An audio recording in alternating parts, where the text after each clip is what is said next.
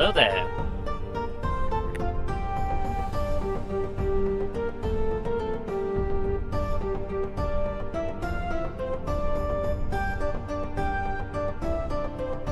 Hello there. I am Sayatiment, and I welcome you to the Adventures in Dundras. On the last exciting episode of The Adventures in Dundras, our intrepid band of heroes, T.R.A.I.N, the Dwarven Paladin, Talos, the Dragonborn Paladin, Milo, the Bardic Halfling Rogue, and Dallen, the gunslinging Sorcerer Dragonborn, had gathered together and gone to the guild's district of RavensCrest. There, they found their old friend Namfoodle, busy as always working on an improved engine for the T.R.A.I.N back in Port LaMontagne. He took some time to catch up with the party, updated some of their magic items, and informed them that he would be heading to Starfall Citadel soon to set up shop there. As the party bid him farewell, they went to purchase some supplies and went to bed for the night before packing up their gear and heading back north through the swamp. After several days of traveling through the swamp, meeting up with the Orcs as well as Bingus, Lingus, and Fingus, who had made their way to the Hags hut, they continued up until they exited the swamp and entered the Vielwood Forest. From there, their journey was relatively peaceful. Until one day, the party spotted a peculiar evergreen tree, tall with deep needles that seemed to block all light below it, making it seem as though it was night underneath. Milo, thinking the tree was cursed, encouraged Dallen to burn and fell the tree, to which he complied. To the shock of the party, as the tree was felled, roots sprang up from the ground around Milo and Dallen as another huge tree walked out of the forest and confronted the party. He was able to communicate with Talos, as he was able to speak Elvish, and he claimed that he was the keeper of the grove. He was upset with the party for felling the tree, and so Talos had to pacify the situation in exchange for a charge, and the party planted the fallen seeds of the tree that they had felled around the land wherever they traveled. He then grabbed the fallen tree and walked off in sorrow. The party, with much on their minds, continued north until they made camp, and in the morning they looked onwards towards the mountain. As the party continues to head north towards Lancaster, what new dangers await our party as they continue traveling onward? Find out on this exciting episode of The Adventures in Dundras. First, let us meet with our party and see how they are faring this day.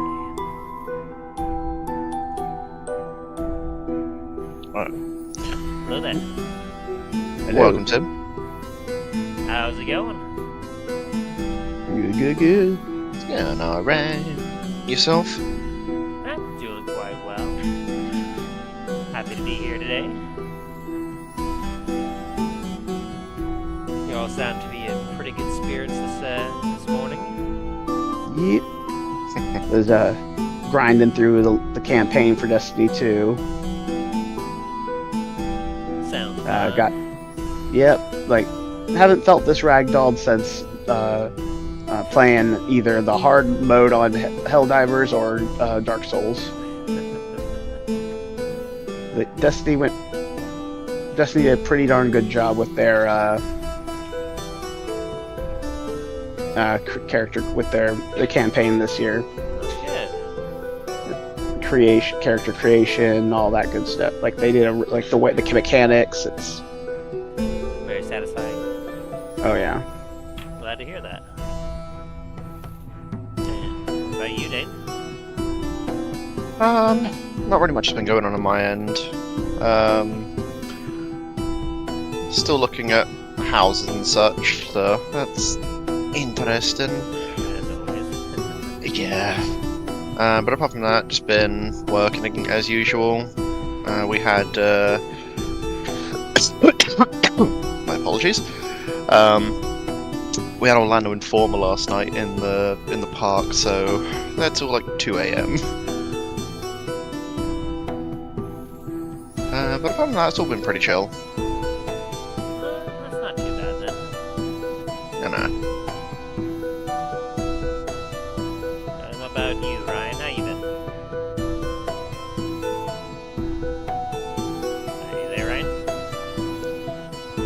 Sorry, I was muted. I'm breathing. Hey, so long as you're breathing, that's always an improvement from not breathing. Yeah. Anything new with you? I'm CPR certified now. Hey! Oh, very nice. Yeah. Probably need to get recertified one of these days. Through the scouts, I of course was CPR certified, but that was a long time ago. Always a good skill to learn and know.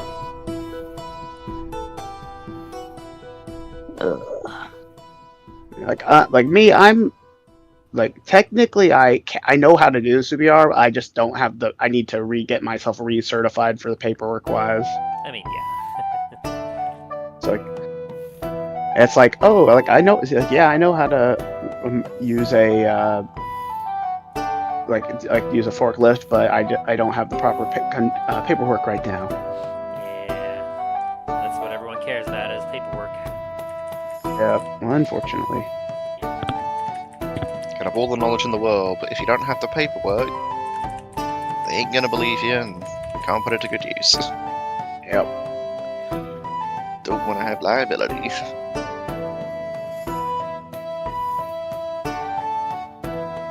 And what about you, Aaron? How are you doing today? Doing alright. Just Not really alright? much. Yeah, not really much has happened this week for me. Bit of a slow week for everyone, I guess, then. Yeah, would appear so. It's disgustingly hot down here, though. God. I will say that the temperature's definitely gotten a little bit warmer around here.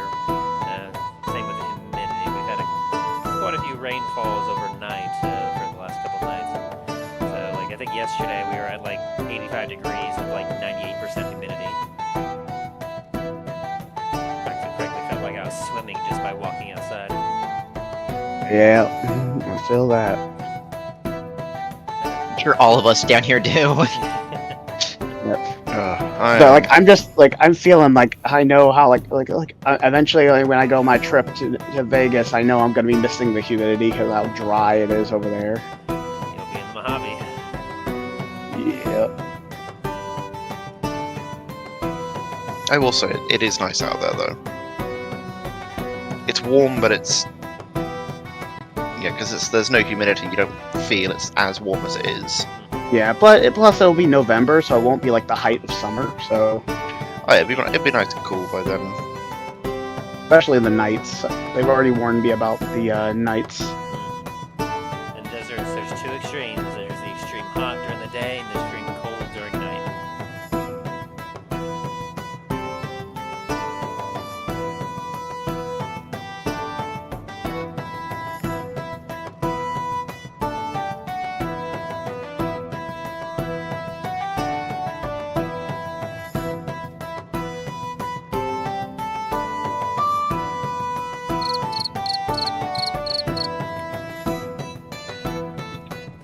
Hi, Cricket.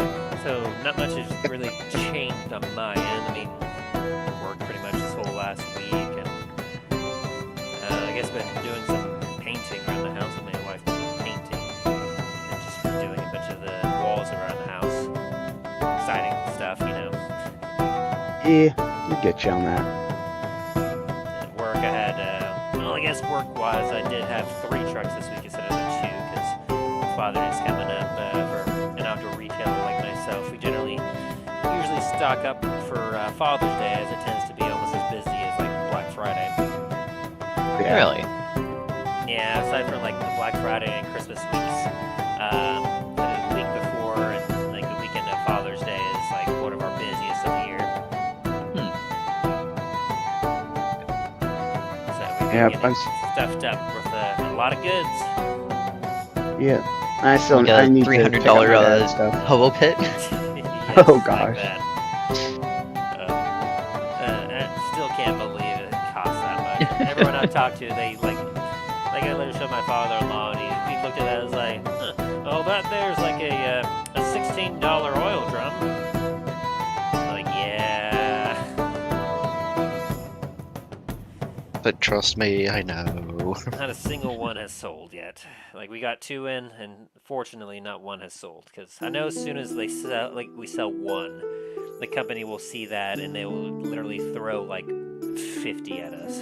Because they think that We just all we did was sell. It's like we just sold 1. It's like 1 out of how many that you made us purchase to sell to people. It's like it's ridiculous. It's like, but wait, look, they're a hot commodity. Look, sell, sell, sell. They're only a hot commodity since we only had 2, and we sold 1. That's an increased sale of 150%. That's so dumb. So I'm hoping that it won't sell for at least a couple months, and then it goes on clearance, and then it sells. Because honestly, aside from just the novelty of it, I have no idea who in their right mind would want to buy that for $300. Someone with the FU money, the money they literally like. It's like, oh, I have honestly no idea what I want to do with Milo because I can buy whatever I want, and I'm bored. Yeah, I suppose that's fair. Yeah. In any case, yeah, that's pretty much it with me. Just same old, and getting ready for the coming sessions. As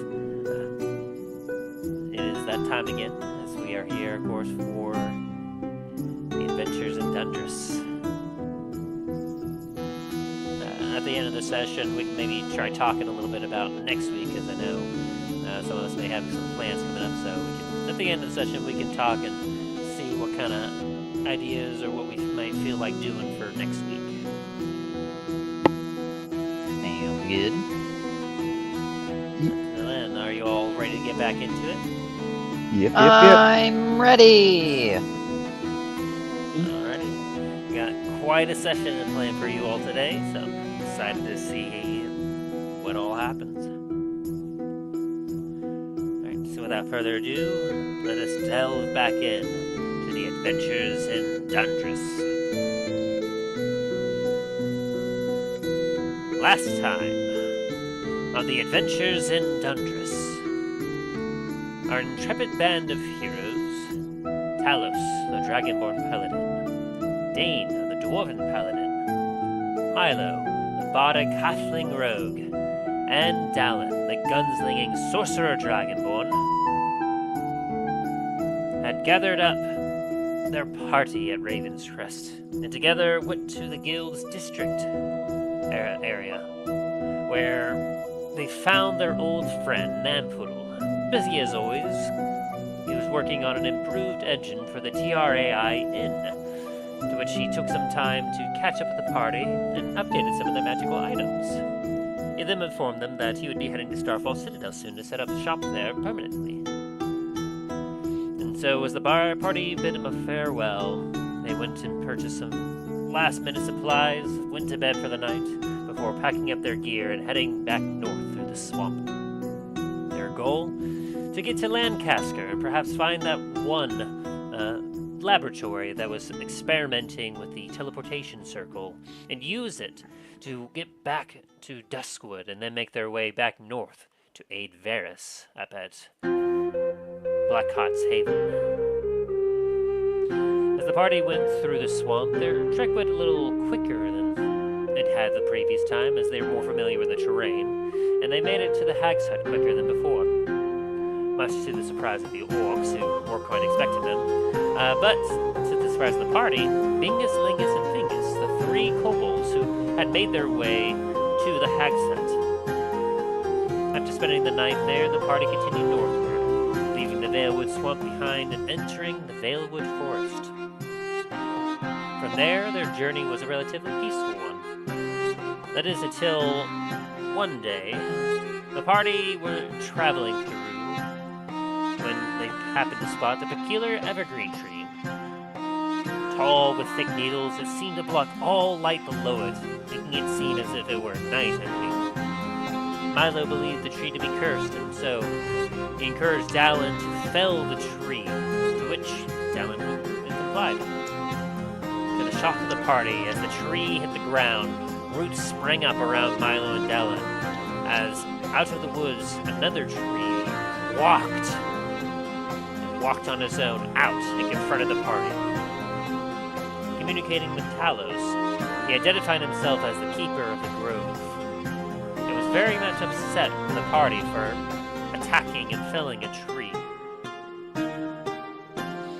Talos was able to pacify the situation in exchange for a charge that the tree gave the party, telling them that he, more specifically the one that felled the tree, Dallen, needed to plant the fallen seeds in the tree that they fell around the land wherever they may travel. Talos then grabbed the seeds and packed them in his bag of holding for safety. And then the tree, the keeper of the grove, grabbed the fallen tree and walked off quite mournfully, leaving the party with their own thoughts. They traveled a little bit further before setting up camp for the night, which nothing significant occurred. And in the morning, as they all benefited from a long rest, they looked onwards on continuing overgrown trail up towards the mountain where their destination lay. What new adventures and dangers await our party today? Find out on this exciting episode of The Adventures in Dundras. Dun, dun, dun.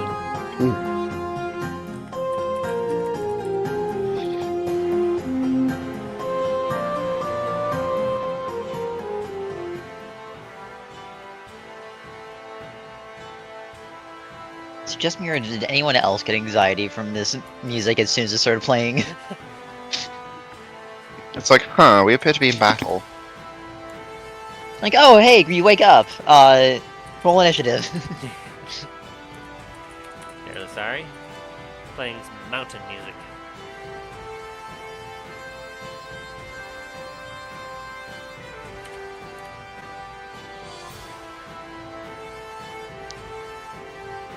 So, as you all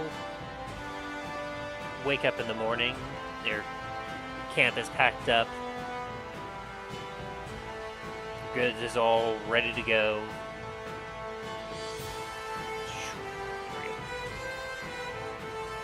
The mountain is the path is before you, as around you is still the Vielwood Forest. There's a slight fog that is, of course, always present within these woods. It's a little bit thinner than it is in the swamp, but you know you're probably about a few days' travel from the mountain pass trail required to get across the mountain safely to travel then north to Lancaster.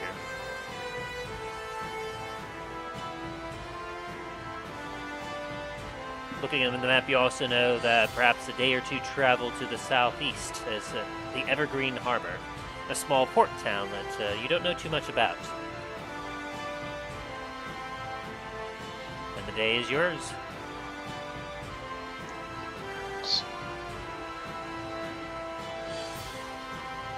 I'm gonna take out one of the seeds and go over to Dallen and instruct him on where these seeds should be properly planted. And you can start planting at least one of them. Are you familiar with planting trees? Let Roll me a me nature check. nature check. Let's see how experienced you are. 4. Trees go in the ground. There's dirt. You take a seed, you put it in your fist, and you slam it into the ground and leave the seed in there. That's how you plant trees. Right?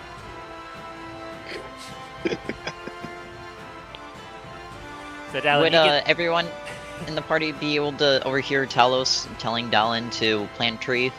I mean, I don't imagine you're keeping this, quiet, are you? No, just regular volume voice talking. What was that, Dane? I tried to click nature and it didn't do anything, so I was like, hey, let me click it again, and then it double clicked. Well, you have as much knowledge about planting trees as Talos does. You were under the mountains for a while. Trees are, as far as you know, trees are a bit of your enemy because their roots go through the ground, and if they get into through the rocks, through the mine walls, and they start to invade the tunnels, I mean, that could be a hazardous problem. Dane's just kind of just going to make a slight face and just like, Oh no. Dallen, your I tribe guess was no one knows. never really much of a tree Are you planter. sure about that? For the one person that actually, at one point in time, was a bit of a farmer. Milo, you overhear this, and you see these three, like, party members of yours just kind of going about, like, this is a seed. We just put it in the ground, and you see them starting to eye a particularly rocky spot where there's a little bit of dirt, but you know for a fact that if the seed was planted there, it would die. As you have intricate knowledge about like the proper way of how to not only like find an excellent spot of soil to where it would actually be able to be cultivated, but you also know to provide it with some nutrients and give it the best possible chance to actually live.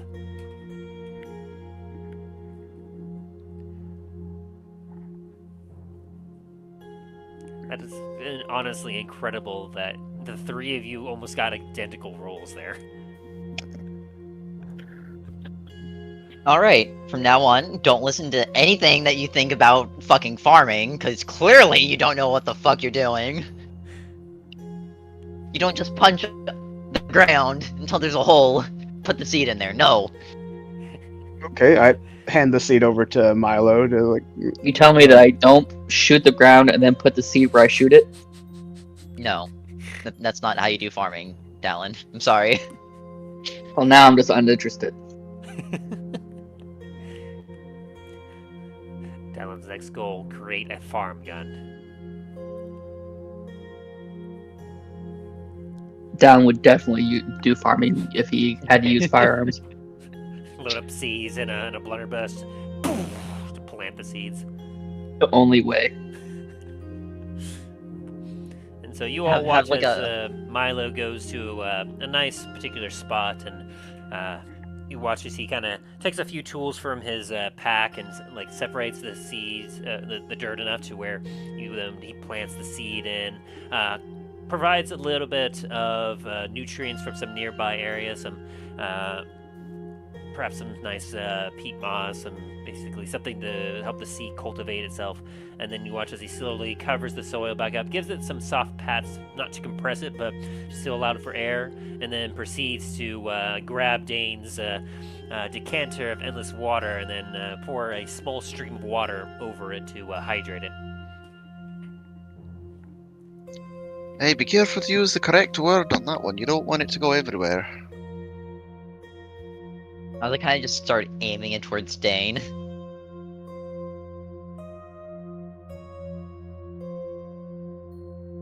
I mean, it's not really going to help.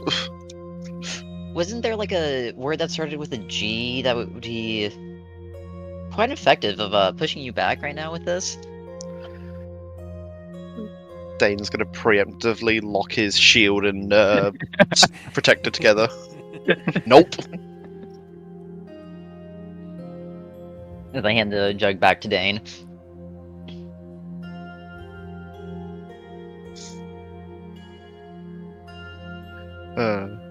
Pop it back away.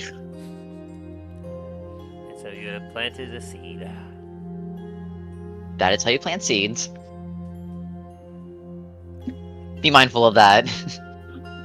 Give me a quick history or intelligence check, Dallen, to see how much of this teaching you've retained. Or anyone, for that matter, if anyone wants to.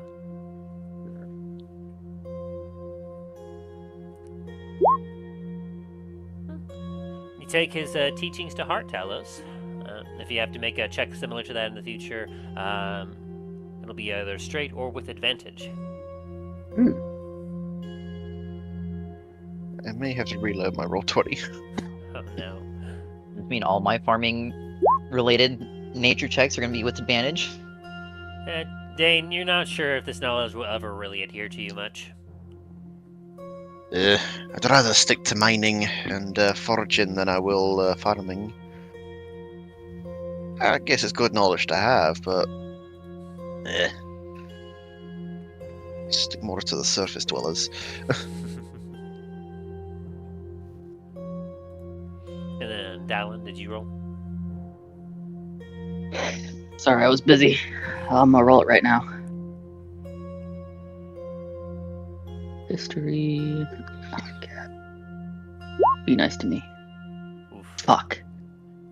Dallen heard pretty- no firearms were involved and immediately lost interest.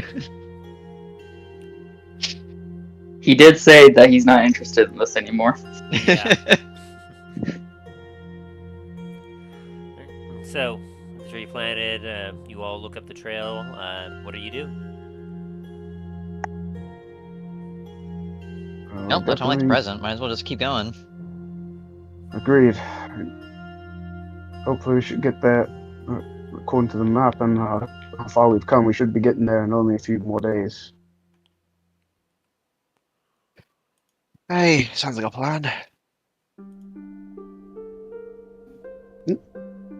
Let's set up.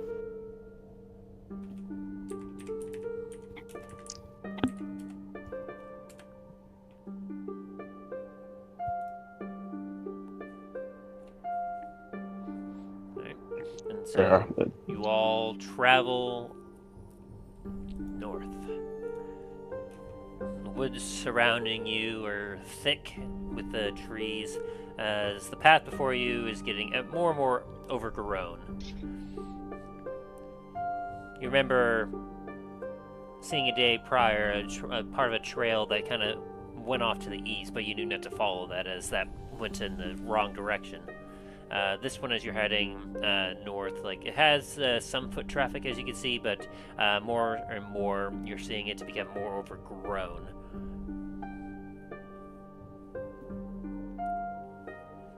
Let me see here. And as you continue onward, I would like one of you to roll me a D100. I'll roll it.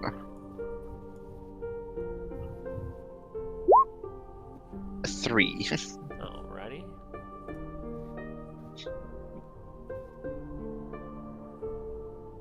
Another meteor falls from the sky. Oh, not again.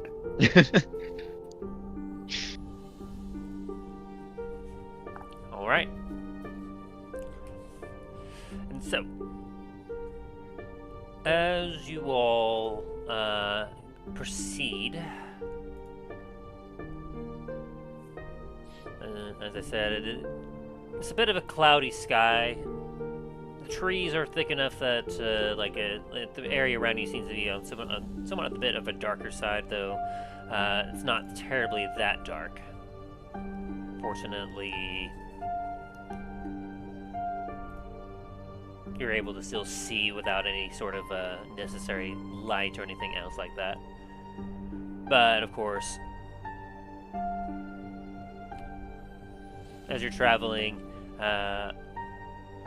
Milo, you happen to look over at Dallen, and you notice that he's got a bit of a somber look to him.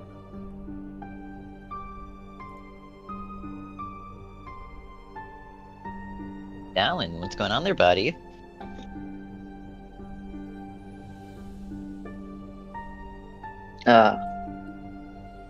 Just thinking about that tree.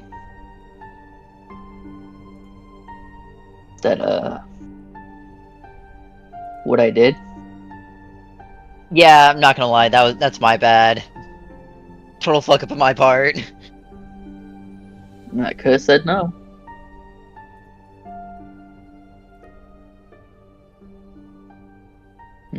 Don's gonna start looking at Talos.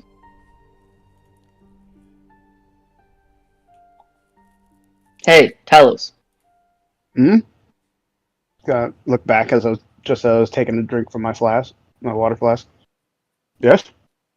I'm gonna need to ask you something. Go ahead. I need those seeds. I shrug and get them out and get the remaining of the seeds out, so there should be 14 left. Dallen grabs them and puts them in his bag of holding. Alright, guys. Here's the deal. I screwed up.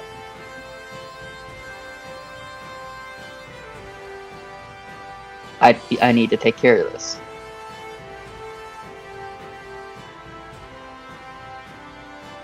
We're gonna have to part ways. What?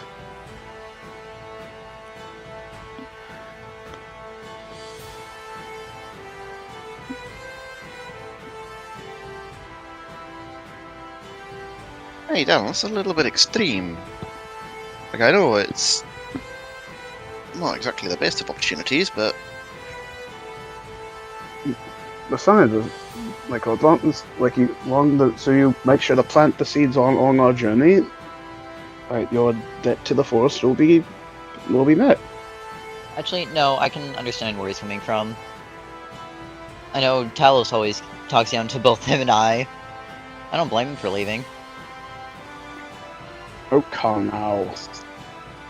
No, seriously. You act like we're fucking children. Even though Bahamut has told you that you need to find all these people and help aid you on your journey. They know what they're doing, blah blah blah. But yet you still decide to treat us like fucking children. So yeah, I can't understand it. Look, I apologize that I come off that way. I know I can be a bit, or more than a bit overbearing. A bit? But I'm certain that we can work through this. Long as I'm... To be honest, I am apologetic for my actions. This combination of all of what we've gone through, as well as the charge of having to face off against such great power was against us, and being put in this position by my god as well as each of yours. I know I can put that sometimes get that stress upon you, but I do truly deeply apologize for that.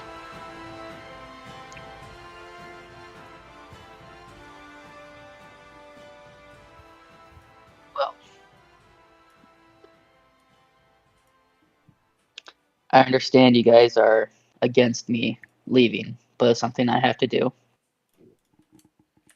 I'm gonna go back to town. I'm gonna see if Namfoodle's still there.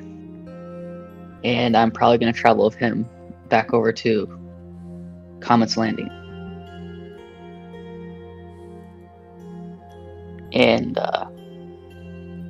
Dallen, plant these Milo, seeds. roll me a quick perception check.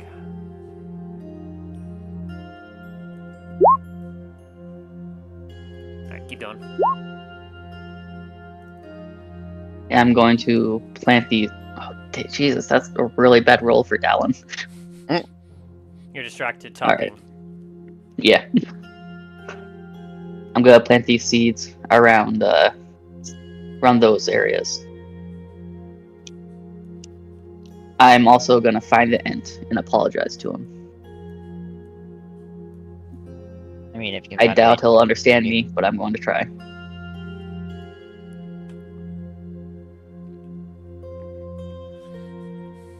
In between this What'd you say? talk, Milo, you hear something further down the trail. Up You want to be ahead. a little bit more descriptive on what I hear? With a 16, you hear what sounds like footsteps, and quite a few of them, actually. Hey, Dallen, I know you're trying to leave us and all this, but can we just kind of keep quiet for a second? I hear some footsteps up there. Dallen cocks back the hammer of his infernal rifle. Trouble. Kaboom? Yes, Rico, kaboom.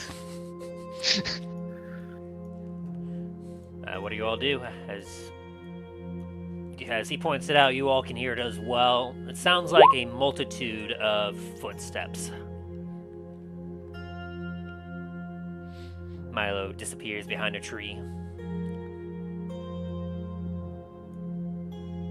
I'm gonna make sure I'm holding on with one hand to the donkey's rope that's on the donkey's reins, just to make sure it doesn't bolt off anywhere. And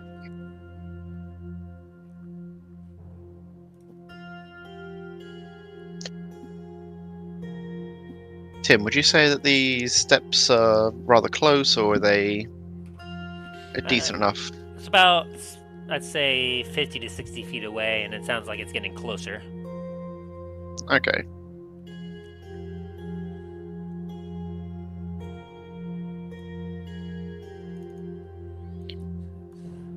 Sorry, let me finishing getting the thing set up just in case. We'll see what happens.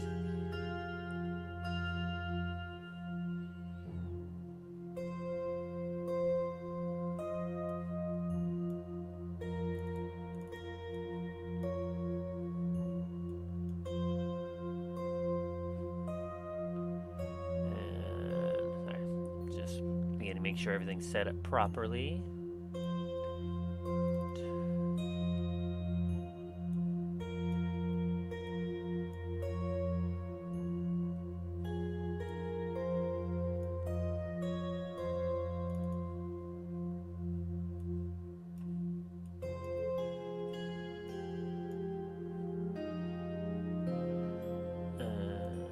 This one. We have lost a run. I wasn't quite expecting this encounter just yet, so I was a little ill-prepared for it.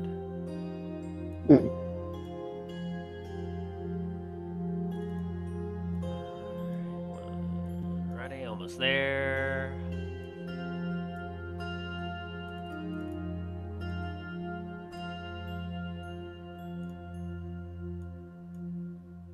Alright, and then...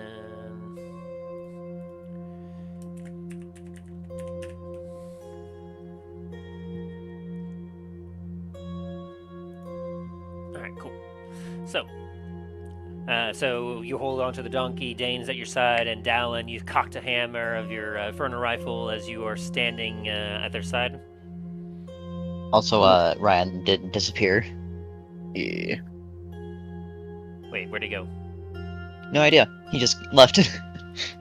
Like, chat? Oh. Yeah. I didn't quite catch that. He didn't say anything? I'll send him a quick message.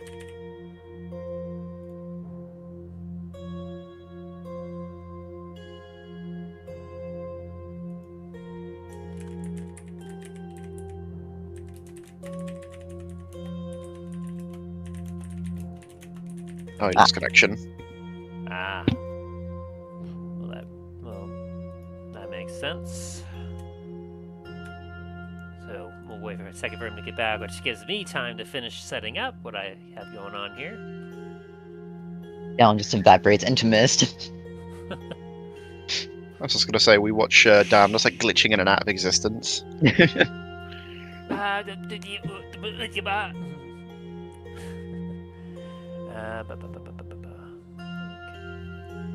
So, how y'all feeling? How y'all doing today?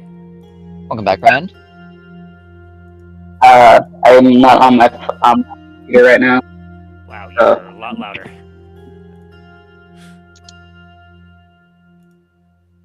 Alright. Well, that was rude. Oh, wait. My connection's back.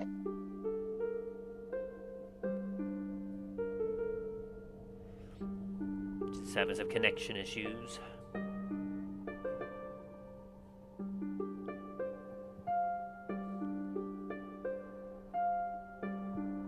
Oh, did we lose him again? I think he's swapping back over to his PC.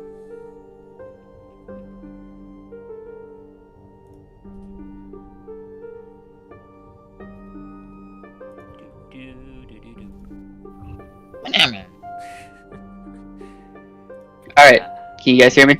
Hello. Yes.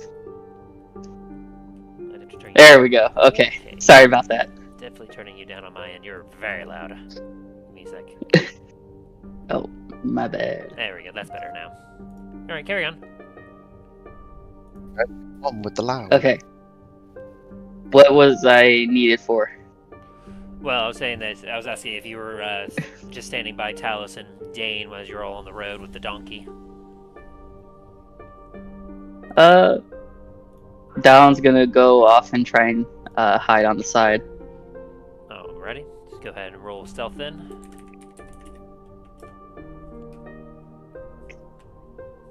Yeah, because I'm not quite sure if Talus has enough. Is it? Oh god. Oof. Oh no, never mind. I thought Milo's was mine. Yeah, I'm pretty sure Tal's is gonna get some. If I tried rolling stealth, especially with the donkey, I'm gonna be rolling probably lower. Clank, clank, clank. Quite possibly, quite possibly. And so, as you all are bracing yourself, around the corner, you see quite a sight. As kind of marching in shambles, you see what looks to be some humanoids rounding the corner, adorned with a combination of some ragged-looking armor and clothes. You see what appears to be a mixture of, Dane and Talos.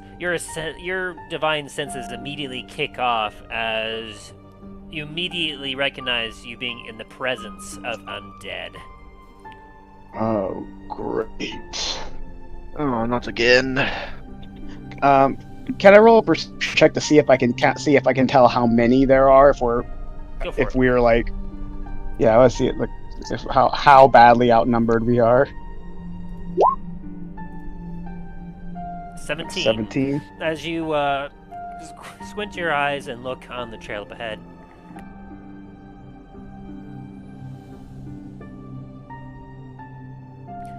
You get a count of about 20 humanoids that you see ahead of you, with a bunch of them looking to be a combination of skeletons, zombies, with one or two exceptions. Near the back, you see a rather large looking skeleton, as it seems almost to be like a skeletal giant.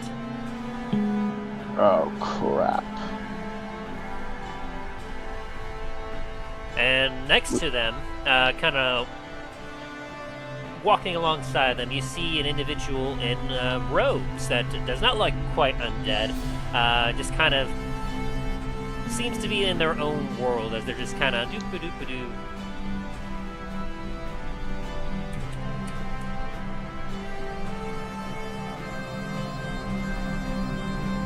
And as they round the corner, you watch as the rogue figure kind of suddenly jolts a little bit, having spotted you and Dane and Dallen, and then raises a hand up, and all the undead stop all of a sudden. Oh, crud.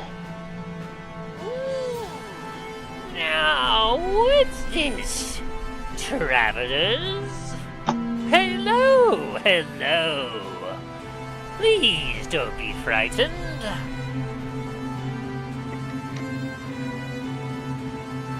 I am on my way with my lovely compatriots here to take a ship far away. We are quite a small army of distinguished individuals. No need to thank us for any of the things that we have done or about to do, but I will say that if you do feel like living and not being added to my repertoire here, I would recommend that you give us a tribute. A token of our appreciation for letting you live. I'm gonna glance over at Dane, as best I can with eyebrow raised, as best I can for my helmet. I'm gonna just look back over Talos and shrug.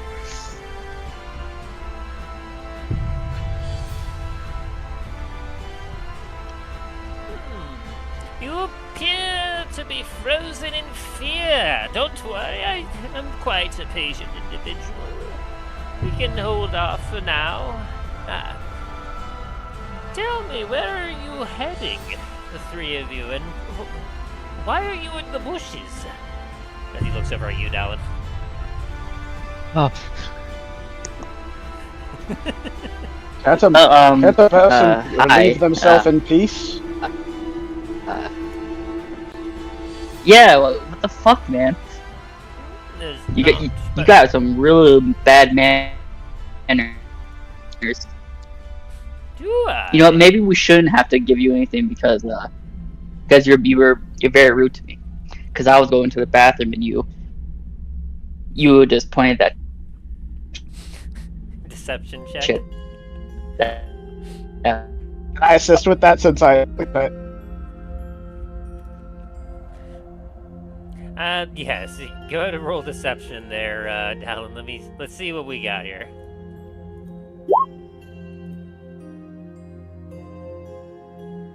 Let's see what they get. 12. Jesus Christ. Oh, 20? Oh, nice. Plus, like my assist, that 22. makes it 4 with my assist. Oh, terribly sorry. Of course. How rude of me. You may go and relieve yourself in peace, but I still do demand some tribute. Down pulls out a great sword from his bag of holding. Here's this, and he throws it to him. Is There's- this a normal greatsword? Your offering. Yes, it's a normal greatsword. Alright. Has he, It's the greatsword I got from, I think, when we fought a bunch of pirates around the first few sessions. Let me see here. Oh, this is quite a lovely start. I'm sure one of my servants here could put it to quite good use. Anything more from you two? As he looks over at you, Palos and Udane. Can Milo sneak behind him and drop Like a soul little bit trinket? annoyed, Like, pulls out his rifle, starts pointing at him. Ooh. before Dallen does that, can Milo sneak up behind him, kind of like drop a soul trinket right in front of him? And describe what that is exactly. It's gonna be like a, not quite like a platinum color, but something very similar, more of like a darker color, and it's gonna be like a coin. On one end, it'd probably be like a skull or something, and on the other end, be like a ghostly aberration. Oh, and what does this ghostly aberration do? Nothing, it's just there for decoration, I guess, on a coin. And so, by doing this, have you revealed yourself? Well, as Milo does that, Milo's also gonna try to sneak attack him. Oh, going Distraction. right for an attack. Alrighty. Just a sec.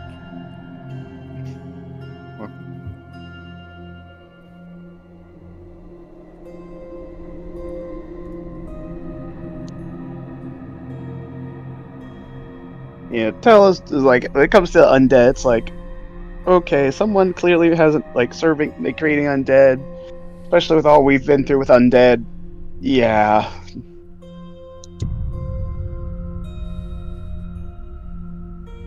Oh shoot, where did I put that encounter? There it is. Alright, so, as you kind of drop that in front, he looks down and he goes, "Oh? Just what do you throw this? I did not... what is this?" As he bends down a little bit and looks at it.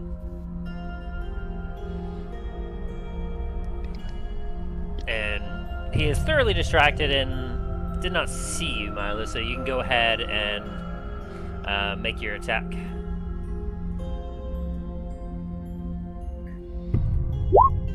21 to hit? Oof. Let me double check that. Yeah. Definitely hits him.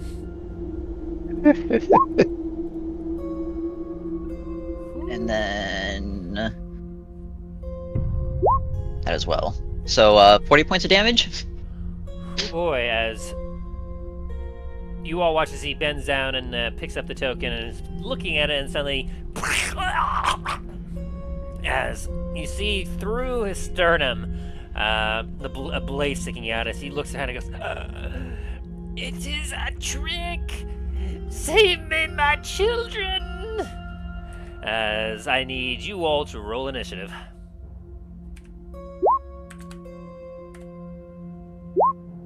Well, that went south rather quickly.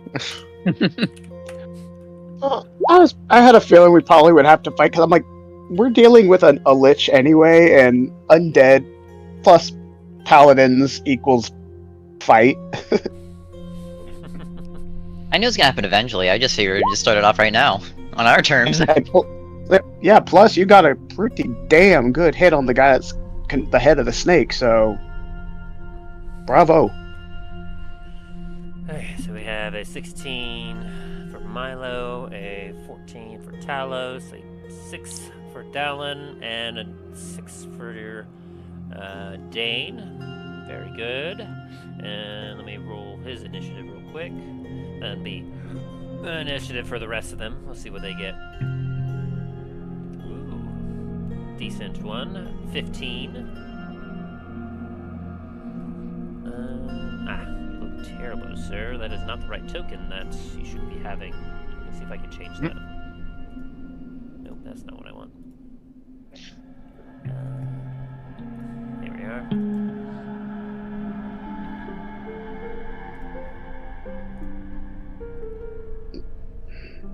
Stand by. Need more than just a placeholder Archmage token for what I got here. Let's see what we can do this. No, that doesn't look quite right either. Maybe here. Yeah, these look like more like what I'm kind of going for. Yeah, that'll work.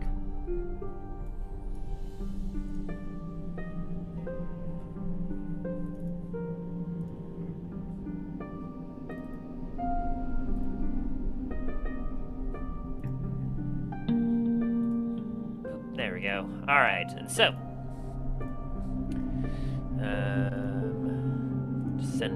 descending order. Looks like Milo. You once again get to go. You get to go again as you have successfully outbeaten the individual with his initiative. Wonderful. As, he now very clearly sees you. Oh, come on.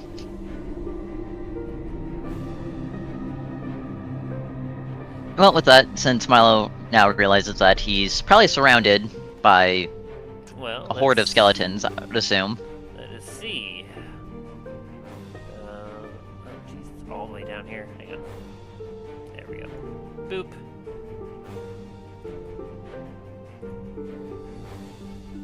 I do not like the look of that thing. At all. Yeah, it's a bit of a giant. I see that now. Of what thing? Don't worry about it. I'm trying to move my thing so I can see. It's like, wait, because Oh yeah, because for some reason the dynamic lighting thing is a little odd here. yeah. Plus, it's like okay, where's your character facing? It's like I honestly don't know.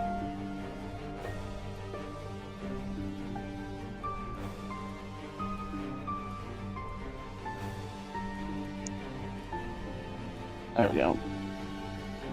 Alright. There's a 16 hit, the mage.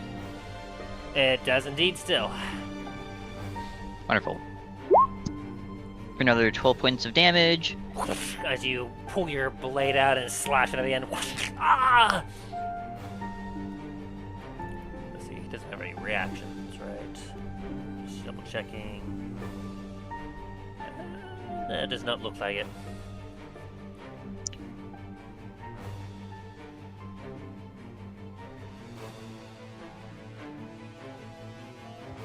Could that attack be my bonus action instead of my action?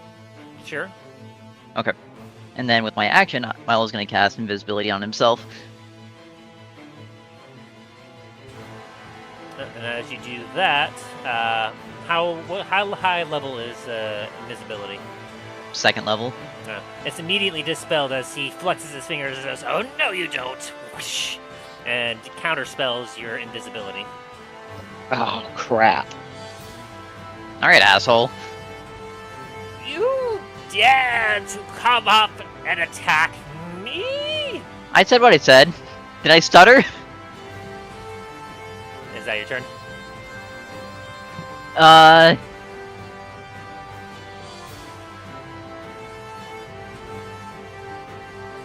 Mel's just gonna kind of mosey on over this way. And then yes, that will be his turn. And as we get to the enemy's turn, as he goes, this could have been all so simple. All you had to do was just give me some tokens. My minions, go! End them, and so that I may add them to our army. And so all of them are going to start moving in your direction, guys. As Oh, wonderful. oh boy, things are gonna get, things are gonna get interesting here. So where's Dallen on this map? I don't see him at all. Down here. Hiding. Ah. Don't tell I was him. not zoomed out all the way. See. As the Archmage looks at you, Milo, you watch as he does some finger motions. And you'll feel a very strange sensation. Let me see how long this is. Woo, boy.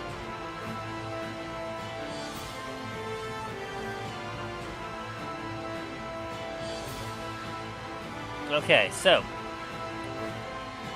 this is going to be interesting.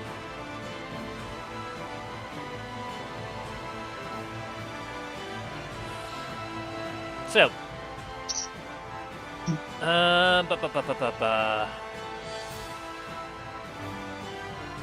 yeah, he's going to do that real quick and use up one of those spell slots. So now he has that going for him. He'll have that going for him.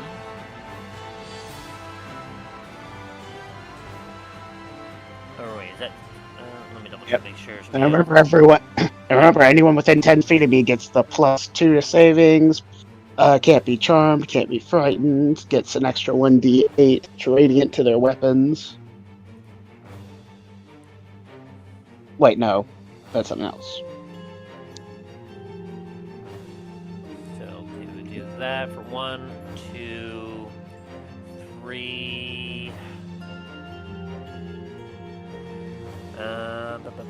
Oh, cool. I'm always under the protection of good and evil. Cool.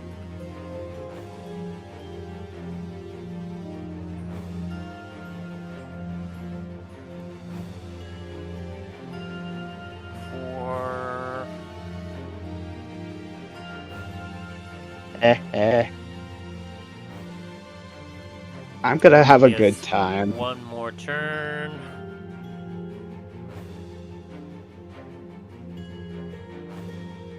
It doesn't really have a whole lot going for him, does he?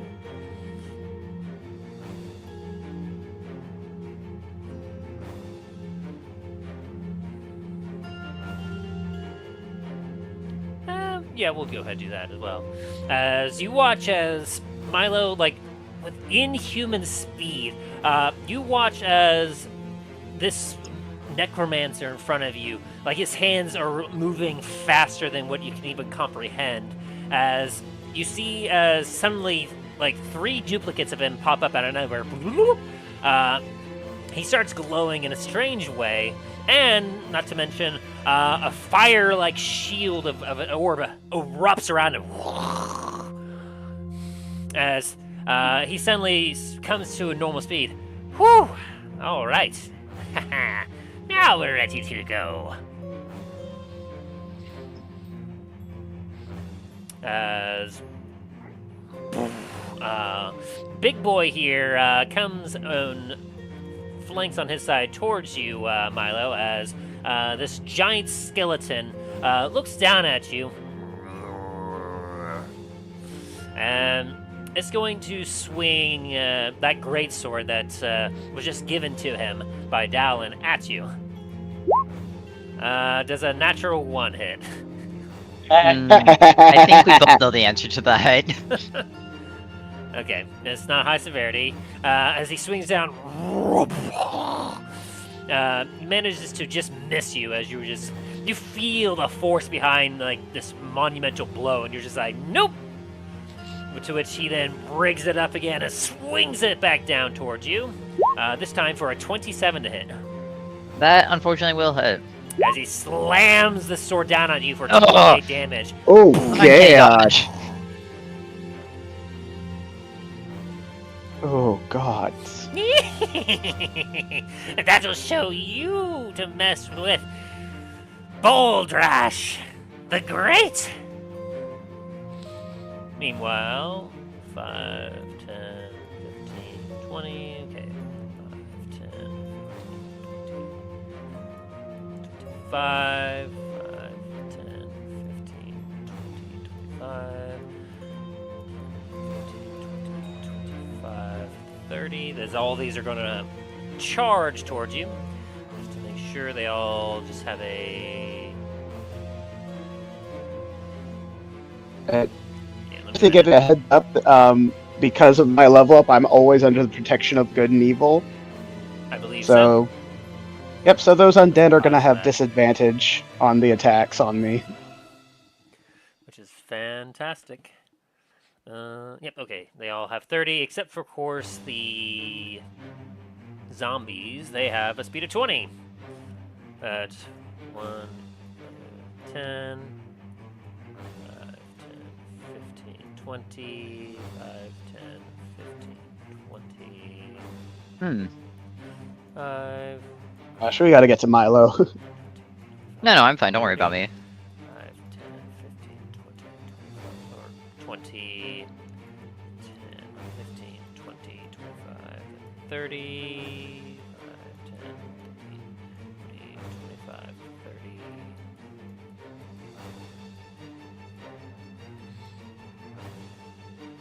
Oh, I moved him already, I think. Yeah.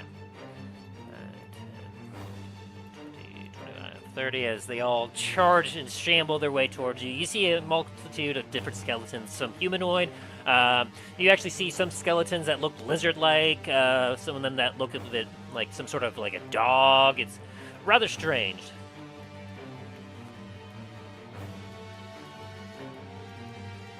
All of them bearing weapons and everything that's like all sorts of damaging stuff that you definitely do not want to mess with. As you get 4 more slam attacks on you from the zombies, Milo. 1, Okay. 2, 3, 4. So we have a All 4 miss. Oh boy! As the zombie just you're just like woo woo woo woo woo woo, as you just like matrix dodge, just woo, woo, woo. That's exactly what I was envisioning, like Agent Smith. Smith style. And Dane, you're gonna get 2 attacks off of you. One from what are you? You're the lizard foot one. There you are. This one has itself what appears to be a great club as it's dragging on the ground and it swings it at you. For 14 and an 8. Did that hit you, Dane? Nope, I was muted, my bad. But no on both. As it bong, bong, as you just use your shield to easily block it. And you get 1 attack off of you from the dog-like skeleton, Talos. As it has a spear in hand, it's going to... interesting. Yeah, it's going to stab at you with a spear for a 7. Nope. Whoosh, as it stabs at you, you easily, like, you have your shield up, or you have, what do you have? Well, I have my shield on me, but I'm just gonna definitely just tilt my body just slightly. Yeah, you easily dodge it as you realize that you're facing some relatively simple and plain undead. You've faced these once before, and you remember them being not terribly tough. as that ends the enemy's turn, and Talos, it is now your turn. Okay, let's see. Who's the closest one to me? One sec. Just come on. Do your thing so I can move.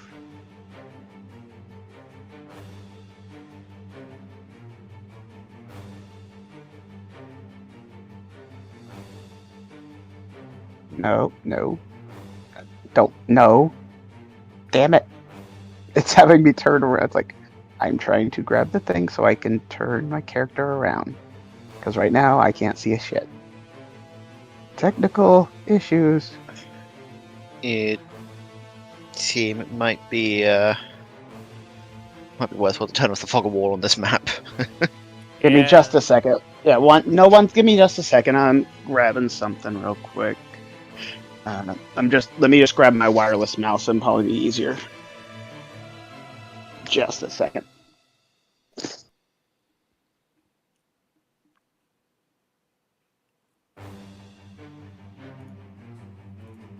Here we go. How about that? Yeah. Thank you, Tim.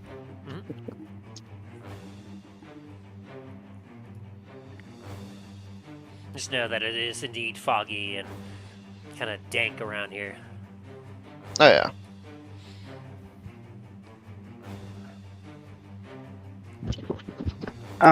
Okay. Let's make sure this is just this connects. Oh crap! Drop something. No, I don't need to do that.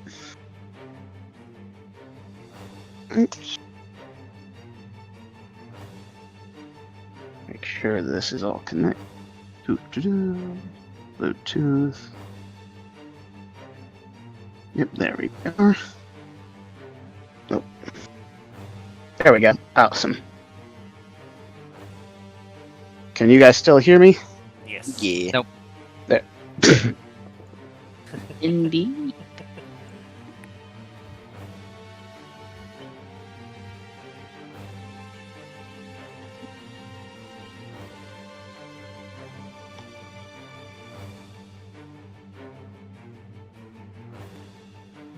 Damn it. Everything all right? Yeah, I realized I should have used Whispers on the Dead when I did my sneak attack damage.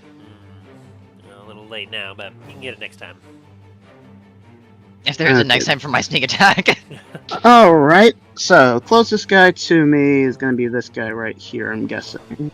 You have two of I them next kept to her- you. One that appears right. to be a knoll, the other one appears to be, well, yeah, you actually seen, like, this skeleton to the left of you, Talos. It looks like the skeletal structure of the, that one... Lizard people? No. Like, the one on the top of you here, this one appears dog-like in a way, almost like a weird hyena. Whereas the one on your left side, it's got a weird kind of like scrunched up looking skeletal face that this bone structure reminds you a lot of that guard that was back at the first Comet's landing in Antiva. Huh. Oh. So a hobgoblin? Oh, was that a hobgoblin? Yes. Yeah. Oh, never mind. That's the one's different then. Forgot that was a hobgoblin. No, this one's a bugbear. Bugbear? A I'm bugbear. gonna take a swing at him with my sunblade. Draw the sunblade, boom, and a bright light erupts all around you. 18. Good lord, what was that 34 on the other side? Jeez. What kind of modifier is that? Plus 15. Plus 15. I guess with proficiency and like your strength.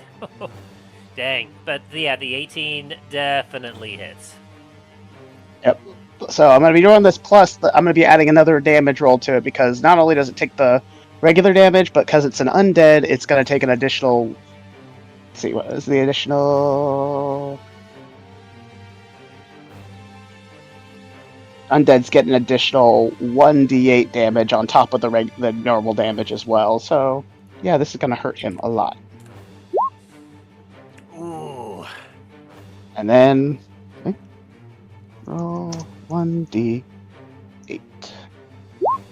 Don't you also get another 1d8 for being a paladin or some bullshit? Let me double check that, actually. Thank you for reminding me. Feats. Let's see. That's Even I don't know Divine those. Smite. And that's just the bugbear skeleton. Yep, I also get another 1d8. So that's so for early next time if I attack with the Sunblade, I'm just gonna put 2d8. yeah 1d. Yeah, just to make it. Oh, that did not go through. Gee, 17. 31 points of damage. As, like a Jedi, you take your blade, boom, and you slice this thing in half as it just crumples to the ground. And I'm gonna go after with my second attack. I'm gonna go after the other one. The knoll. Yeah. That definitely hits too.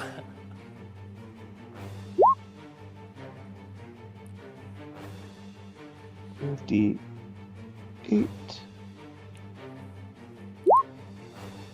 13. 18 points. As you kind of cleave off its arm and a few of its ribs.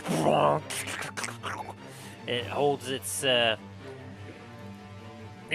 spear in one hand and looks at you with the blank dead eyes.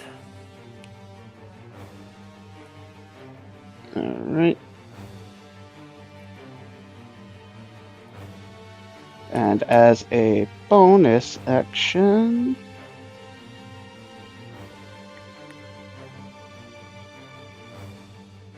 I'm going to see how far away is. How many feet away is Milo, real quick? Quite a distance. Let's see. 70 More- feet. Damn, 10 feet too short. Alright, You could move if you wanted. true. Right. I'll move over to. I don't want to move too far away because keep getting Dane that extra boost. Oh no, I'm good. I do have to disappear for a quick phone call, but I will still be here. No, I'm just gonna stay where I'm at for now. Alright, is that again your turn then? Hold. Yep, I'm gonna hold on to my movement. Alright, as Dallen, it is now your turn.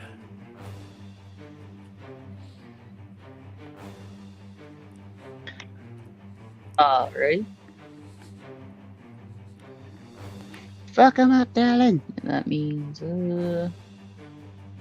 5, 10, 15, 20, 25, 30.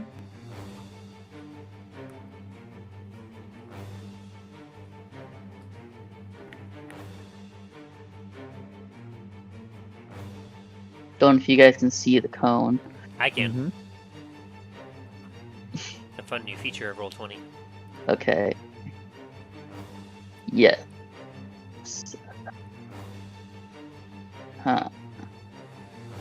Do that, or do I do that? If you're worried about This me, might don't make worry the about it. situation a little bit easier. Well, also.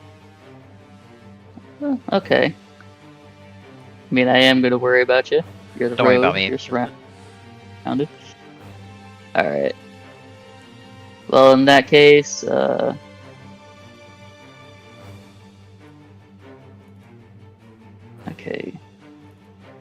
Would you say... I mean, you can see where my cone is, Yeah, right? Yeah, you're Yeah, I can see hitting the cone. 7 creatures with that right now. Okay. The only one that's not in range is this one right here. Yeah.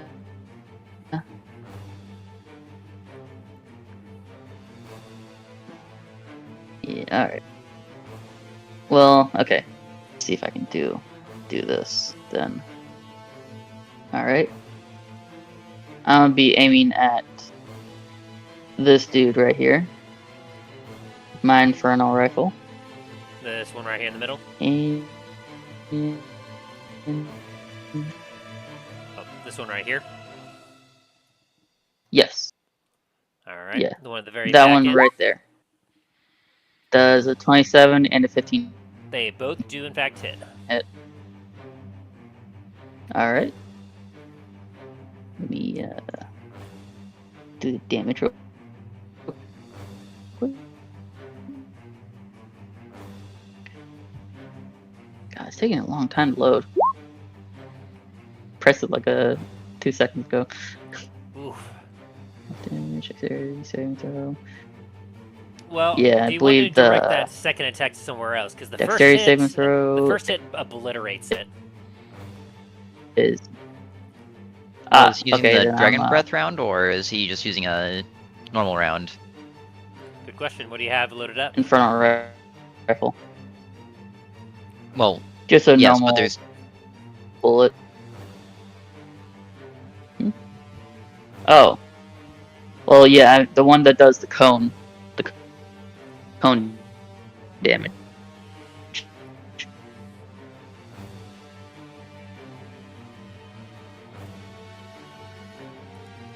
Hopefully that made sense. so the first attack was the cone damage.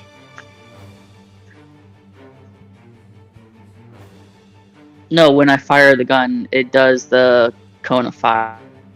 No, that's only one shot though. It's not as every well. round. Yeah, you can fire a specialized round that unleashes a blast of intense fire in a 15-foot cone. Oh, okay, so yeah, I'd be using the first one, I guess, would be the cone. Okay, so And then then all the creatures bullet. would need to make a dexterity saving throw. Yeah. Yes. Is dexterity saving throw? Let's see. Should say it on my character sheet. DC is 20 for the Inferno Rifle. I'm just gonna do a general, like, ooh, high roll, but yeah, we'll say they all fail. Yeah. Yes. They're skeletons. They do not have great dexterity. Gotcha. Okay. Well, I guess how many die from the Okay, so let's see. blast? So 46 damage Because is the at first so that'd be blast, 16 points of 16 damage. fire So that'd be 1, damage. 2, 3 immediately die from the fire. They just explode. The rest are the last 4 are still standing. So would I be able to do another Dragon's Breath, or is it only allowed? Am I only allowed to do it like one? Now you have to reload it. Gotcha. Okay. Then the second one is just a single shot, and I want to make sure the one dude I'm shooting at directly is down. Yeah, the second So that'd shot, be it just 16, barely 15. hits him, and the second shot just shatters him. Gotcha. And for my, let me see, feats. We actually do have that. Against. Calculating damage. Let me find it.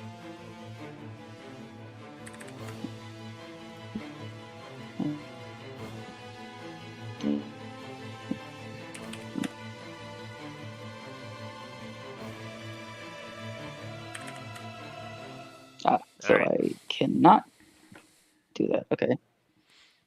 And as a bonus action, I'll use 2 sorcery points to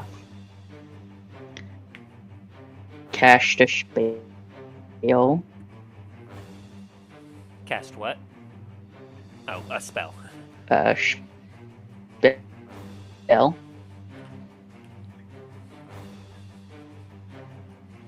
And what spell is that? think we all know what spell it is.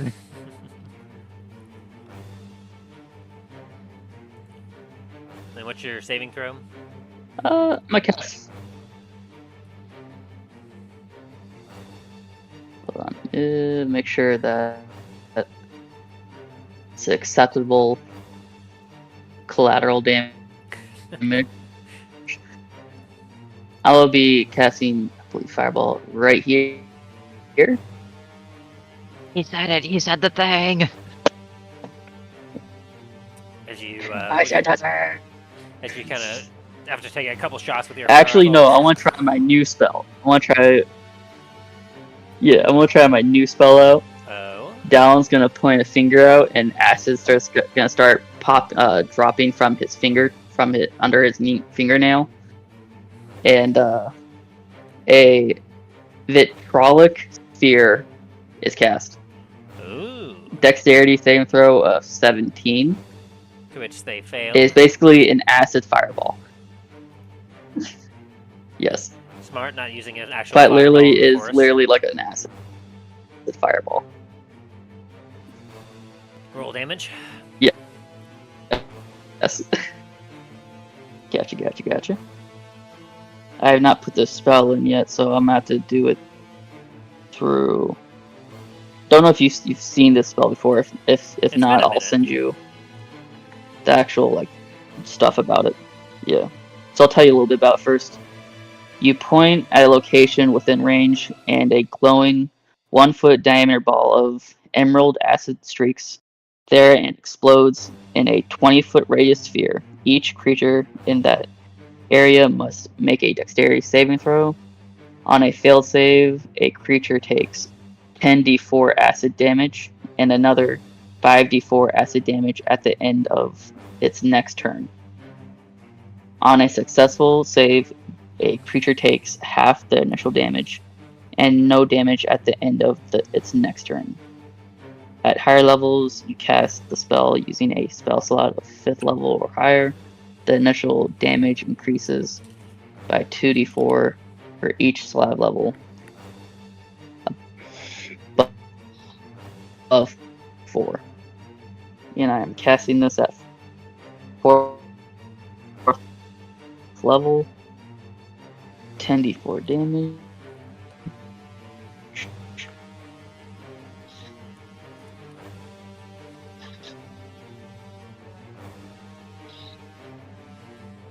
D4, 10 of that. No modifier. Dice is rolling.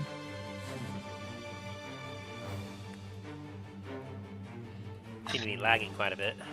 Goddamn, what was my... Yeah. Ooh, I got some... All Natural right. fours. And who all is in Bit of this them. radius? I didn't quite see that. I got natural 1 too. It is including me. So I'm gonna have to make a roll. All right. But pretty much this dude, that dude, pretty much everyone there, including me. That first one, because it just melts into the pool of acid as the bone its hands goes like. Oof. You get the full 20. And I failed as well, so I have to take the... But surprisingly, for the first time while using this attack, Dallen, you feel strange, as normally you've always felt kind of odd and weird anytime you used anything other than fire. But for the first time using acid, you feel normal.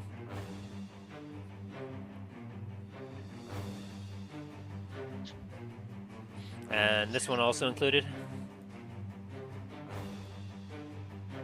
There we go. Enter. Well, I was playing and decrease my health. Which one? This one right One's here is also added? hit. Yeah, this one also got hit. This one and this one was not in the radius because I wanted to make sure Talos and Dane weren't. Sounds good. Nah. Minus 49. Oof, that one's hurting quite a bit. As these two particular, anyone can see that these ones have significantly heavier armor equipped, and they look a little bit tougher than the rest of the skeletons. They are still standing. Dallen seems a little perturbed by how unaffected they were. I mean, a lot of their armor is now extremely rusted and like melted off of their body, but they're still standing. Did you say these two zombies over here were also hit? Yes. Alrighty.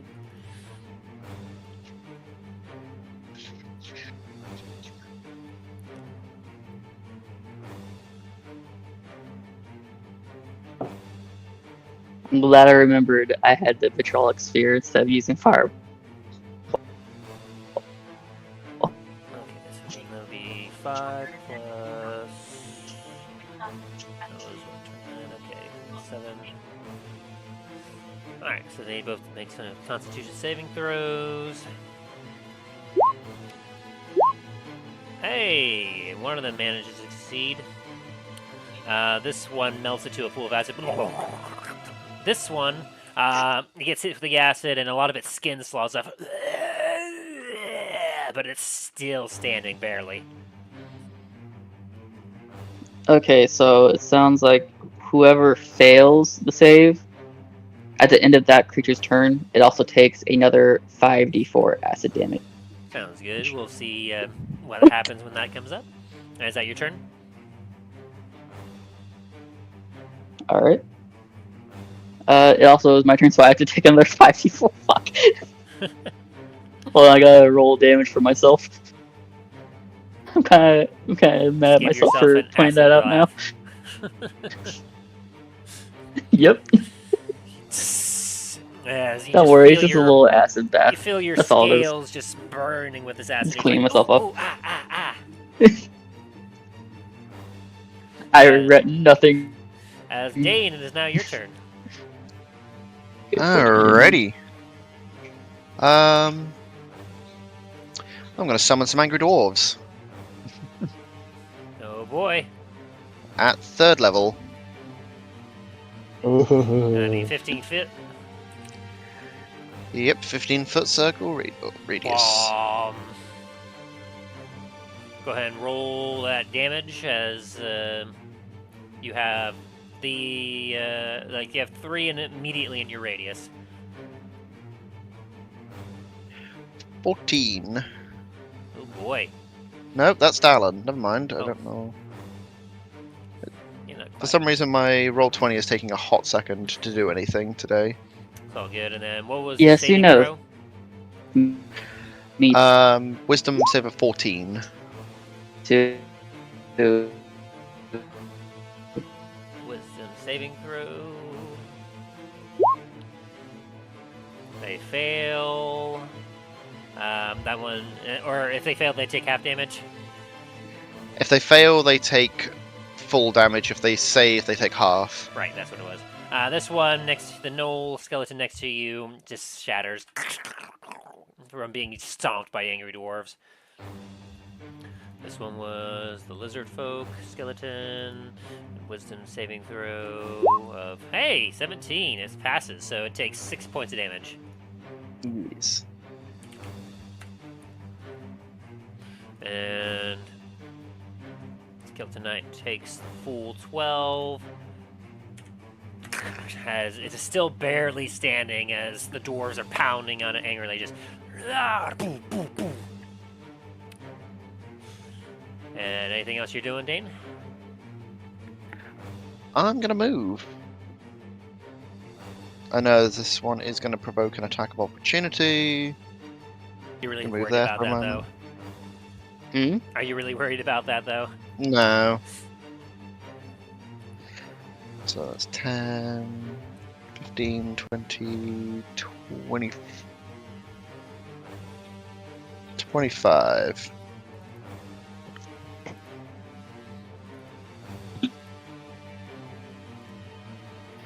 And I believe this one as well now has to roll because he's entered. And he's failed. He takes the full 12. Bonk, bonk, bonk, bonk, bonk, bonk. Well, if it doesn't die from it, it's probably gonna die from its next turn. does a 19 hit you from the skeletal lizard folk? Nah. Yeah, I didn't think so. Alright. And is that your turn, Dane? Yeah. Alright. As we get to the top of the turn order, the necromancer looks over to the right and he goes, "What are you doing to my army? Do you know how long it took to raise them?" Hey, it might have taken a lot while to raise them, but look how quickly we've knocked them down. You call this an army? Why, I call it practice. As Not even that. This is sport. Milo, it is your turn. Dan, you say that's a sport when you get beat over the fucking head by this goddamn fire giant skeleton or fucking whatever this is. Why do you think I'm over here walking towards you? Run faster, goddammit! I'm short. I've got little legs. You're taller than me, what the fuck do you mean? Does a 16 hit the mage? Let me double check. Also, this attack is with my bonus action. It does indeed hit him. Fantastic. For another 13 damage. Alrighty. That's a magical sword, isn't it? It is. Ah. I mean, it's the defender, so... Yeah. So that goes through his stone skin that he casted upon himself. And you just dealt just a high enough attack. You got past his mage armor, but you do still take effect of his fire shield. As you deal that damage to him, you break through. A bit of the fire that surrounds his body spills out and happens to splash upon you as it erupts in fire, as you will take 2d8 damage from this fire shield for a total of 11 points of damage. Alrighty.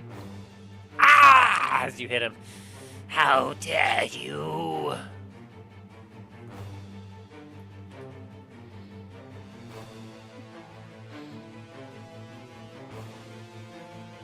Tim, I just want you to know how hard Milo is trying not to cast Vicious Mockery on this guy right now. You did say the place was foggy, so would that mean it's in dim light? Yes. Perfect. In that case, let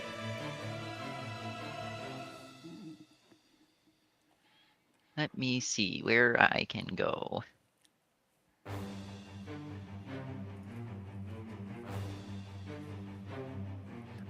That area next to Dane is not going to work because it's currently lit up by Spirit Guardians. Ah, did not realize it lit that up. I believe it does. Um. The Spirit Guardians. Let me double check that.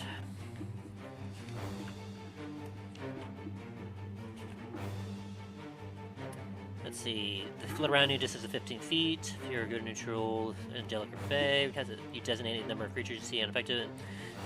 Half.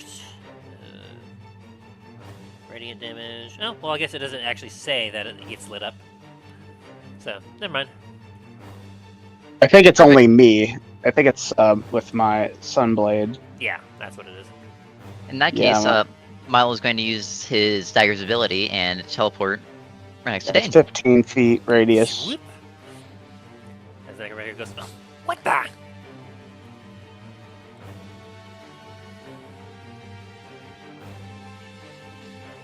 You bumbling fools! Get them!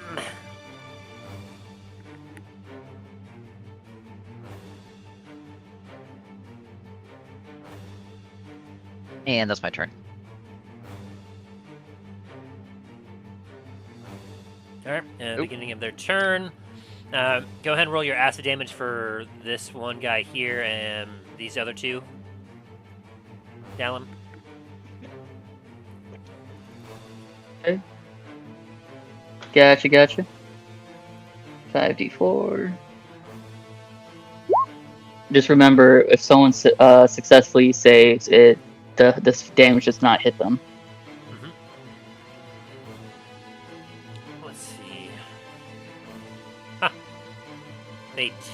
8 Made it. acid damage. Damn. Ah, fuck. Well, for this zombie here, the acid still sizzles on their body as they shamble towards you, still on their last leg of life. 5, 10, 15. As they make it to you, and they're going to slam at you with their fist for 10. Dallen shrugs it off. And then these two. And so, is it half damage or no? It just doesn't do any damage at all if they save. Just no damage. Okay.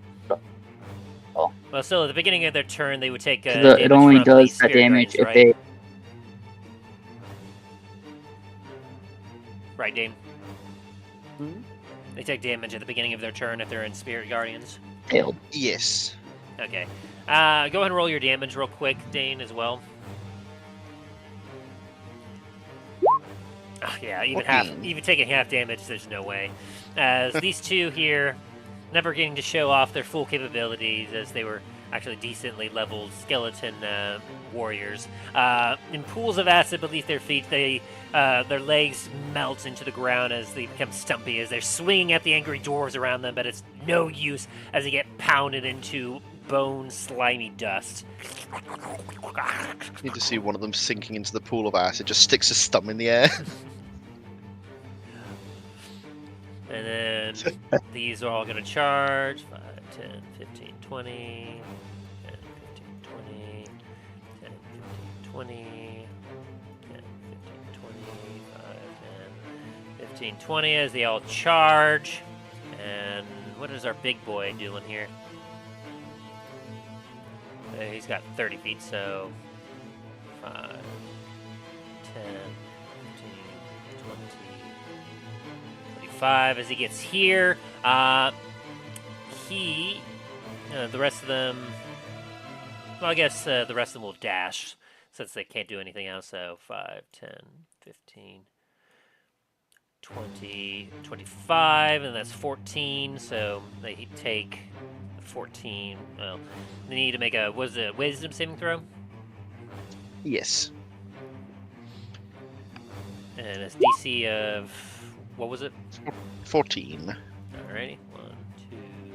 1, 2, 3, 4 of those. 1, 2, 3, 4. Oh, hey, one of them actually saves against it.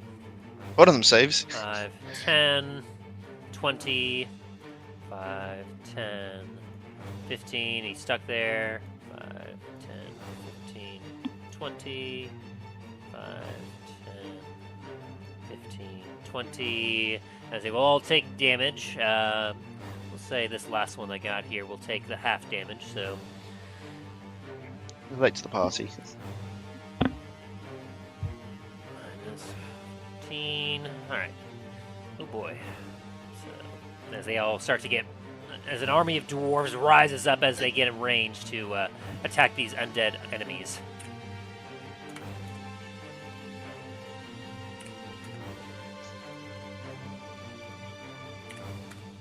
And let's see. Half of 14 would be 7. Ready. Alright. And so that's their turn as the giant skeleton. Reaches into the ground, and you watch with horror as he just rips a part of the ground up, heaves it over his head, and he's going to throw it at you, Milo. Does a 15 hit? Fuck that guy, it does not. As a giant rock zooms just over your head and lands behind you, knocking over this tree here. Oh no. Can I use an attack of opportunity to throw my shield at him? I don't think so, because that would have to be a sentinel, and I think they have to be in range, right? Like melee range. Let me double check that. Sentinel. Yeah, when a creature within 5 feet of you makes an attack against a target other than you. Okay, So, yeah. They are not within 5 feet. No.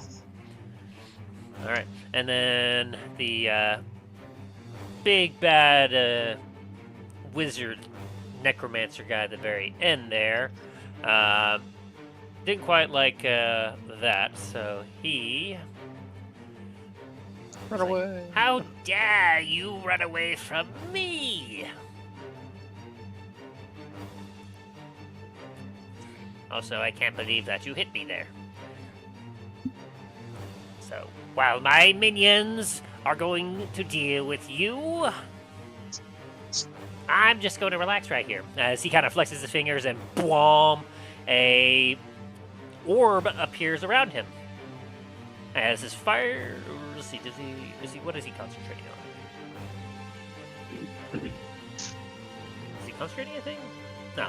Yeah, stone skin goes away. Because he stops concentrating on that as he puts up this globe and let's see. Can I roll an Arcana on that? See what he's casting? Foot radius. Yeah, go for it. Nice. 19. Blom. You watch as this globe appears all around him and it shimmers as you recognize that he seems to have casted a globe of invulnerability upon himself. It's immobile. It's faintly shimmering barrier that it goes all the way around him in a 10-foot radius. Hold on. As a reaction, can I cast counter? You can. Go ahead and roll. Hang on. What was counter spells? Roll again. What level are you casting this at, actually?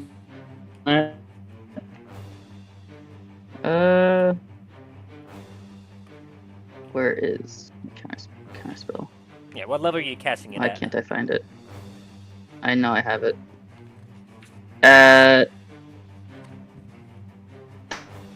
Third level. You're breaking up really bad. Yeah, I'm gonna cast that third level. Third level? Oh shit. Let me see. Yes, third level. Hopefully it's better. Alrighty, see. go ahead and let's see. Make a charisma check. Because you have to use your spell casting Charisma. ability. So that would be, hang on, let me double check what that was.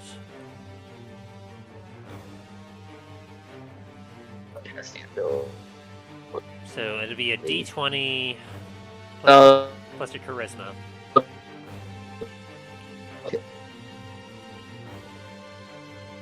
Wouldn't be my spell attack. It just Let's see, if a spell is 4th level or higher, make an ability check using your spell casting ability. So it would be simply a charisma check. Charisma. Gotcha. Okay. So go ahead and give me a charisma check there. Huh. Yeah, it should be rolling right now. A 9. Fuck. Go ahead and mark off that. Maybe I should slot. have done it through the actual roll 20. Yeah, go ahead and mark off that spell slot, but Yeah. as you flex your finger, like, nope, you feel the overwhelming power of the spell. Just go, like, you're not able to dispel it with your spell, as it is far too powerful. I'm picturing Dallen flicking him off, and then I just see his special hand just push his middle finger back down. But Milo, you know that from that check that essentially any weak spell cast outside the barrier will not affect any creatures or objects within this orb. Huh, good to know.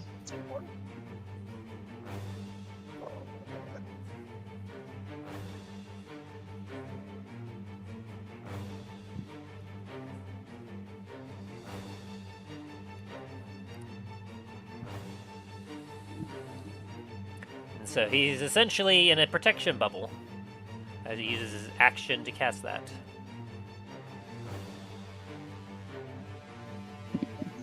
You also know that this is a spell that does not last too long. The enemy's in a predicament.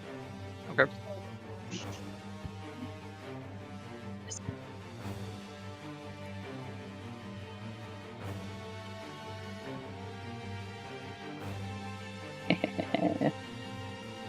I have a plan. Like, dude, you have like nothing. Milo's gonna start praying to Istis and after hearing Dallen say he has a plan.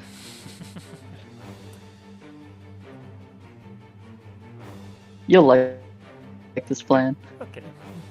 Yeah, it involves a lot of explosions. That's more of a Namfoodle thing, not Milo. You watch one of the dwarves with a very singed beard, just like grasping at it.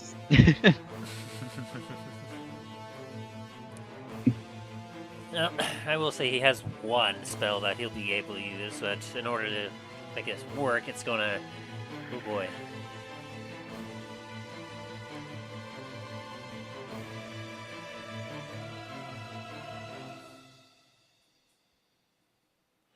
Alright, so, with that, the enemy's turn is over. It is now your turn, Talus. Alright, first, I'm gonna take care of this guy right here.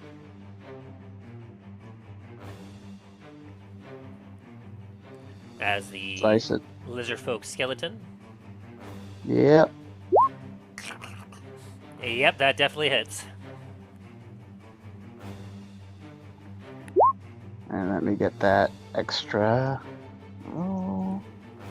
Similar to the first skeleton you hit, you just cleave this to pieces as it just shatters under the heat of your radiant blade. That's even before I added the extra damage, so. Alright, let's see, it's how much distance am I going? So for me, so I moved 5, so I can move 25 more. I'm gonna move to about I can't. here. I'm gonna go and hit the one right in front of me.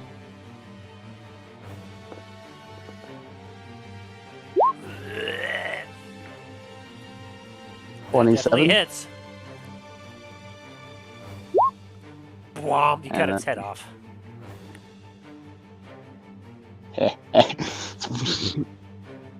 And And you notice that after your attack, it does not seem to be able to withstand the damage of radiant very well. As its body just sizzles and pops from the intense heat.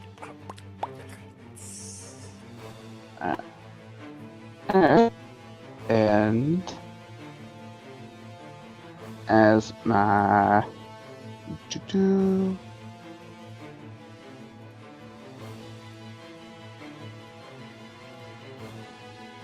as my bonus action, I'm gonna use Shield of Faith on Dallen, giving him a +2 to his AC. Alrighty. And is that your turn? And that's gonna be my turn. Very good. Dallen, is now your turn. You have a zombie at your feet. And there's very much a giant skeleton making its way down the road towards you and your allies. So, Dallen's gonna grin at the. Did he just disconnect again? I think he's having connection issues. Oh dear. Welcome back, Ryan.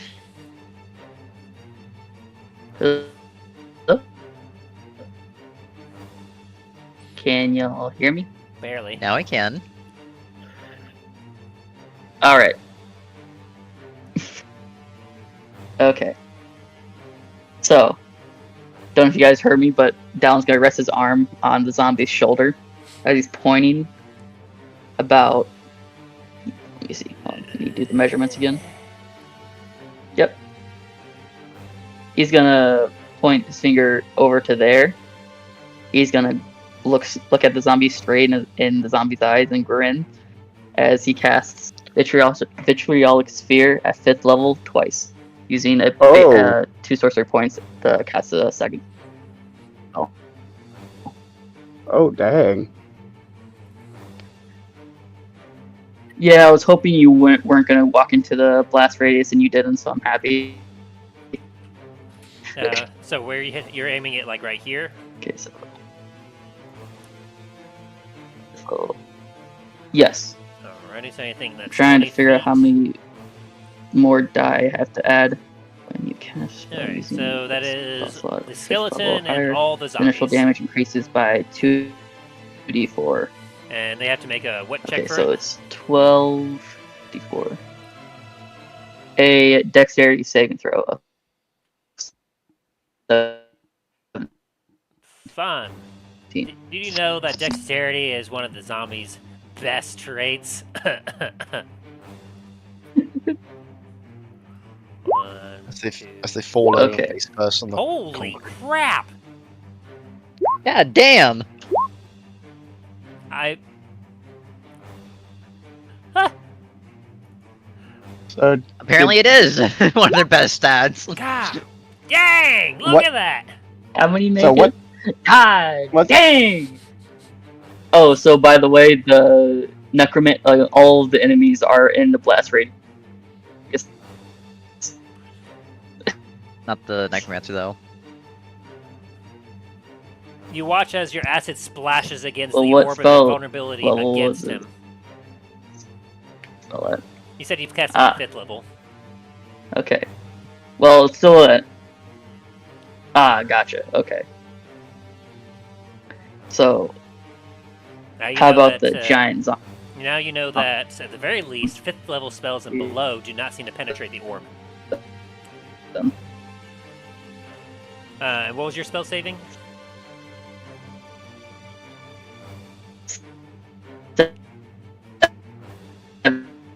Ooh, you're breaking up real bad. I think he said 17. Oh, and yeah, Shit. the giant also fails as well. Fuck, I'm sorry. 17. Oh wow, so all but 2, it looks like, actually succeeded, or your thing, but in any case, they still take half damage. Yeah, even with Undead Fortitude. Yep. Yep.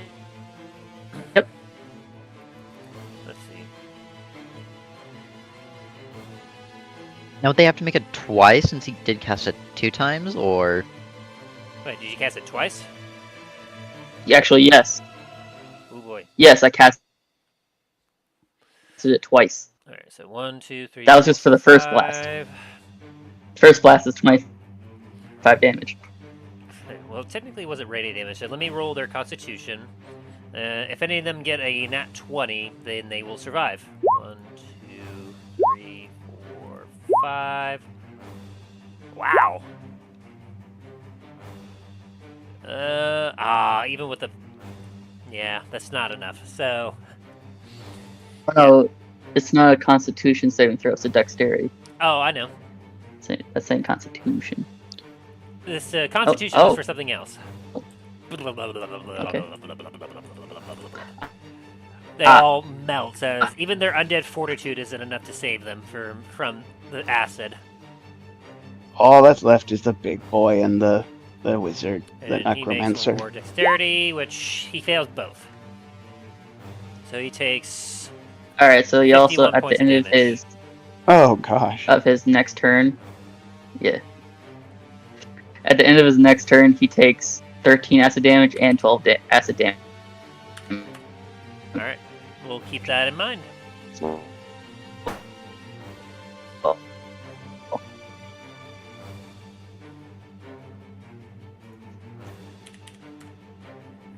As the giant skeleton is now sizzling with acid.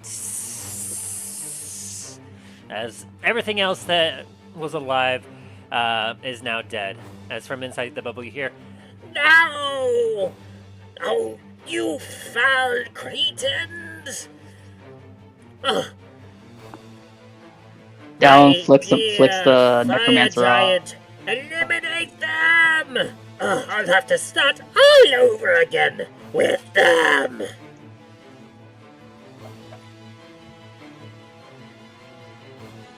is that your turn?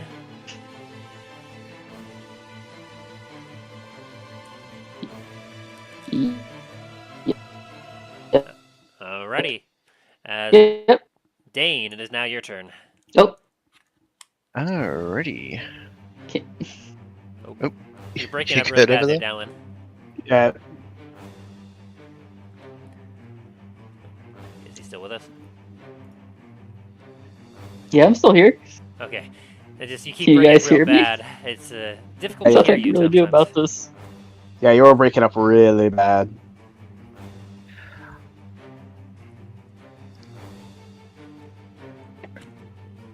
Alright, I'll be right back. I'm try and see if I can fix my internet.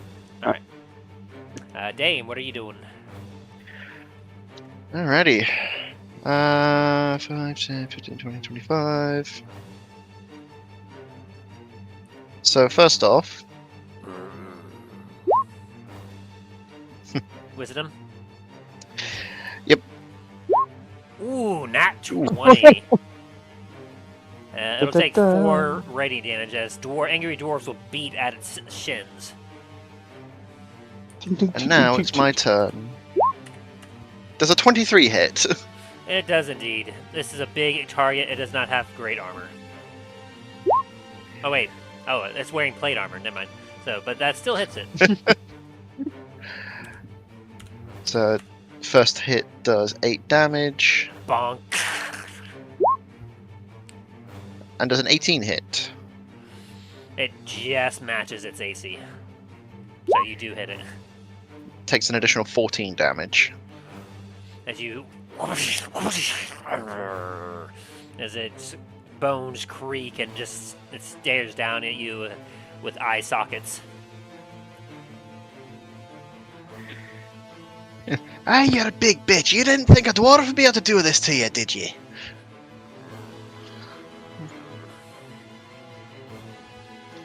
I'm just gonna look over at the wizard. And I'm coming after your ass next! My. Alright, and is that your turn, Dane? Yeah. Alright, Milo, it is now your turn. Oh, goody. Alright. Move up here. Slash does a 16 hit. It does not. As you swing up at it, you glance off its armor. How about a 25? That definitely hits. Nice. And since Dane is next to me, I get sneak attack. Mm-hmm. You scramble up on its bent knee, and you come into, like, right by where it's got some a hole in its armor. As you thrust in, whooshing, and you shatter a And- few ribs inside. Because I get sneak attack, Milo is also going to use Wills from the Grave. And let me just double check something real fast. He is within 30 feet of him, so he takes half my sneak attack damage as well. Is that like... Is that psychic or anything else like that? I believe it is psychic. Let me double check.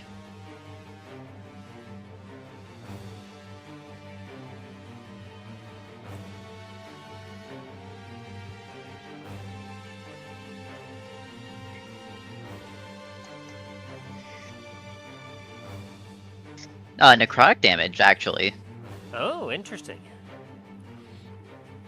Alright, let me double check to see, because that goes past his Mind Blink spell he had. Oh, actually, wait, hang on. I've been doing this wrong the entire time. I need to roll half the number of sneak attack die and use that.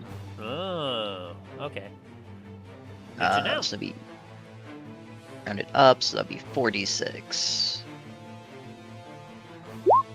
So he takes 12 damage. Let's see. And it's not a spell effect, right? It's just a thing. Yeah, it's a class ability. Yeah, I'll allow it, as it seems to go through his sphere of vulnerability and strike at him. Oh! What was that? Alrighty. So it takes 12. I believe that's your conscience coming to get you. And is that your turn, Milo?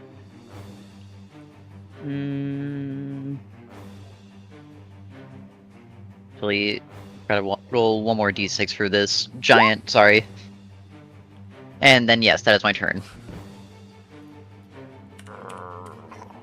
As it gets to the top of the turn order, this giant looks down at you, Dane, and it's going to take that great sword it got from Dallen, and it's going to swing down at you. With a 21 to hit. Nope. You manage to glance it off with your shield. As it then You couldn't hit the broadside of a mountain with that. As it then swings it down at Milo for a 19 to hit. Meets a beats. Oof. As it'll deal 24 slashing damage to you. Uncanny dodge, so 12.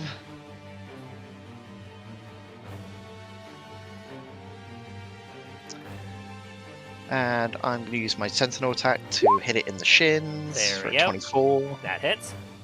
I was waiting for that. Takes an additional 18. 18 damage, and I'm also Bong. going to...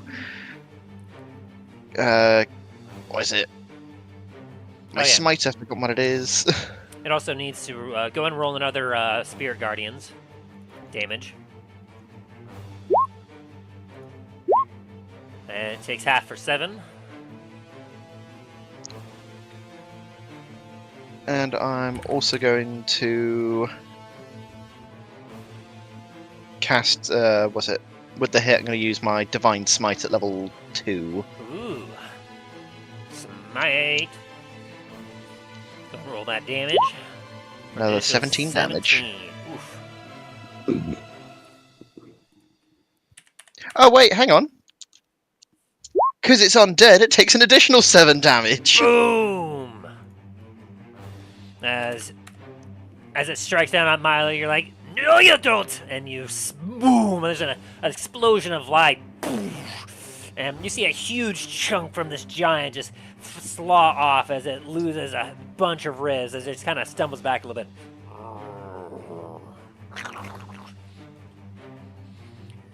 Meanwhile, and as it's finished up with that, Wizard in the back here goes, oh, this is not looking good for me. Well, it's a good thing I always have a backup plan. As his fingers crackle as he points it 5 feet wide, 100 feet. So, Alright, I'm back. Can you guys hear me? And what I missed? Yes. Yep, Nothing yet. This will hit Okay. 3 of you, looks like. As it'll just keep going on for quite a while, but, oh yeah. Oh boy. Okay, I need to see what this is here. Alright, so it's this, and it'll get an additional 1d6 for each slot above that, so that will be 1, 2, 3, 4. So that will be, oh boy. I'll go ahead and unveil this. Oh wait, it doesn't. Oh, I didn't even have a pre-roll for that. Okay, that's fine. So, you all watch as from his hand a crackle of electricity begins to rise from the wizard's hand as he then points it in your direction. Lightning bolt! I need Milo, Talos, and Dane to make a dexterity saving throw. Oh, damn, you say. That'll be 27 for me. Let's see. Dang it, they're too close for me. But I get a +2, so dexterity saving. 12. So, and the plus that +2 from my aura, so that's 14. Dane and Talos, you fail. Milo, you do succeed. Woo! I think with evasion, that means you miss it entirely. I believe so. Where is evasion? Actually, don't see it on here. That's odd. All right, let me. Also, I do, if it's lightning damage, I do have a resistance to it. Oh, good. That'll save you for a bit of this damage then. As Dane and Talos, you're going to take 41 lightning damage, or 20 for you, Talos, as lightning bolt rips through. Lightning, you say, Tim? Yes. Would that happen to have any effect on the shield while it's hitting me? Let me roll a probability thing here.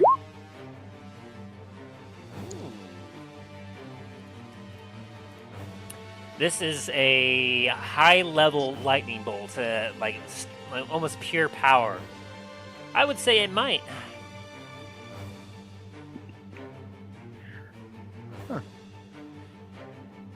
Is there any way while this is happening I can kind of just angle the shield into it, even if it doesn't block any of the damage? Yeah, I'd say so, because you have your shield out already. Yeah.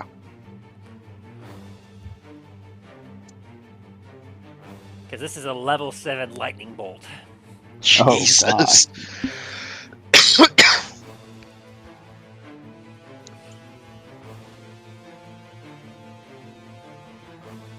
Yeah, he saw how tough you all are just ripping through his thing, so he's like, yeah, you know, I think I'm just gonna just say goodbye, and then unleashes a lightning bolt that ideally would have hit and heavily injured 3 of you.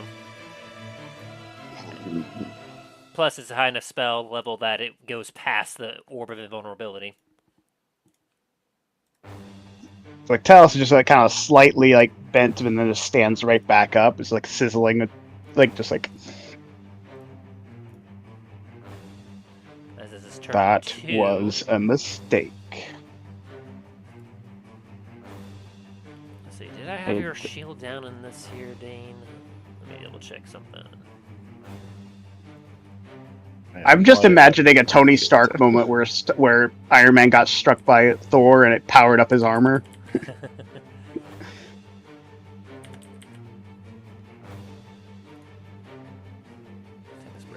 I need to look that up real quick.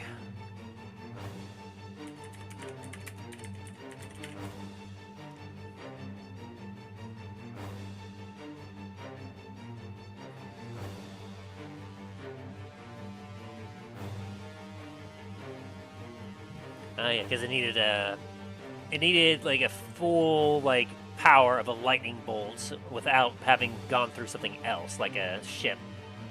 Yeah.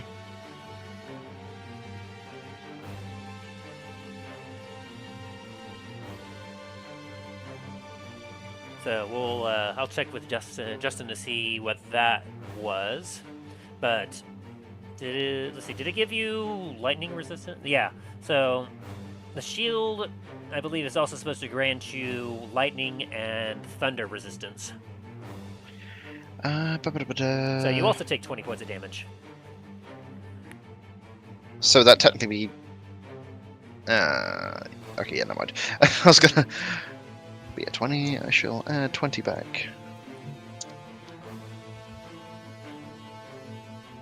Because Wizard didn't have any idea that you two would be basically able to resist lightning damage. Like just like both of us just like our necks and like.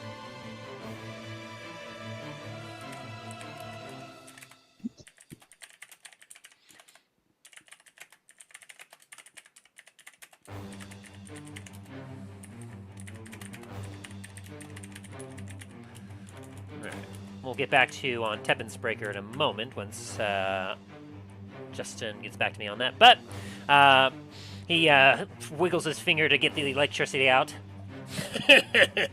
How'd you like that, Cretans? And just looks at you two as you just kind of just like flex a little bit. Oh yeah, I need to roll for the giant as well because he was very much in the way.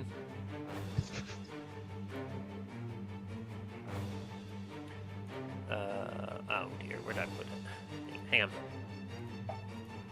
It's like as his giant just crumbles into ashes after he hit it, so it's like time to stomp this dude.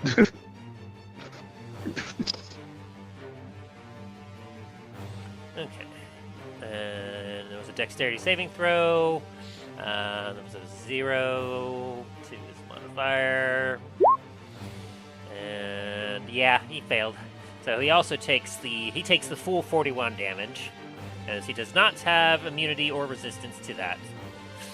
As yep, in front of you all, taking the full damage, and the lightning bolts shatters the giant. Ooh. I thought it was a little more sturdy than that. Oh dear, as he just sees the four of you now. As Talos, it is now your turn. All right. Let's see. See how distance. Let's see.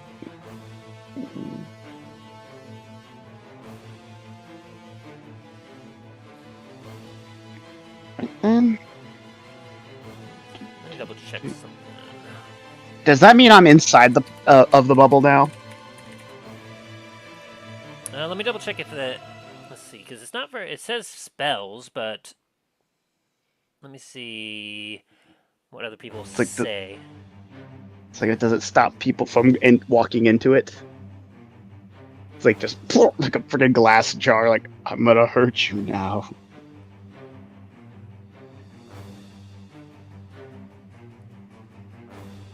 Enemies can enter the spell area. The spell, yeah, that's what I thought. Spells from the outside But- won't work.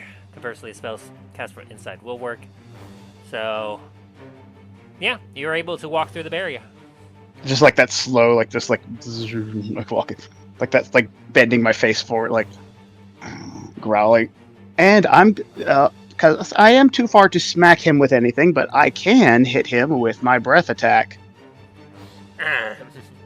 Now, I know what you're thinking, and the answer might surprise you. Ow.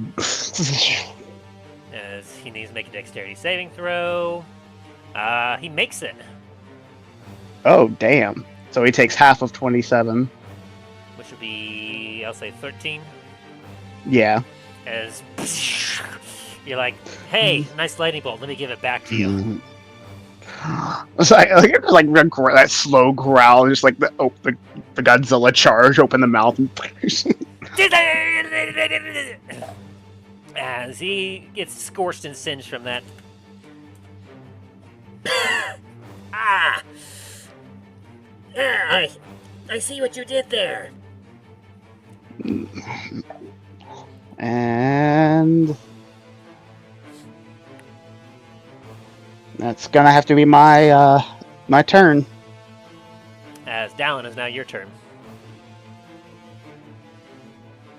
Alrighty. Give me a second.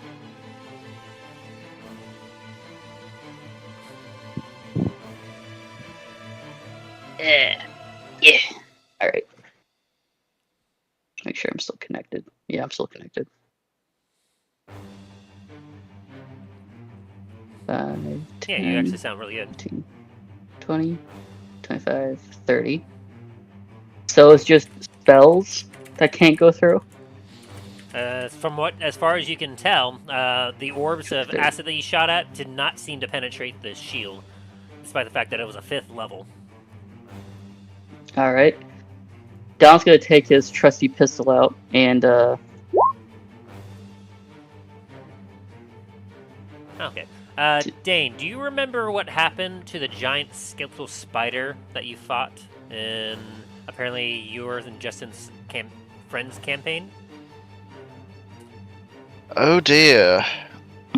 So I would like some context.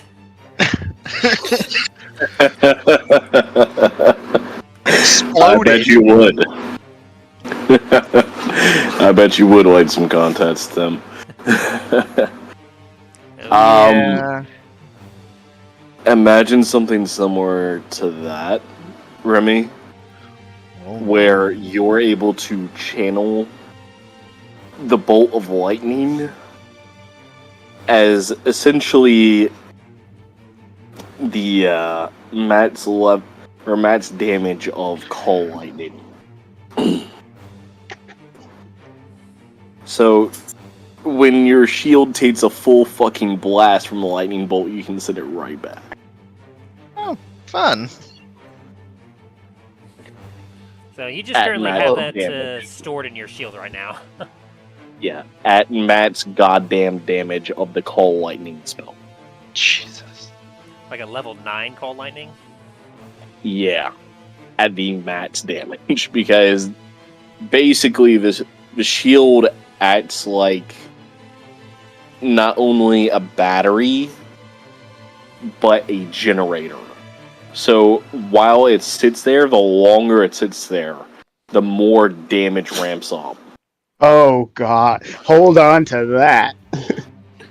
So by the time, like after 2 or 3 rounds, each round that you hold on to it, it's going to go up by 1 level in like spell casting, basically. So it starts at it's a level 3 is when the cold lightning takes an effect. So every turn he holds it, it goes up a level till a max of 9.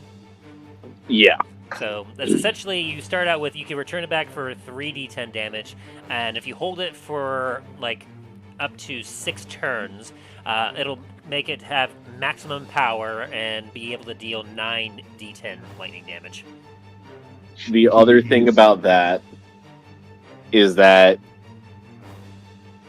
because you have that and your ancestral weapon, the two are somewhat linked together, and only once per day can you choose to maximize that damage. Meaning that you can cast it back at the full damage amount once per day. Okay, good to know. It's terrifying. And yes, Dallen, I have a nuke in my pocket. the 29 hits. If you don't Okay. remember anything about Stormlooper, for those of you that don't know the information about him, he literally has the choice to a certain number of times per day literally maximize thunder or lightning damage that he does. Meaning that if he crits, he could literally do 18d10 lightning damage Jesus Christ. It's just in a single attack. It's like heaven's wrath here. It's like, So- I don't want this to exist anymore. He's Oh yeah. since the 29 does hit, he's gonna have to make a strength saving throw of 17 or get knocked prone. Oof. You do realize that this is a magic caster, right? Yes. He's made of paper. His muscles are made of paper mache. Holy shit!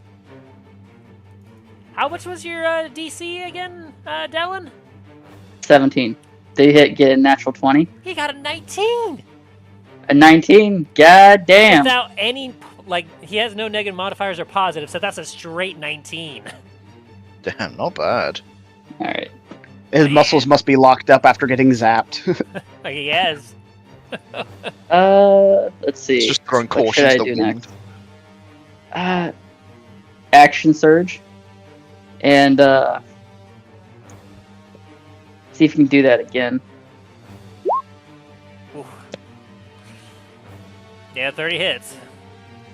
And he'll have to make another strength saving throw. That's an 11. He's on his ass. Only once. Alright, and I have to do the roll for the damage.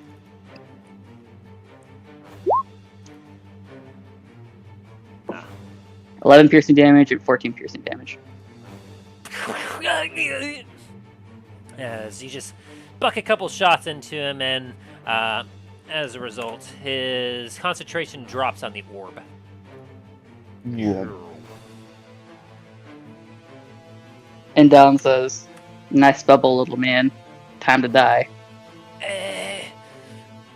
Please, this is as he coughs up some blood. This is unnecessary. I can see that I was wrong. You are free to pass. I'll be on my merry way. As I Oh, turn no. around. Kinda slow, like What that offerings slow do you have reptilian for us this cocking of. time? Yeah, there's like the slow reptilian cocking of my head. Like, Dallen yells over to him, "No, no, no, no. the tables have turned. What do you have to offer us? He kind of just looks at you. What do you want? I have a little gold. Oh, but you didn't tell us what you wanted. Milo's gonna pipe up. I want your life at this point. What Fuck he this said. guy. That seems a little extreme, as Dane. What are you doing? As it's technically your turn now. Oh wait, dude, skip my turn or something? Oh, Dane goes after me. You're after Dane, Milo. Ah. And I'm currently, just gonna. a turn has passed by, so you currently have a 40-10 lightning, called lightning, stored up in your shield. I'm just gonna stand next to Talos here. Dwarves. And the dwarves stand over him. Are these your friends? Hey! They're my ancestors, they're my family. And right now, they're not happy. Yeah, he fails his wisdom saving throw on that. Oh, I see. As they start to just kick him in the ribs and everything. Because he's on the ground right now, prone.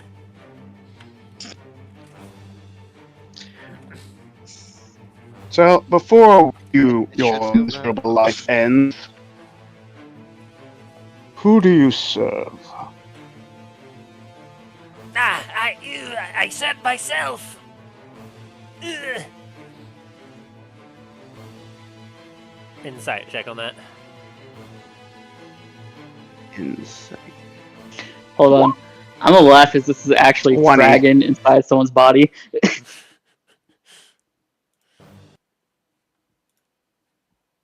Inside with of a 20, you could tell that he's holding something back. Really? As the dwarves just stand over him. I slowly bend down. I was like, because I'm certain Maldraxxus would be interested about that. His eyes widen as you say Maldraxxus. Wait, hang on. Do you serve him? Why are you attacking me then? We're on the same side. Same side! Serve him. Sure. I lean in deep. I lean closer in. Only those that would know his name. They would only be the ones that would serve him. No one else would know. We are the ones who will destroy him. I just feel like the wrath of like the Bahamut just blazing in my eye. I'm just like I feel like that. We are going to. It's like his eyes widen as he say that. He goes, "Oh shit."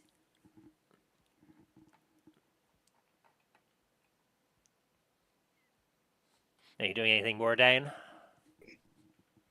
I'm gonna use that lightning stored up in the shield. As you feel like Getting you up clear before you hit him with it. So is it a line or is it like a cone? it launches up into the sky and then comes down vertical upon the target. Oh damn. boy. A single target. And says he's prone. I believe that means that he automatically fails dexterity saving throws. Let me double check on that. Let's see. Prone. Where's prone? Prone. Their only move is to crawl. They have disadvantage on attack rolls, and they don't have any disadvantage. Never mind. So he'll do a dexterity saving throw on that, which is a 10. Haha. So he fails. Roll me 40-10 lightning damage there, Dane. You really should have just let us pass. I know what you think about that, and I definitely should have. Please forgive as the lightning goes up. Yeah. Me. The gods have no pity on wicked. As the lightning bolt strikes down. As his scorched body lays there, absolutely singed.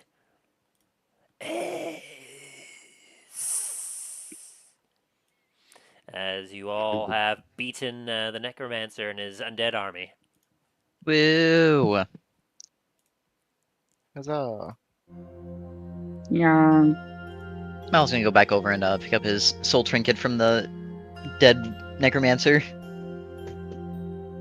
Well done. All right. Now that we're done with me being so rudely interrupted, I think it's time for me to take my leave. I'm gonna head Safe back travels. to Are you Dallen does certain? the 2 fingers like salute and starts turning around, starts walking the other way. Are you certain, Dallen? Certain as I can be. Well, safety on your travels. Hopefully we can meet again. You 3 as well. As Dallen just walks off.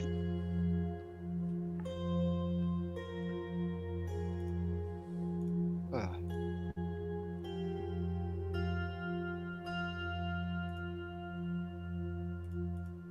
Tal is kind of just like shoulders are a bit slumped.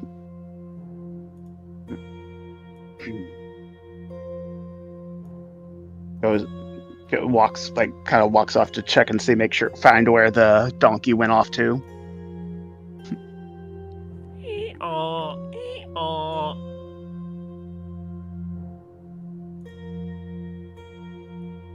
Come on.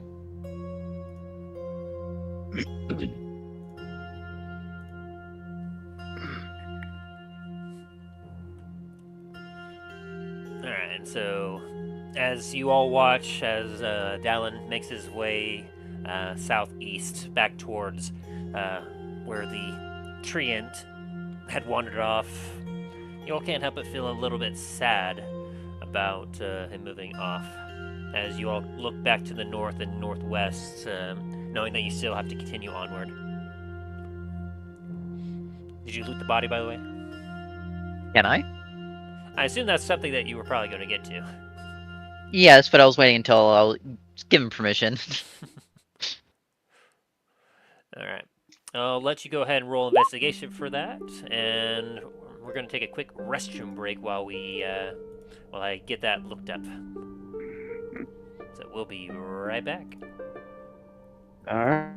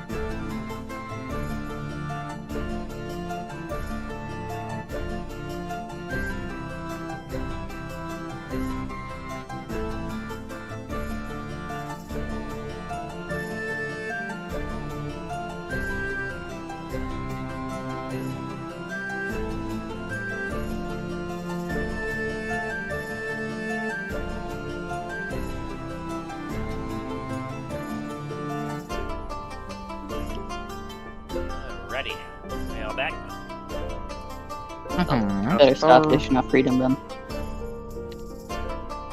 Excuse me. Nothing, don't worry about it. I see. You hear it? Yep. Alright. Very good, very good. So, as we get back into it.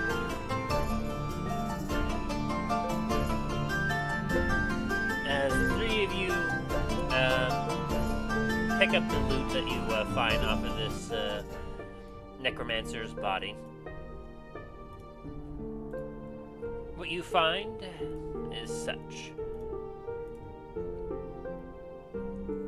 You find that he has about 500 platinum pieces on him, Oh shit! Oh, Damn. along with a note. Man's was loaded. Along with what? A note, as the platinum is in a was in a bag with a note connected to it. Okay. The note itself basically says,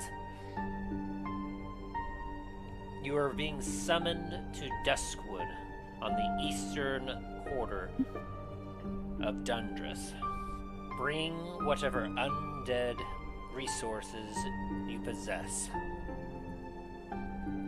Perhaps this payment will serve to show you how valuable it is to work under Maldraxxus."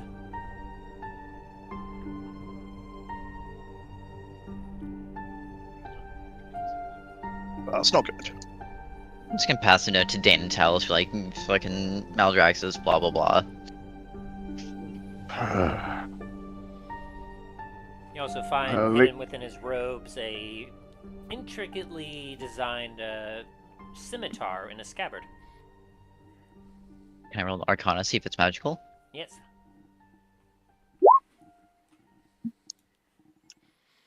Can I give myself Bardic Inspiration? Does Bardic Inspiration require you to have it before you roll? That's a good question.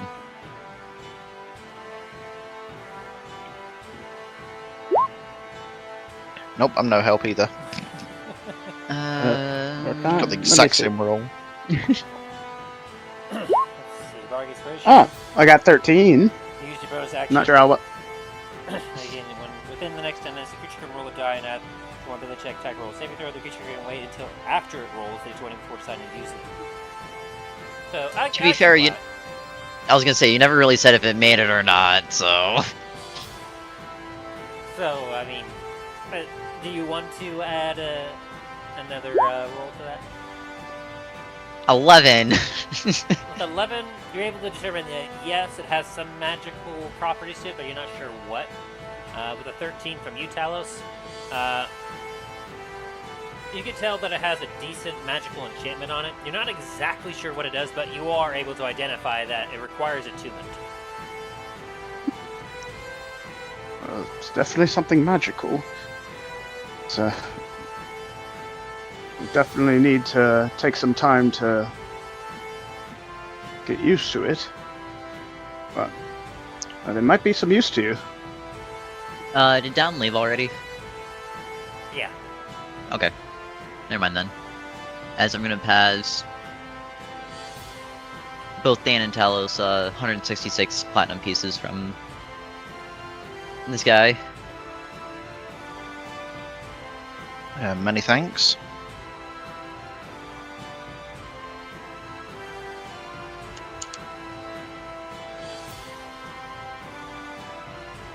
Jeez, I just had like 2 grand. You can see why he was in good spirits heading to perhaps a port town to take a ship to Duskwood. Or if it was up this way, probably Evergreen Harbour.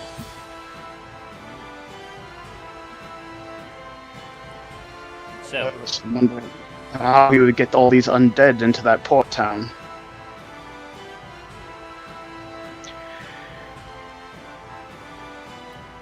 Unless the town is already dead.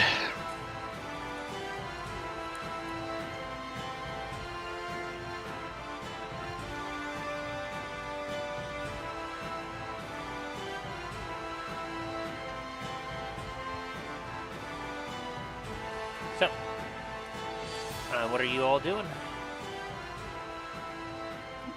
First, I'm gonna see. I'm going to see spells. Like, sure.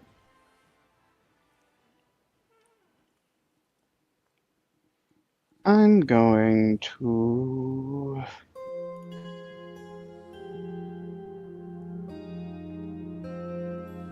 See, how much damage did I do? It's 30. I'm gonna use heal myself with lay on hands real quick, just to for 20 points, Alright. just to top myself back up. Bloop, bloop, bloop, bloop.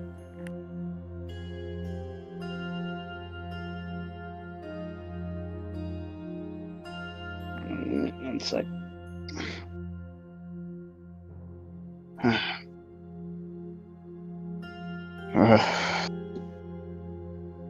I'm gonna pull out the map just to kind of reasituate where we are.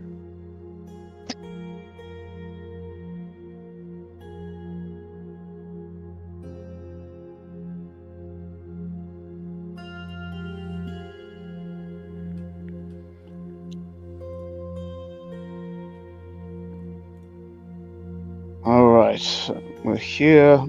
How much farther do we need to go? From here.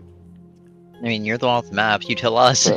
I'm holding the map out to everybody, to all three of us. Like, it's like we're here, right here, but Evergreen Hub is this way.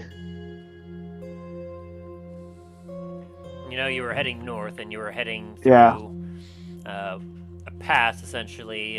Like, the mountains go through here quite solidly, but there does seem to be a small path that goes through the mountains and up through what looks to be a place called Shadowvale, has been pointed out.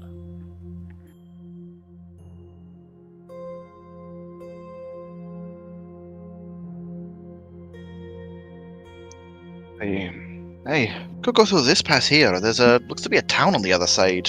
Looks. Yes. That's probably been the best way, but let's see. I'm gonna see if I can send a message or something to any of our allies. They might be able to send some people to check on that harbor. If that undead, like you said, Dane, if they're already dead, or it could be that he was this necromancer here was planning on taking over it.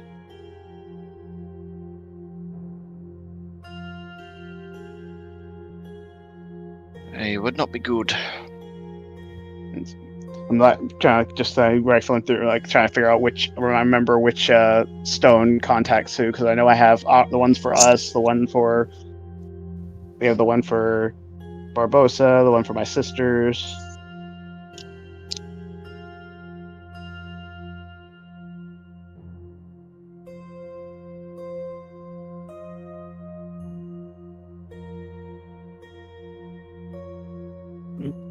Looking through my notes real quick.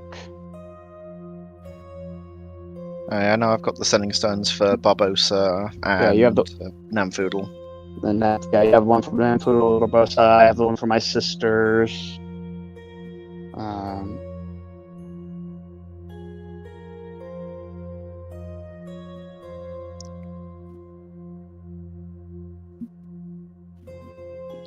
Having to go back through my notes is like Always tons of notes.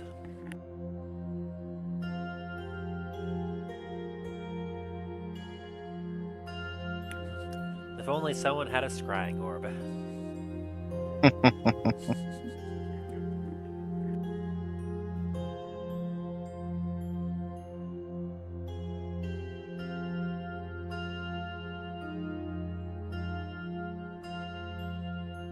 Did we have a stone for Varus? You did not. No, we did not. No, dang. He did No, contact yeah, I'm you looking through through his my- own personal sending, though. Yeah.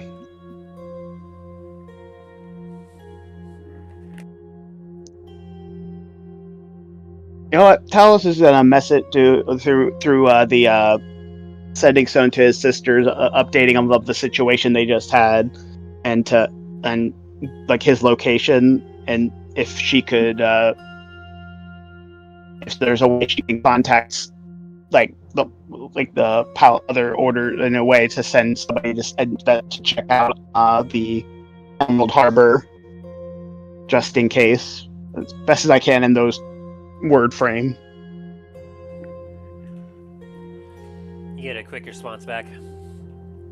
Undead presence at Evergreen Harbor. I'll send some messages out. And we'll see if some good people can check it out. Thanks for the update. And that's the end of the message.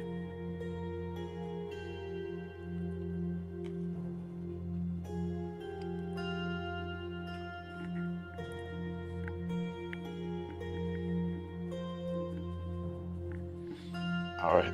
Well, my sister said she'll contact as many as people as she can to see if they can investigate. So we just should press on to the next. Let's see if we can get to this pass.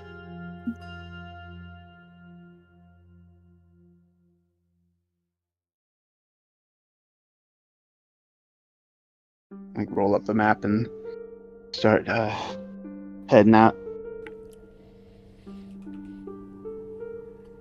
You all follow. Oh, sorry. No, you're good. I was gonna say you all head off to the northwest on the trail.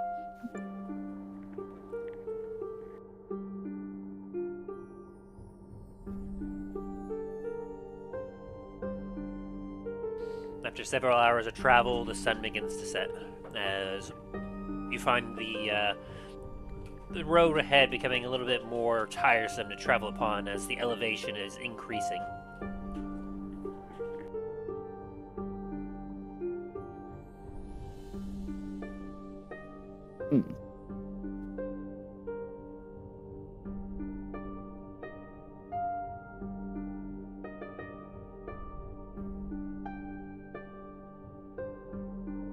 Before long, the sun sets and it starts to get dark. It gets dark a lot quicker than you expect because being so close to the mountain range, the sun setting to the west, the sun disappears a lot sooner than what one would like as the temperatures begins to drop a little bit.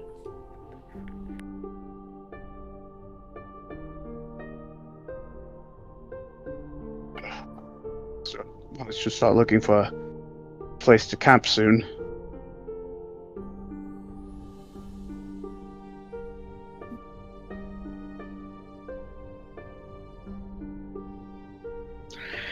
I probably should.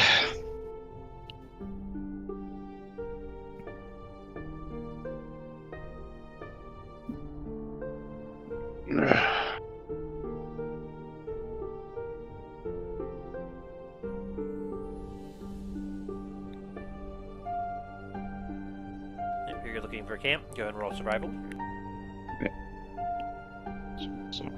Sorry, I had someone pop in my room real quick.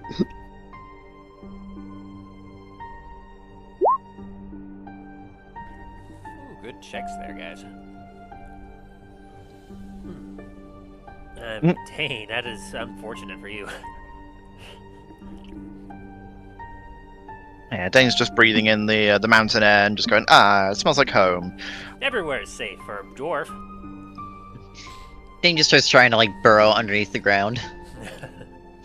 Talos and Milo, you do both take note that the trail, as you're following it, is becoming increasingly more and more taken away by nature. You've had to take some extra time, in fact, to make sure that you're still on the right path as you've been moving onward. But as a result of this, there is plenty of opportunity for good camping spots, and you notice an alcove in the rocks where it's got a few scraggly trees of evergreen growing out of it. You're less in the swamp, the forest at this point, and more in the mountain area, and so there's a lot of open area. But you do happen to notice kind of a flat spot that, as you actually take a look, you do see some old ash that appears that this place has been used at one time for a camping area.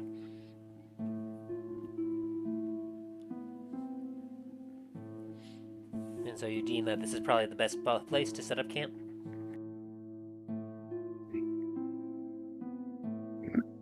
All right. No better place than here.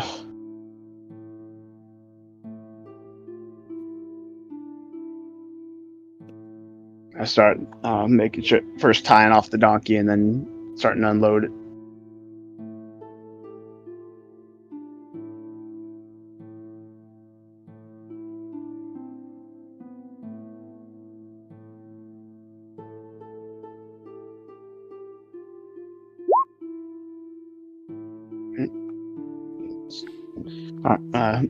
Starting to get set up the tents.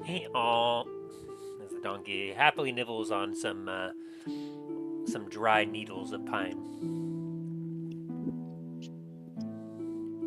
Good old Bill. Seems to be taking this elevation and the mountain like it's nothing.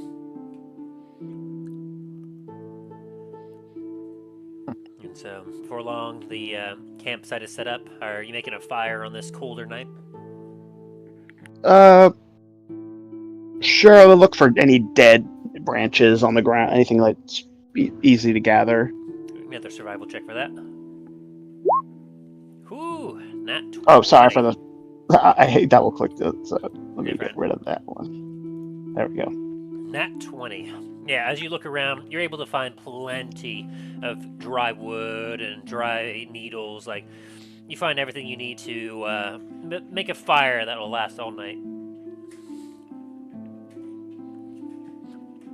So, it takes you no time at all to get it lit up, and you all have a nice, cozy campfire as you all sit around it on logs and whatever you have available to take in the cooler, crisp night air. As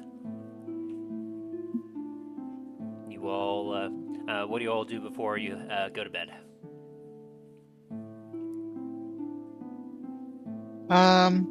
Dane's just gonna sort of clean and maintain his gear and armor and check through his stuff, make sure everything's where it is.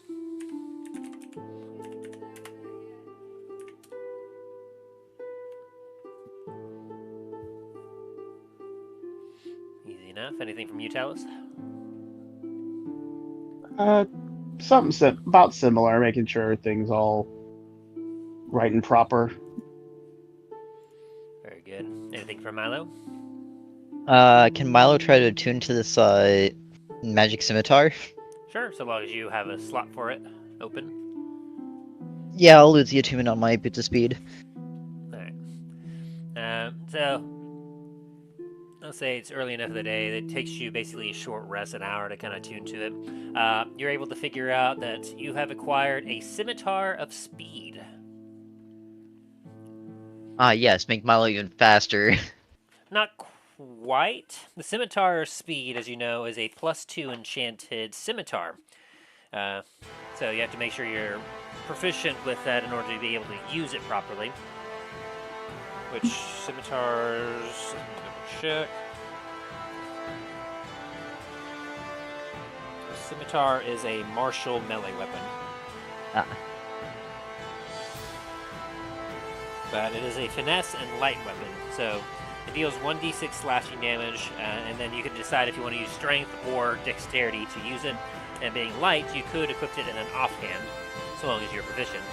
But the thing is, with this particular scimitar's speed, you know that one who has it equipped and is attuned to it is able to strike a lot quicker with it than normal, as you're able to make an attack with it as a bonus action on each of your turns.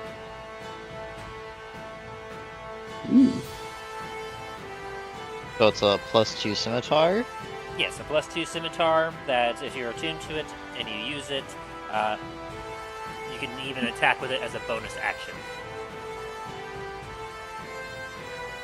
So, like, say for someone that has multi-attack, they can swing it twice with an attack action, and if they wanted to, they could then use their bonus action to swing once more with it, without needing to worry about... because obviously if you use your offhand to attack, normally you can't add like your modifier to the damage or anything. That would not be the case with this weapon.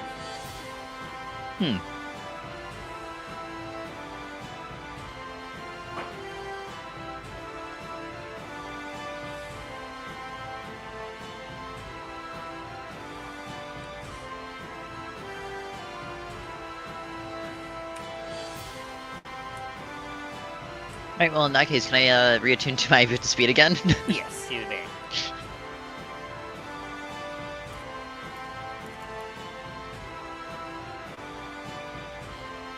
So, as you figure out exactly what the scimitar does, you unattune to it, and as the night gets late, are you doing a night watch? With it being 3 of us, would we still get a long rest in, or...? Yeah, you'll still be able to do that. Okay. So some of your watches might be a little longer than normal, and then you might have to head out a little later. Right. Realistically, it shouldn't affect too much. I don't see why not then. Dan will take first watch in that case. I'll take Alright. second. I'll take last.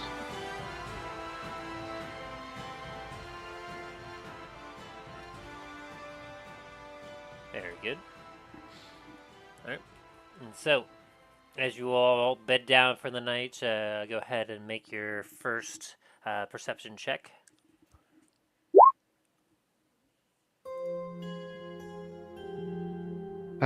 It's never good on my end, is it? You had one job. Now, the good news is you don't fall asleep.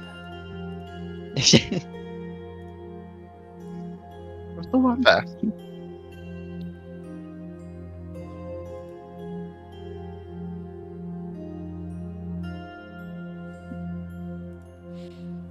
You are just happy to be where you are. It's been a long time since you've spent any time in the mountains, and the cooler, crisp air flows through your nostrils, Dane, as you kind of take it in.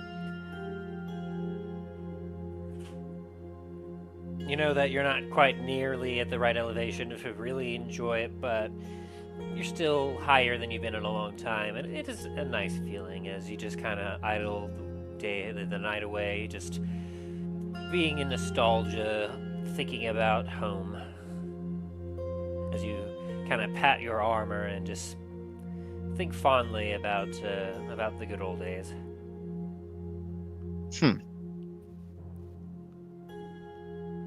Eventually, you shake yourself out of your stupor and realize, probably should get the next person up for their watch.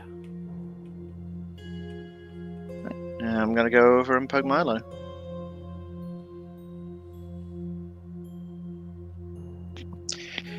Hey, Milo. Dane, I'm awake. You don't need to poke me. I'm already up. Hey, just double checking. It's your watch. Very well.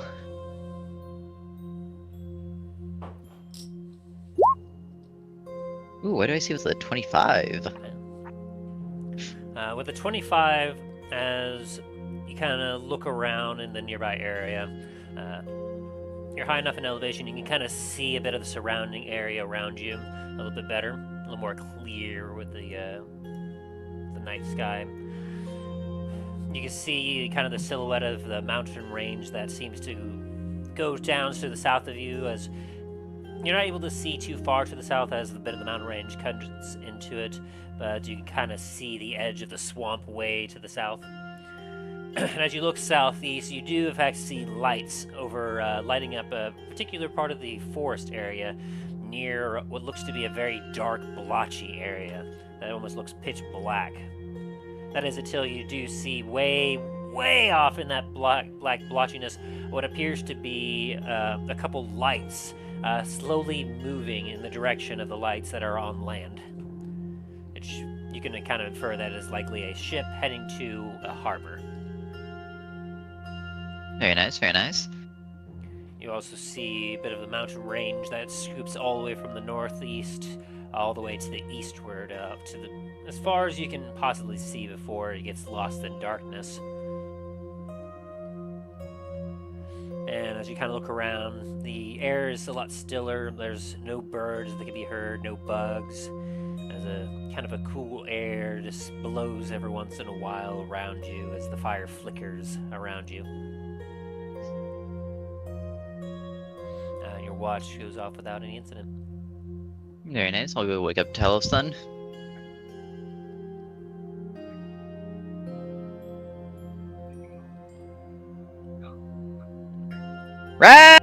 Attention, motherfucker! Well, It's your time for watch. alright. I'm up. Do we need to roll vicious mockery on that? What's that? Do we need to roll vicious mockery on that? No. Milo's not doing it with the intent to harm him. Just more of make sure that he's awake and stays awake.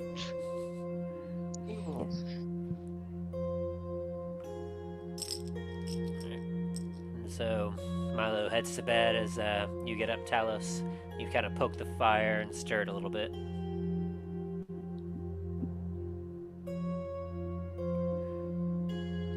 Alright. Talos is gonna take out his drift globe and put it on like the low setting as he kind of gets up and walks around. There's like a little circuit around the area. Roll my perception.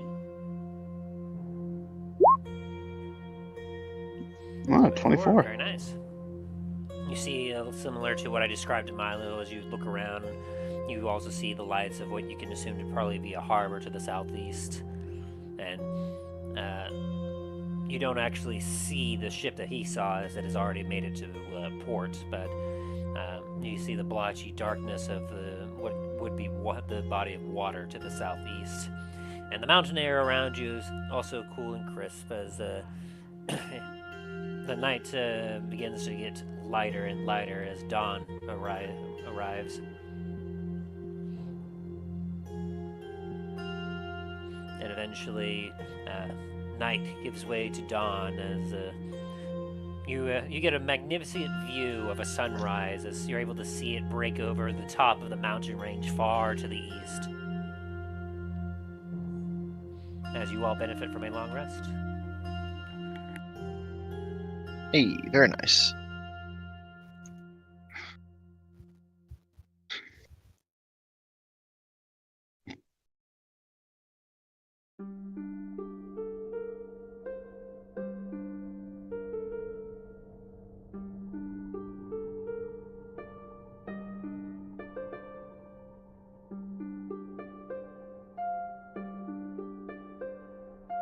I'm just gonna get a little weird for a second because I want to remove one of the tracks like he's playing, and it doesn't want to work properly, so give me just a moment. Wow, good.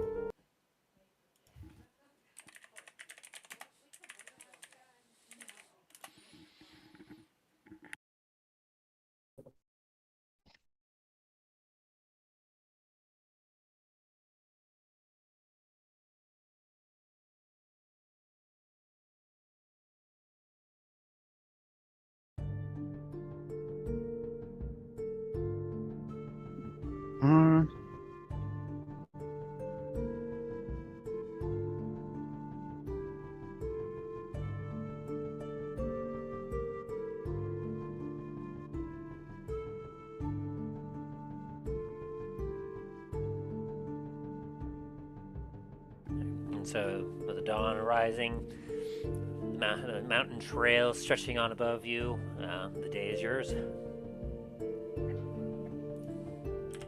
Talos is gonna start getting the stuff packed up and loaded on the donkey, on Bill, the donkey, and making sure the ashes are put out on the fire.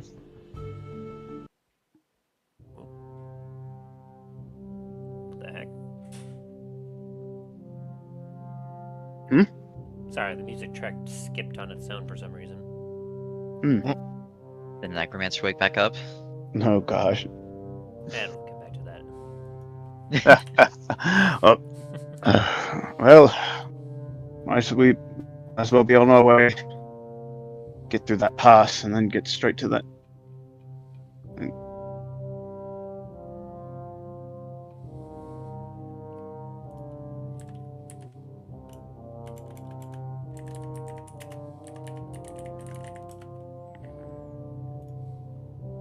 Talos is gonna also, like, while he's there, like, take some of the, but if there's any leftover fuel from the fire, I think, you know, like, that hasn't been used, like, he's gonna lash that and put that on Bill as well. Sounds good. Roll me a survival to see how much might have been saved. 10. Let me see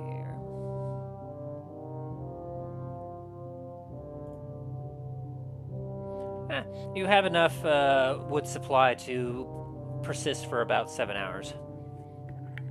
Okay. You have 7 hours worth of firewood, which almost would get you through a long rest. With camp cleaned up and packed on bill, you all look to the overgrown trail ahead as you continue moving up the mountain.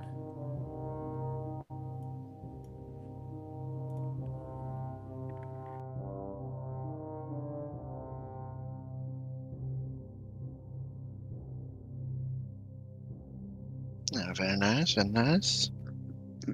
Talos is gonna be like kind of humming to himself a bit while like just mindlessly like humming, like just as it like going along, just panning his head around like the area, keeping kind of a watch while we're walking.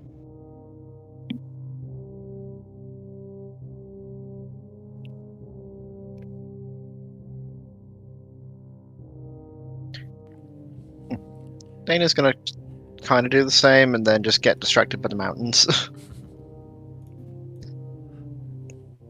Well, since we're all singing a merry tune, Milo will go ahead and play a song for that merry tune. Go ahead and roll performance.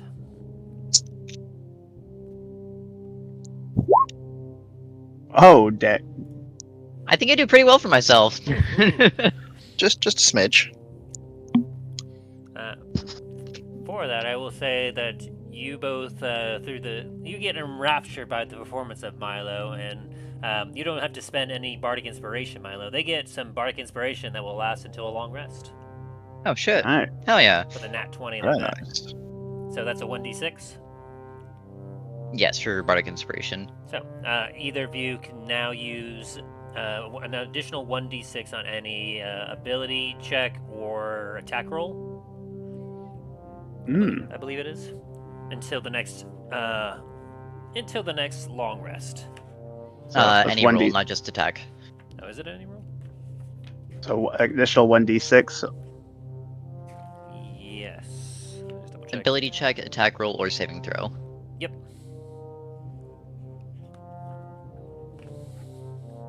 That's until the next long rest. As Milo takes his viol out, as he kind of hops up on top of Bill and plays a very lovely tune, as you all have a very lovely time. And the acoustics of it bouncing off the mountain makes it an enrapturing and just magical performance. As you all find yourselves going, you know, that was quite fun.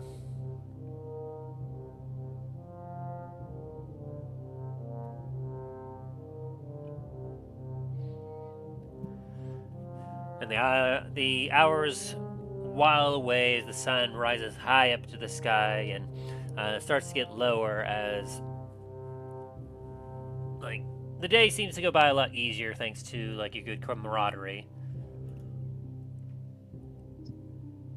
Until eventually you see the sun starting to set down and you see what looks to be like the mountain splitting into a couple of parts up ahead, where on the left side of you, you can see the mountain peak rising up higher than what's in front of you, and then on the right side, a bit of what looks almost to be a valley, it seems, is before you.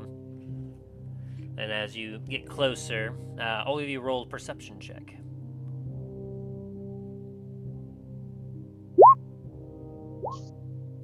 Eight. Perception 10.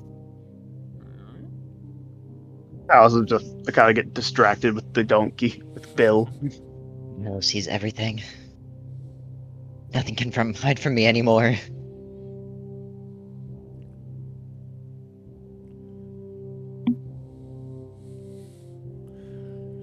As you all continue onward, you happen to notice nothing, Talos, on your end. As you are indeed distracted by Bill, you see that he's kind of panting a little bit, so you kind of comfort him a little bit as you encourage him onward. Dane, you look at the mountains above you, and you still feel quite at home. Milo, you have a strange sensation of a familiar feeling, and as your eyes kind of go about, you look at places where you feel like you yourself would be hiding, and you notice some silhouettes scattered here and there across the mountain place of some individuals that seem to be keeping an eye on you and the party as you continue heading up the mountain. It's not many, perhaps maybe 3 or 4 at most, scattered about like every quarter mile. Would Milo know anything more than just like silhouette, or is it like the same person, or is it like multiple people?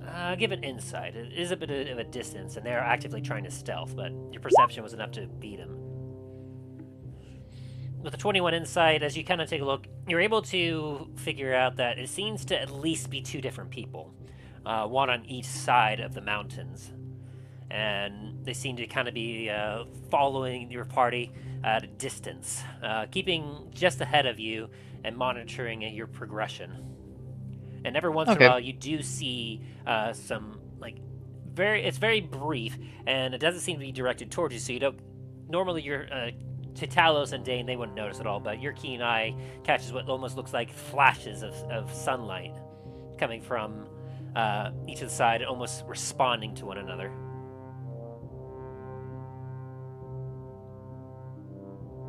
Melo's not gonna say anything to the party just yet, but he's gonna keep an eye out for those.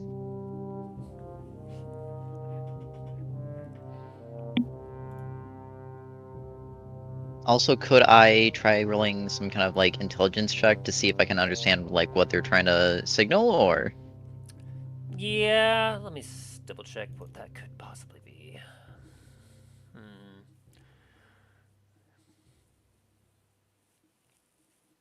I would say you could roll maybe history for that. Yeah, I would say history. 17. 17. With your proficiency in Thieves' Cant and a roll of 17, you're not exactly sure what the exact meaning of this is, but the particular flashes are in a way that, as brief as they are, you can determine that they seem to be like communicating with one another, tracking progress of something, and also seemingly trying to determine threat level.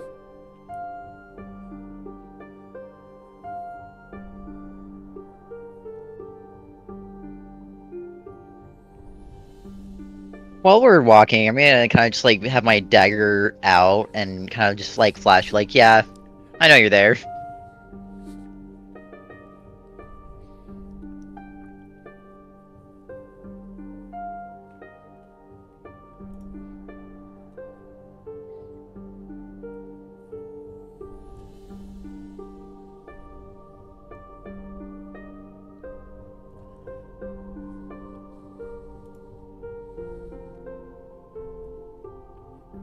Got very quiet all of a sudden.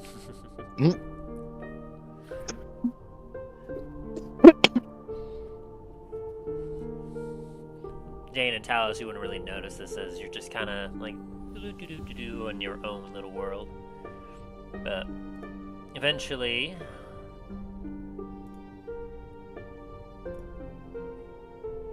as you all continue traveling, the sun is starting to get to, it's well past the mountains at this point as the light seems to be going away.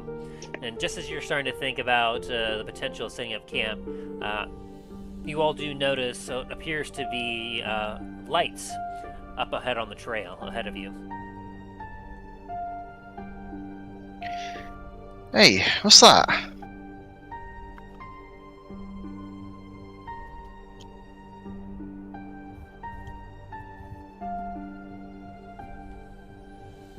Want me to roll perception to see what that is? Sure. 16. You recognize the signature look of candlelight and perhaps lamplight. As both you and Talos, as you're looking ahead, you can determine that you appear to be getting close to what seems to be perhaps a kind of village. I'm assuming this is a village in between RavensCrest and Lancaster? Hey, looks like it. Should we have a look, see what's going on?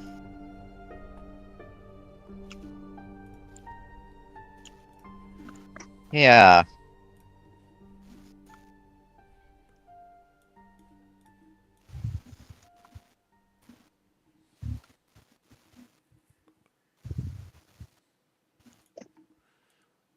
Give me just a sec.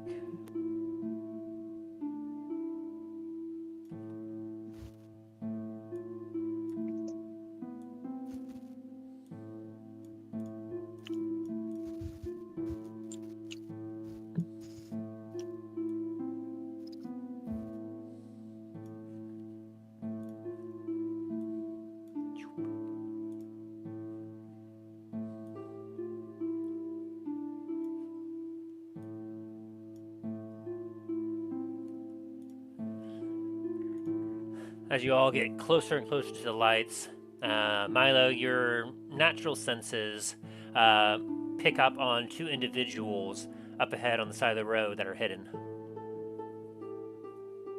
Your passive perception is able to detect to them. How much? You said there's not much light, or is there like no light out anymore? It's getting dark to the point that it is a little bit past dusk at this point.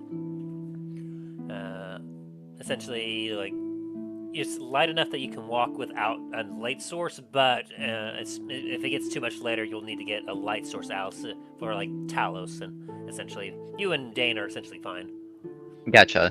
In that case, I'm gonna kind of like slowly start like walking behind the party until I'm about like 25 feet behind them, and I'm gonna take out my lantern and kind of set it to dim light, but like try to use the same signaling as before that I saw them using. Give me a persuasion check. Nat 20. As you make a few of the signals mimicking what you saw earlier, your keen eyes happen to see them in the darkness up ahead. They kind of jolt a little bit, and they almost seem to look at each other before slinking away into the darkness. And by the point when Talos and Dane get up to their point, you notice that nothing happens. Very nice. It's Talos and Dane. You might notice Milo kind of hanging back a little bit, and he has a lantern out now, which... You both give me kind of an idle insight check to see if this is something that you would find unusual. Going to roll a deception check as well. Well, let's just see what they get first. Confirm what insight is. There we go. Talos, you don't really seem to notice. You're just like, oh, he's got a light out. It's starting to get dark out. Dane, you know that Milo seems to have an uncanny ability to kind of move out in the dark from time to time, and the fact that he has a lantern out now, it does come across a little odd, as you don't normally see him bring out a light source. What you do with that information is up to you. Gonna kind of look over at Milo slightly and cock my head.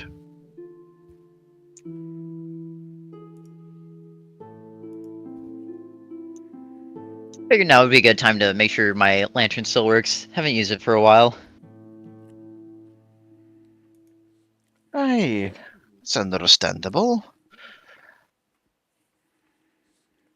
No, just curious. You don't normally have it out, but yeah.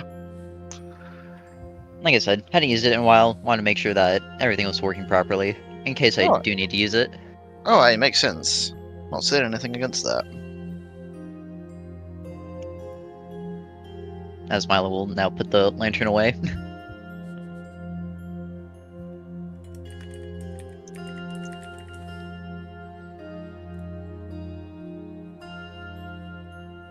As you all continue a little bit further, you see the lights somewhat appearing more and more often as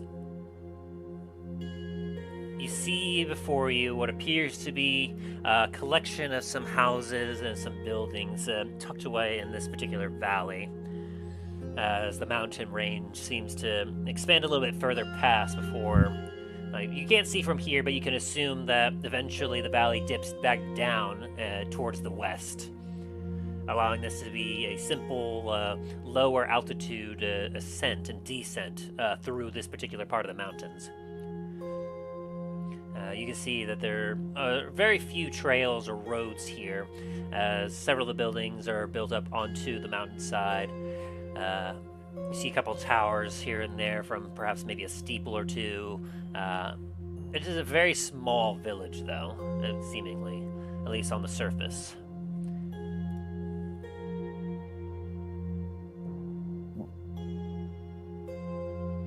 Small misty fog seems to kind of flit about on the ground around here, pouring downhill towards the area below.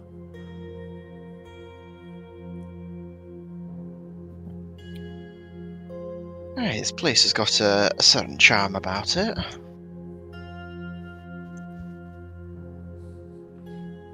A few people you do see appear to be wearing like cloaks that they have over their head as they kind of move quietly and quickly around buildings and through streets until they get to where out of sight, essentially.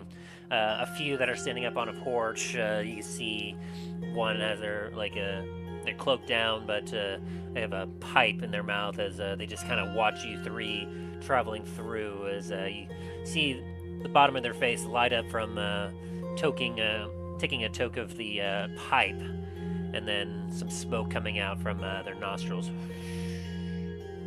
And they just watch you pass by. No one seems to talk to you as the few people that are kind of moseying about, some of them see you and they kind of take a wide berth as it's not, you don't need an insight check. People will seem to be actively avoiding you as you feel eyes from all around staring at you.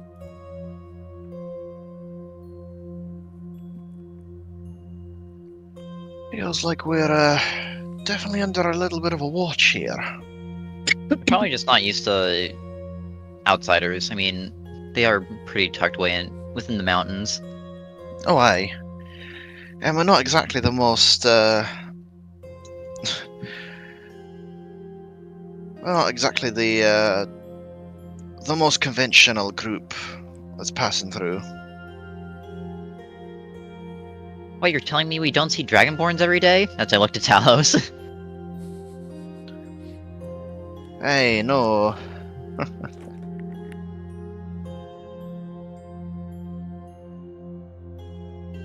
Can Milo walk up to the guy smoking the pipe? Certainly can. I'm just gonna kind of go over and ask, where the nearest tavern is.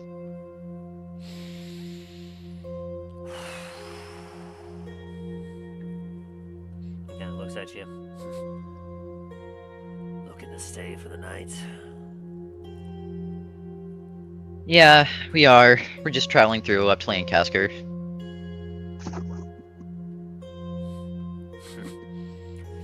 Kind of grumps about that a little bit, and then kind of takes the pipe out and spits a little tobacco to the side. Just up the road a bit there, near the old cathedral. They'll usually take strays in.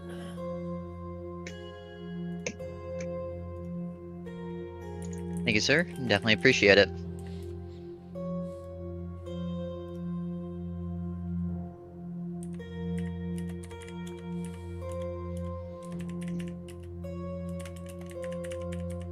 Give me a quick perception check, though.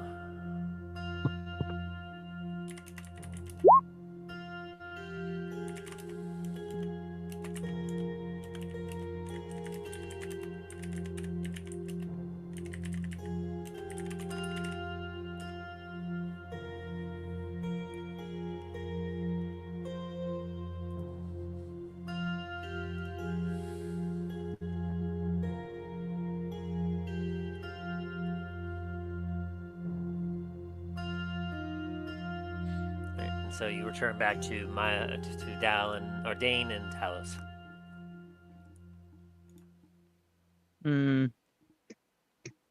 Kind of wait there for a second.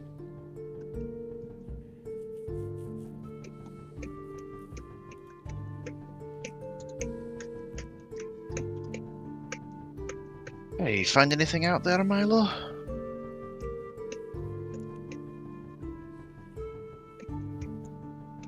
Yeah, said to go to the cathedral.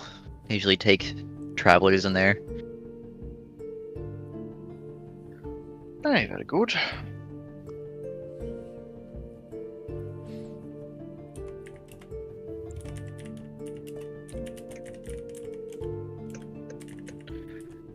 Yeah, at least we'll have a place to stay for the night.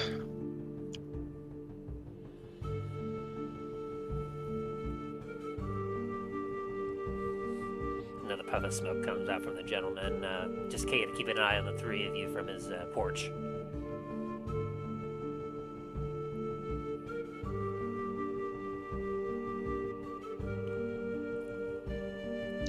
I'll just look over at him and give him a nod.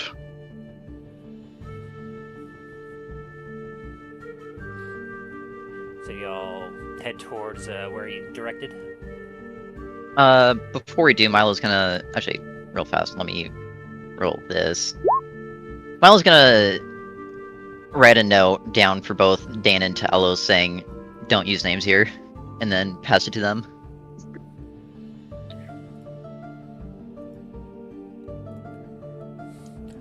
Dane and Talos, roll me a perception check real quick. I'm gonna make it very obvious for them to realize I'm trying to pass them a note, but to everyone else that's watching us, have it be very difficult to see. Gotcha. Well, as Milo just kind of comes in between the two of you and kind of slaps your hands, like giving you kind of like low fives, he goes, "Oh, come on, let's go." You both feel papers in your hand afterwards. And it says what Milo indicated.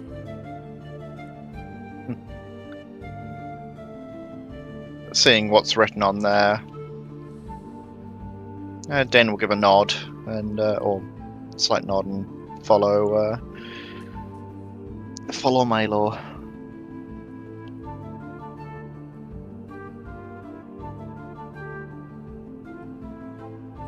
As you continue through the village, eventually you kind of come into a bit of a wider part of where there's a little more room to walk.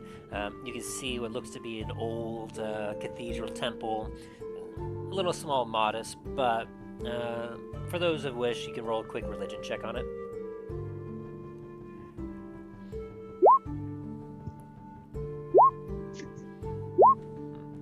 Dane and Talos, you're not really familiar with this particular temple or who it might be dedicated to, but Milo, you recognize that this appears to be a particular temple to Selune. Interesting. Which you know Selune to be a goddess of the moon, essentially. Let me see if there's any other details about her that I can think of. Yeah, she's specifically the goddess of the moon. As you can see, a pair of eyes surrounded by 7 stars near, just above where the door of the cathedral is. And next to this temple, you see a small building with what appears to be a hanging sign out the front, hanging off of one hinge. It has a crescent moon on it, and it is called the Silent Moon. Telos is gonna is it okay if I roll a perception check? I'll just see how on the temple itself to see the note, see if I can tell how well it's been kept. Yeah, I would say you could roll perception, or that'd probably be if it was Dane, he could roll a history with advantage with the stonework. But for you, I'll say it's just a perception. 9.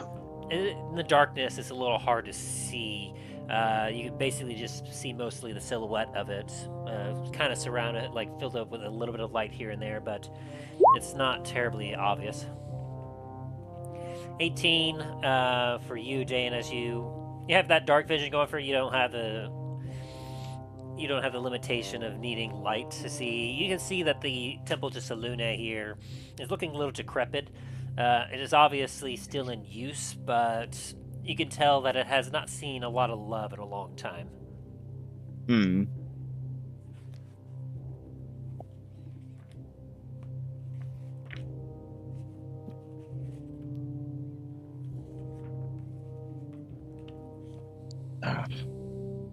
Looks like it's been quite a while since this place was used.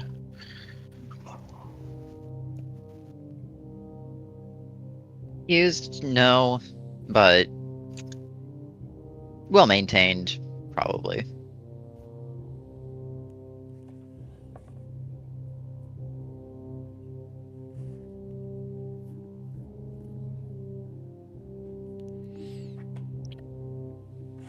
So what are you all doing? I'm gonna start head up to the tavern. See if there's a place where I can tie Bill off. That's like an area where you can tie off horses and stuff. Yeah, outside there is. You don't really see any stables here, but you do see what looks to be almost like a decrepit hitching post.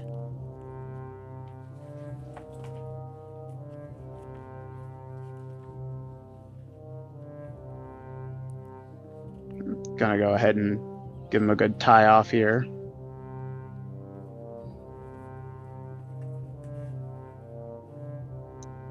Give him a good pat, like gentle pat. And...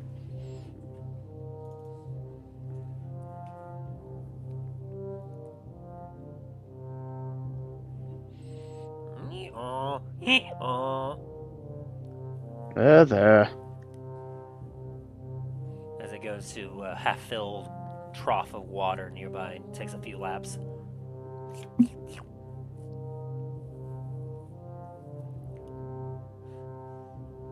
And you all head into the Silent Moon. Yeah. As you go in, the building is made out of wood. The floor creaks as you open the double swinging doors that they're saloon style. Inside, you can see a few tables that are filled with a couple people, usually near the edges or corners. There's a few in the center that don't really have like any occupants, and the few that are here are kind of on their own, as some of them are hugging a mug or drinking. You see a single individual at the very end of the bar, over where obviously where the drinks are served. The individual is currently cleaning a mug out of with a rag, and kind of looks up and as you all come in, it's very hard to like not make noise as with how creaky the floor is.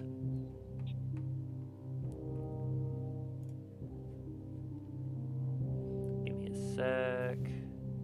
Check my notes here.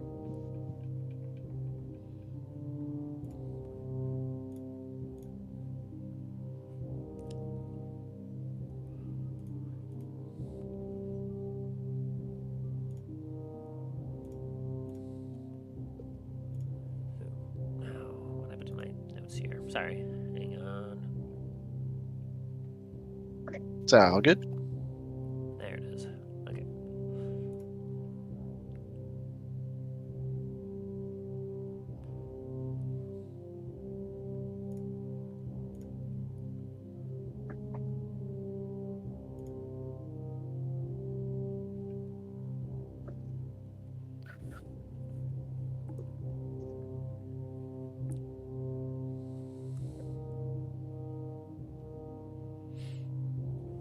You see what appears to be a dwarf cleaning a mug at the counter. He's got some long, straight, blonde hair with brown eyes, with some kind of pockmarked white skin, standing about 4'11", with a round face and a gigantic beard. As he kind of looks at you, and He goes, "Your new faces. What can I do for you?" 3 rooms, please. 3 rooms, eh? I'll go that there. He kind of looks at the 3 of you. 5 gold per.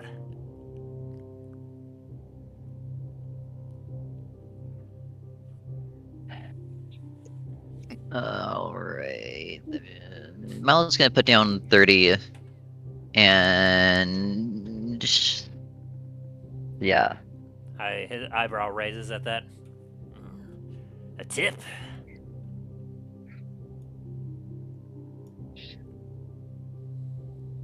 Yeah, looks like this place could use a little bit more funding. I squint at you. Now see here, as he puts a big, beefy arm on the counter. I ain't one to be taking charity, laddie.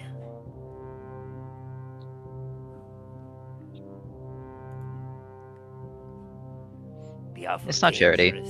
Awful dangerous swinging your wealth around like that. It's not charity. I'll be down here in a moment. I squint and he kind of nods a bit. First 3 rooms up on the left.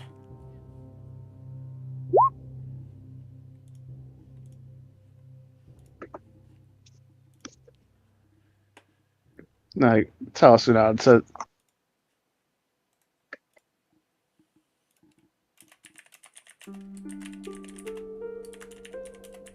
starts heading up that way.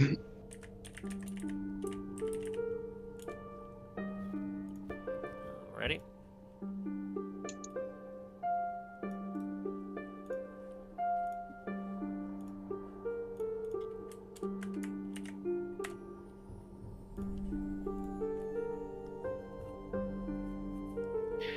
Den's gonna also head up as well.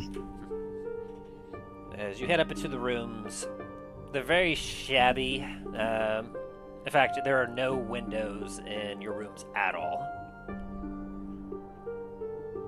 And so as you enter, the beds there, they have a frame. The beds themselves, as you kind of put your hand on it, it feels to be made out of straw. As you kind of like, it should be enough to sleep, but you feel 5 gold pieces a night for this is highway robbery.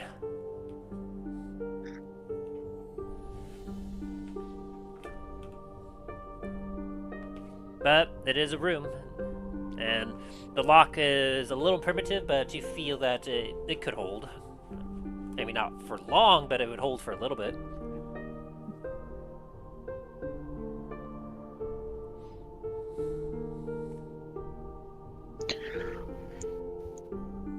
I mean, if anyone tries to break into us, I think they've got a rude awakening coming. Talos is gonna kind of make sure just set his stuff down, kind of try to relax at the same time, and they have a little bit of a guard slightly up.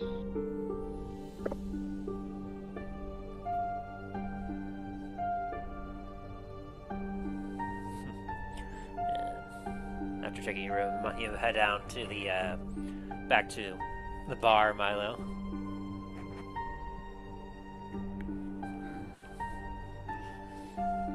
Will you have a drink, laddie? Yeah, I'll take a nail. As he takes a wooden mug and fills it up and slides it your way. Let me double check something here.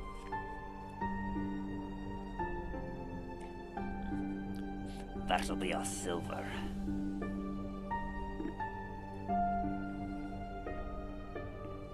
Alright. So you place a silver down on the table.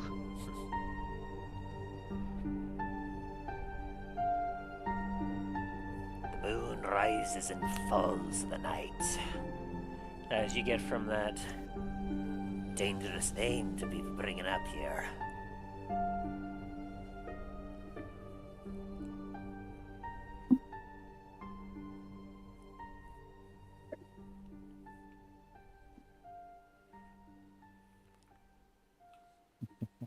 Well, I'm sent here on business from the Baron, so I do need to talk to him.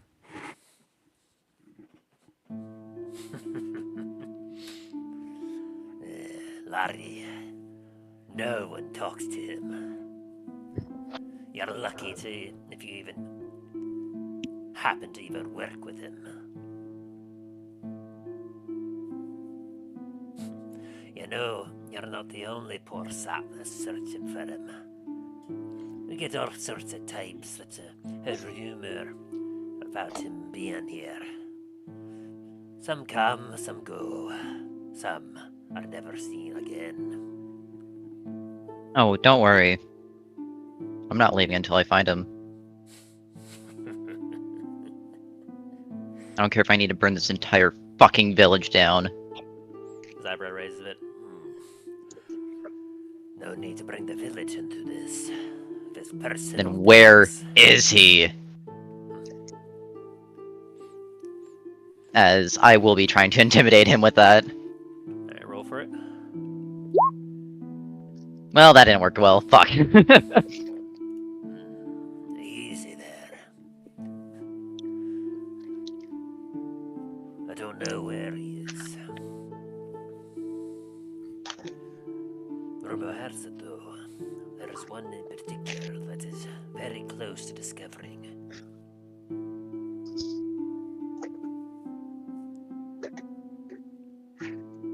Where is he?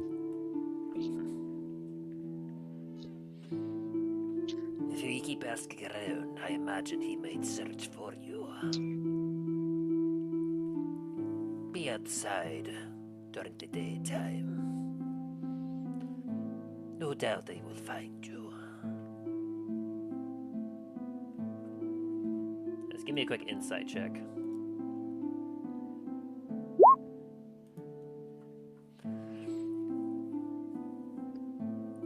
He looks at you with a bit of a curious eye, almost as if he sees something about you, but he's not sure exactly what.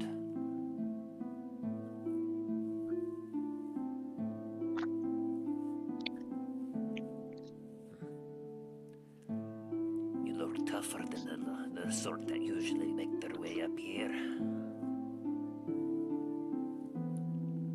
Been around the block once or twice. Many alleys and dark places in Shadowvale. I'm sure I'm not the one that needs to remind you that you may need to watch your back. I didn't really catch all that. Sorry, Tim. Basically saying that there's a lot of dark alleys and corners around Shadowvale. He's probably doesn't need to be one to tell you to watch your back there. Don't worry, I can handle myself.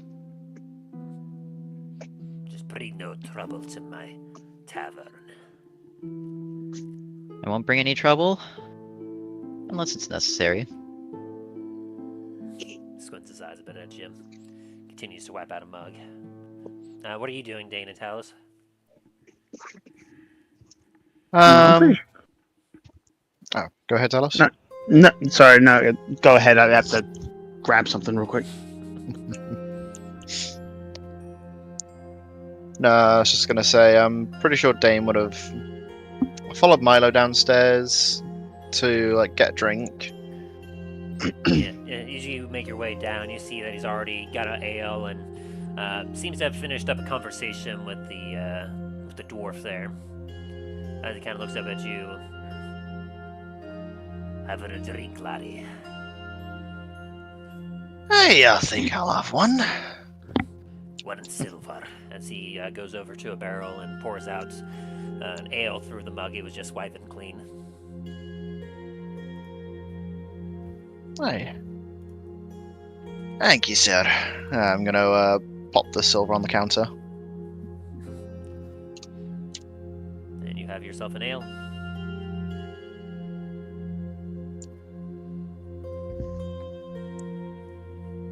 I'm just hang out and sip the ale for a bit.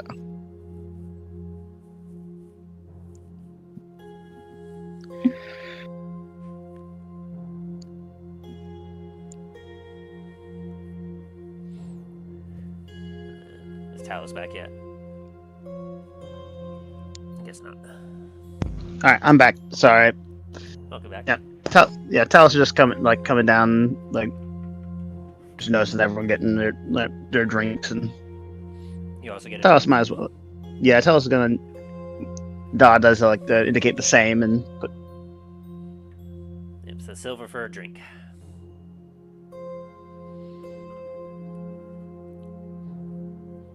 And as the night kind of goes on, a few of the individuals head up to their own rooms in the tavern. A few leave and head off to outside into the village.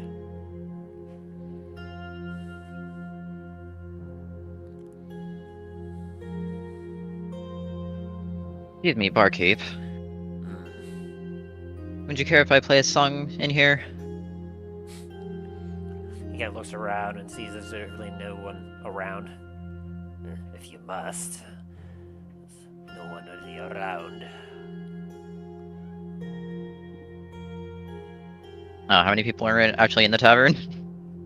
As you take a look around, you can see one passed out in the corner and another that is currently nursing a mug themselves.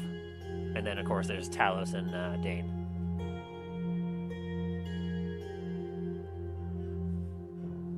You know what, why not? Get back into the habit of it. Alright, go ahead and roll performance. Very nice. And what kind of song are you playing?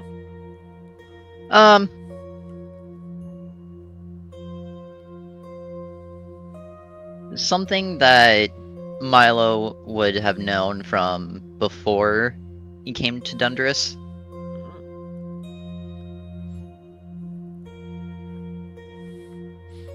Would be more of a somber, lighthearted, like what kind of feeling would have been?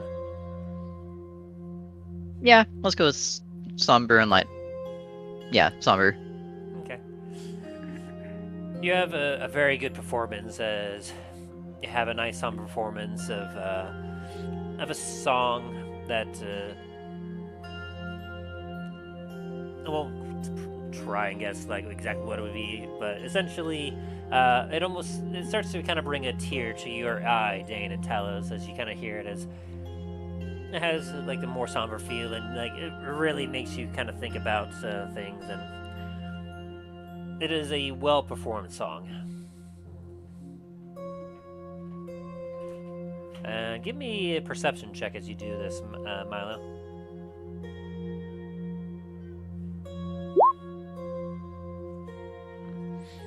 As you were finishing up the song, you don't really get an applause, and you weren't expecting to, but you do notice a shadow pass by the doors, the swinging doors outside the Silent Moon.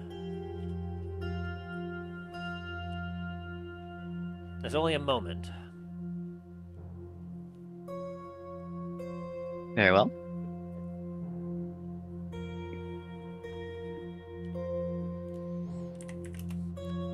Anything else you all are doing?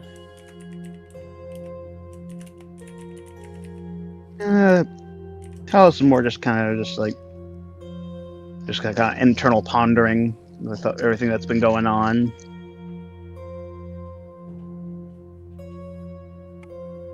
Like brooding. Dane's going to enjoy the sights, the sounds, the company, and get another ale as well. That'd be another silver. Eventually gets late enough that the dwarf kind of looks at you all, goes, All right, it's late enough as it is. Closing up the bar. You can stay here if you want, just don't pass out on the floor. as he kind of goes over to the corner to the passed out one and kicks his chair from behind him and causing him to collapse. BAM! Get out of here, you're drunk. I'll see you tomorrow night. As the gentleman kind of slowly gets up shaky, he goes, and then as he moses his way out the door, just kind of wobbling. One sec.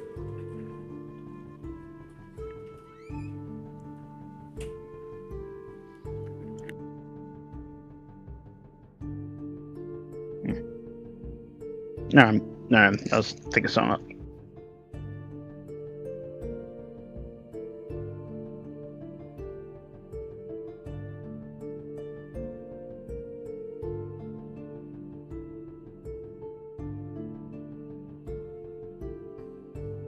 So, do y'all head back to your rooms for the night?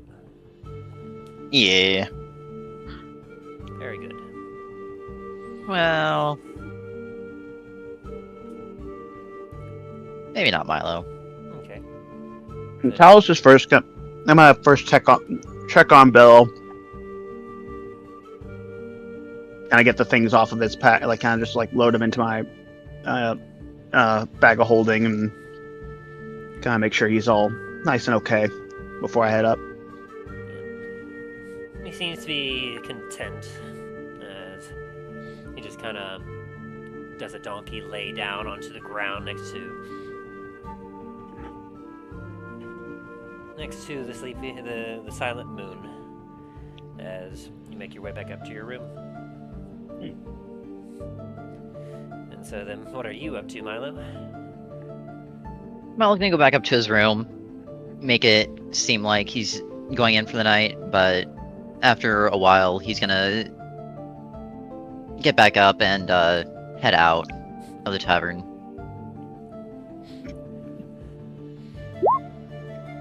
And would a 23 allow me to get out without Dane or Talos knowing? Dan and Talos, roll me perception checks. Yeah.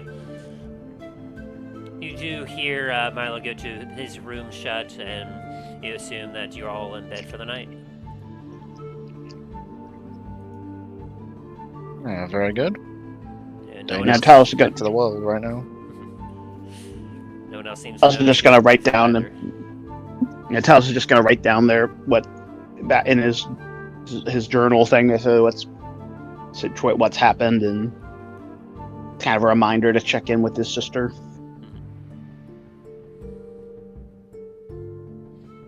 A quick prayer to Bahamut for Dallen to have protection on his journey.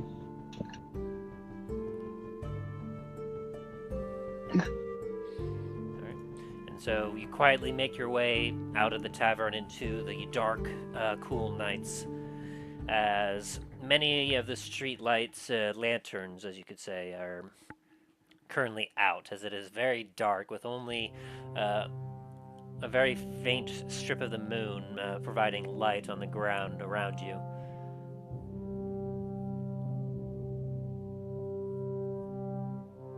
The high mountain valley that surrounds the village around you, making it feel and seem darker than normal.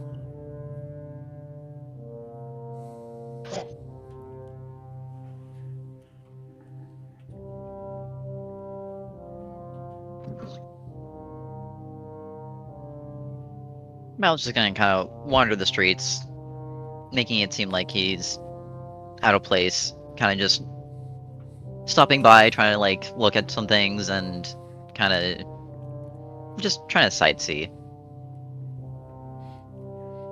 As you go about looking around, you very clearly, sorry, dog knocked over my books. You see very clearly that the village is certainly not in good repair. A lot of it, the buildings seem quite old.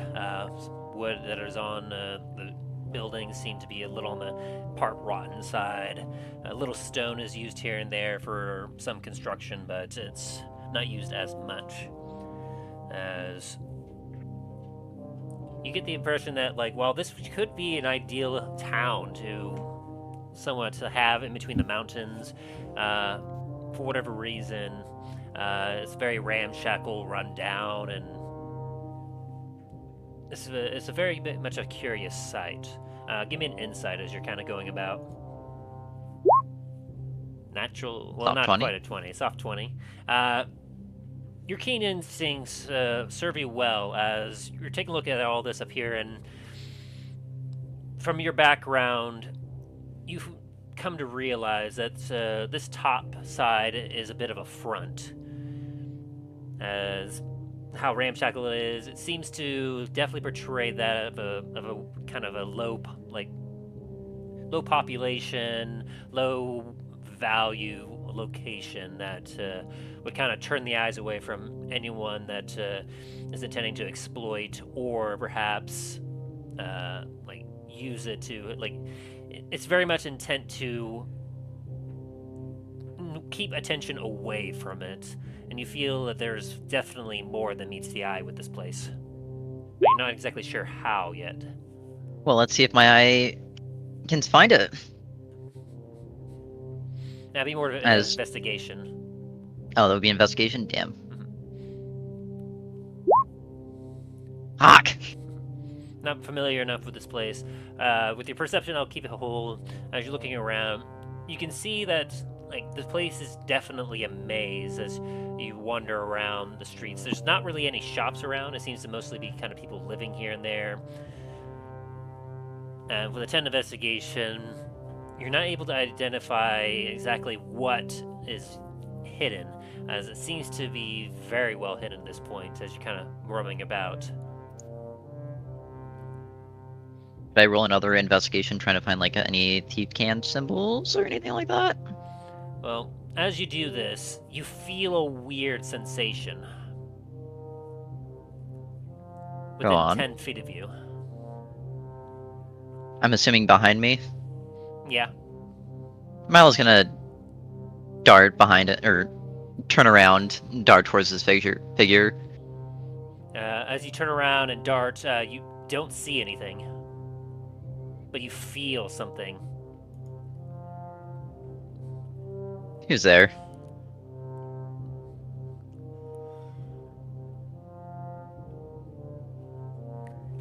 As you kind of say that, like, the air is very cold. As it almost seems you can feel tension in the air.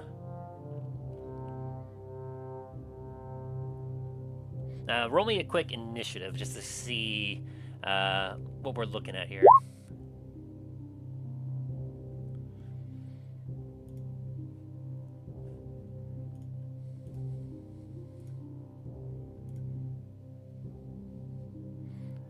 Alrighty.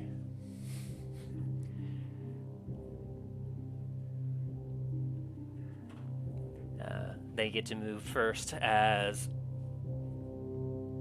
with quick lightning speed, you feel this invisible figure move in, and before you're able to react, it will make an attack at you.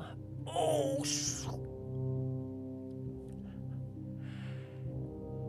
oh boy. That's a nat 20. Okay, so let me get all this rolled up together here real quick and describe exactly what happens. Oh boy. Okay, so that will be... Oh boy. Here, I'll go ahead and make this visible as well. It'll be... No, I'll need the...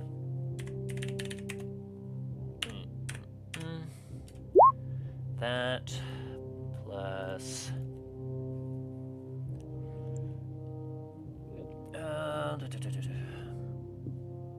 I just have that that meme of like the something just happened. And then...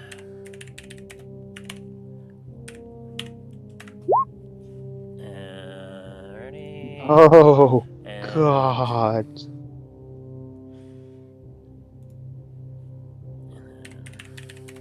Oh, Milo. That, and...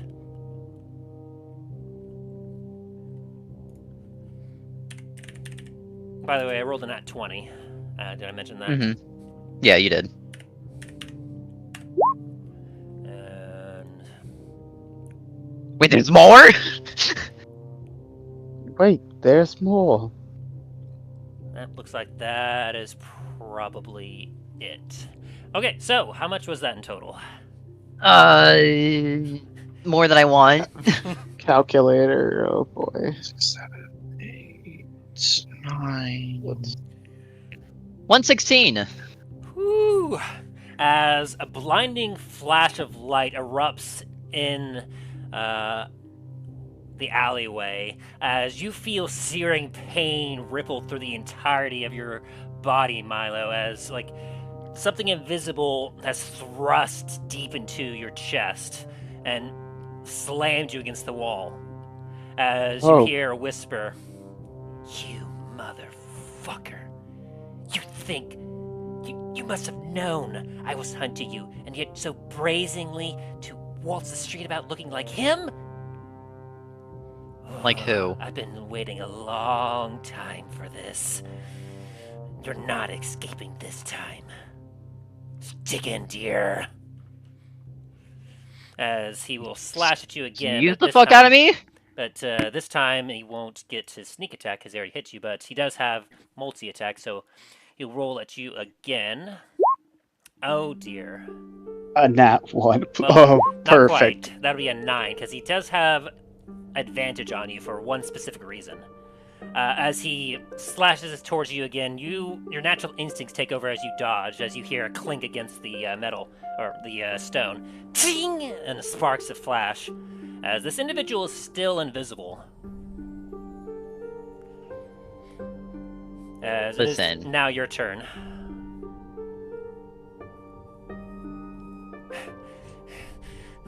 I'm not Sturgendeer. Trust me. Roll persuasion with disadvantage. 18 Ooh. other way. Very nice.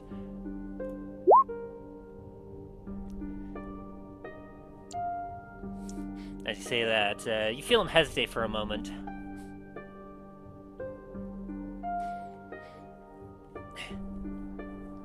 That's exactly what he would say. I know your tricks. I've been hunting you down for years. If you try No. to escape, it won't matter. You won't escape me. You're right, I won't. Nor will I try to. Because I'm not him. He was the motherfucker that took everything from me. He was the one that murdered my family. He took everything from me. Persuasion with advantage. 26. You hear a breath catch as silence. You're bleeding out quite a bit, and you feel a little funny. But as you stare towards this invisible voice, you watch as suddenly, appearing out of nowhere, the invisibility drops, and you see a cloaked figure with a rapier in hand. The rapier pointed downward towards the ground. Listen. We both want him. Who are you?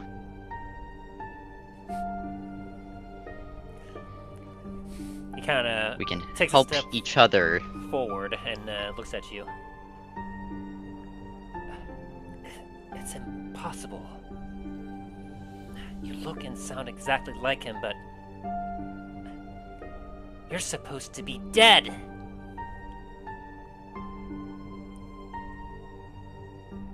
What am I saying? As he kind of turns around. Of course it's impossible. This is clearly some sort of Foscobble, illusion. aren't you? As he kind of stops and stiffens a bit.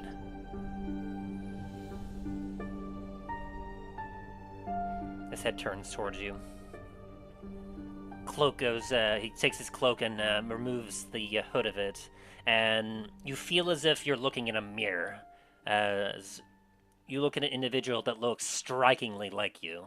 Though, you yourself get taken aback a little bit, as the eyes that you see from underneath the mop of hair on his head are the eyes of her. The ears are rounded just like hers were. And you almost take a step back as you see the image of Garrett Toscobble, before you. You hadn't seen them since they were very little, as he stares at you.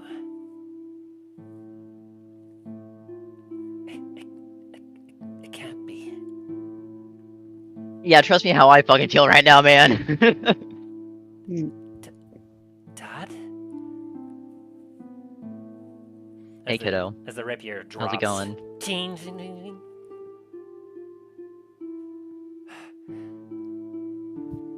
Oh, shit. God damn it! As he just kind of kicks his rapier to the side. Puts his hand to his head. We need to unpack this, but later. You need help. As he points at the massive chest wound in your sternum. Look. Milo's gonna wipe away the tears from his eyes, whether that's from the pain or this touching moment right now. He's not sure, but he hurts. Yeah. God damn it! I've been hunting this bastard for 40 years. I thought I had him with. You're supposed to be dead, and then I thought he was waltzing around looking like you. The poison in you is going to kill you very soon. It was meant to be uncurable unless. Unless what? Since I'd rather not die tonight, son. Come on, I know. And I don't think you want to murder your own dad, but at the same time, I understand if you do. I have a guy. Come on, he's the only one that can help. All right. As he helps lead you through the mazes, as like your head is just swimming with just seeing this individual here. As after a few steps you start to feel your head pounding and your blood starting to boil a little bit, as like you feel the effect of whatever poison has entered your body taking effect. I ask, what the fuck did you put in me? God damn.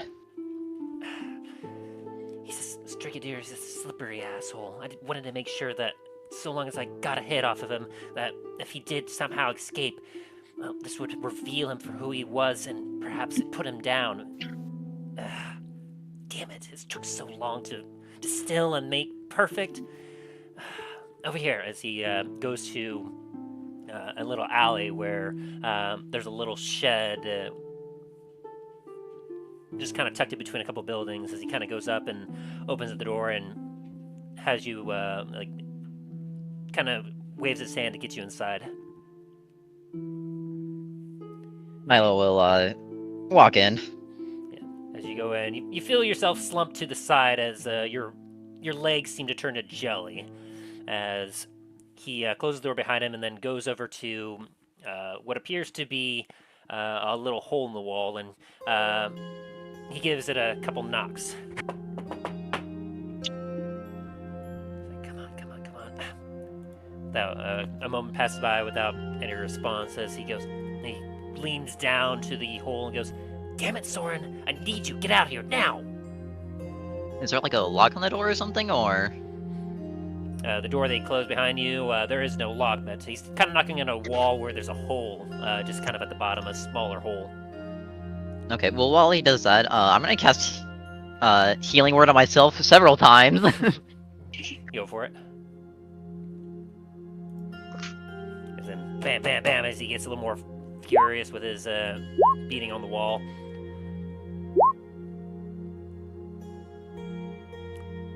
Soren, come on! I know you can hear me! Get out here!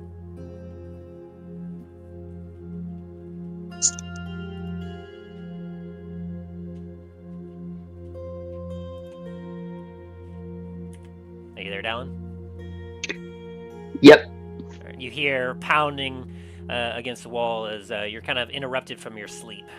And you hear, Soren, get out here! Soren would have like little openings in the door that he would make, or that he would have made into the door if this is a place that he stays. He would you start hearing a bunch of latching, but it's a little bit of a stop. Then he opens one of the little openings in the door to try to look, and it's like around the very bottom corner, just staring like Fucking open this door right now, and we'll answer all your goddamn questions afterwards. Oh, he's also saying this in halfling. The voice sounds oddly familiar, like you know Garrett, Toscobble. You two have been working together for some time, and you heard his voice initially, but then you heard another voice that sounded a lot like his, but a little more gruffer, a little different, and it kind of makes you stop for a moment and be like, what? As you look through the people, you do see unhooded Garrett standing there, just kind of looking like heavy sweat coming off his brow as he looks a little frantic. Alright, I'll open it. As you start hearing a whole bunch of frantic, like unlatching of a whole bunch of locks. There's like 20 or 30 different locks, and then you start seeing like a loud twisting as the door starts opening. This door is about 3 foot tall, so it's a very short door, but Oh my god, Milo actually has to duck underneath the door for once? as you see this Oh, what happened to you? Oh my god! Let's get him I like how the first thing that you ask is what happened to me when you're not more concerned about the fucking resemblance between the two of us? Oh, he's very passionate about healing people. Well, good, because I fucking need that right now. Come on, Soren, let's get him inside and let's get him on your work table. I'll explain everything in a moment. Alright. As Soren grabs you, starts yanking you over to the door, over to like his little workbench. Garrett will help as well, as he has to duck underneath the door to get in. Essentially, what you see, Milo, describe what you look like, essentially, Soren. Hold on, I need to change my name. I mean, this is a fucking gerbil last thing.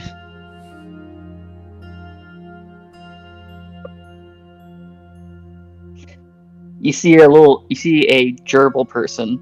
He seems to have a small amount of like halfling features to him, but he mostly looks very gerbil to you, very rodent-like.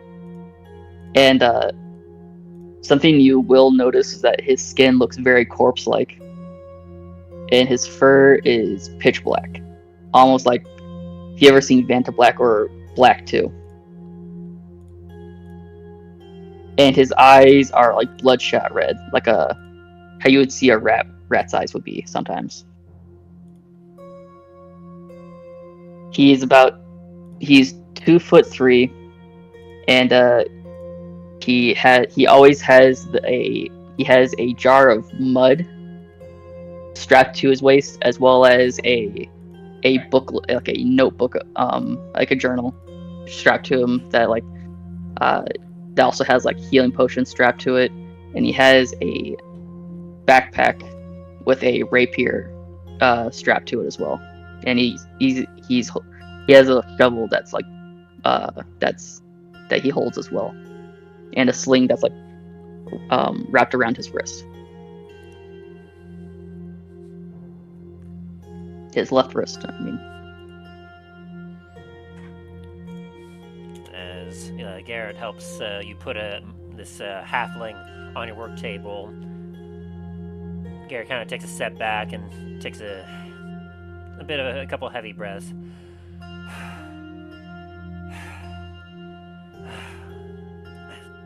Damn it, Soren!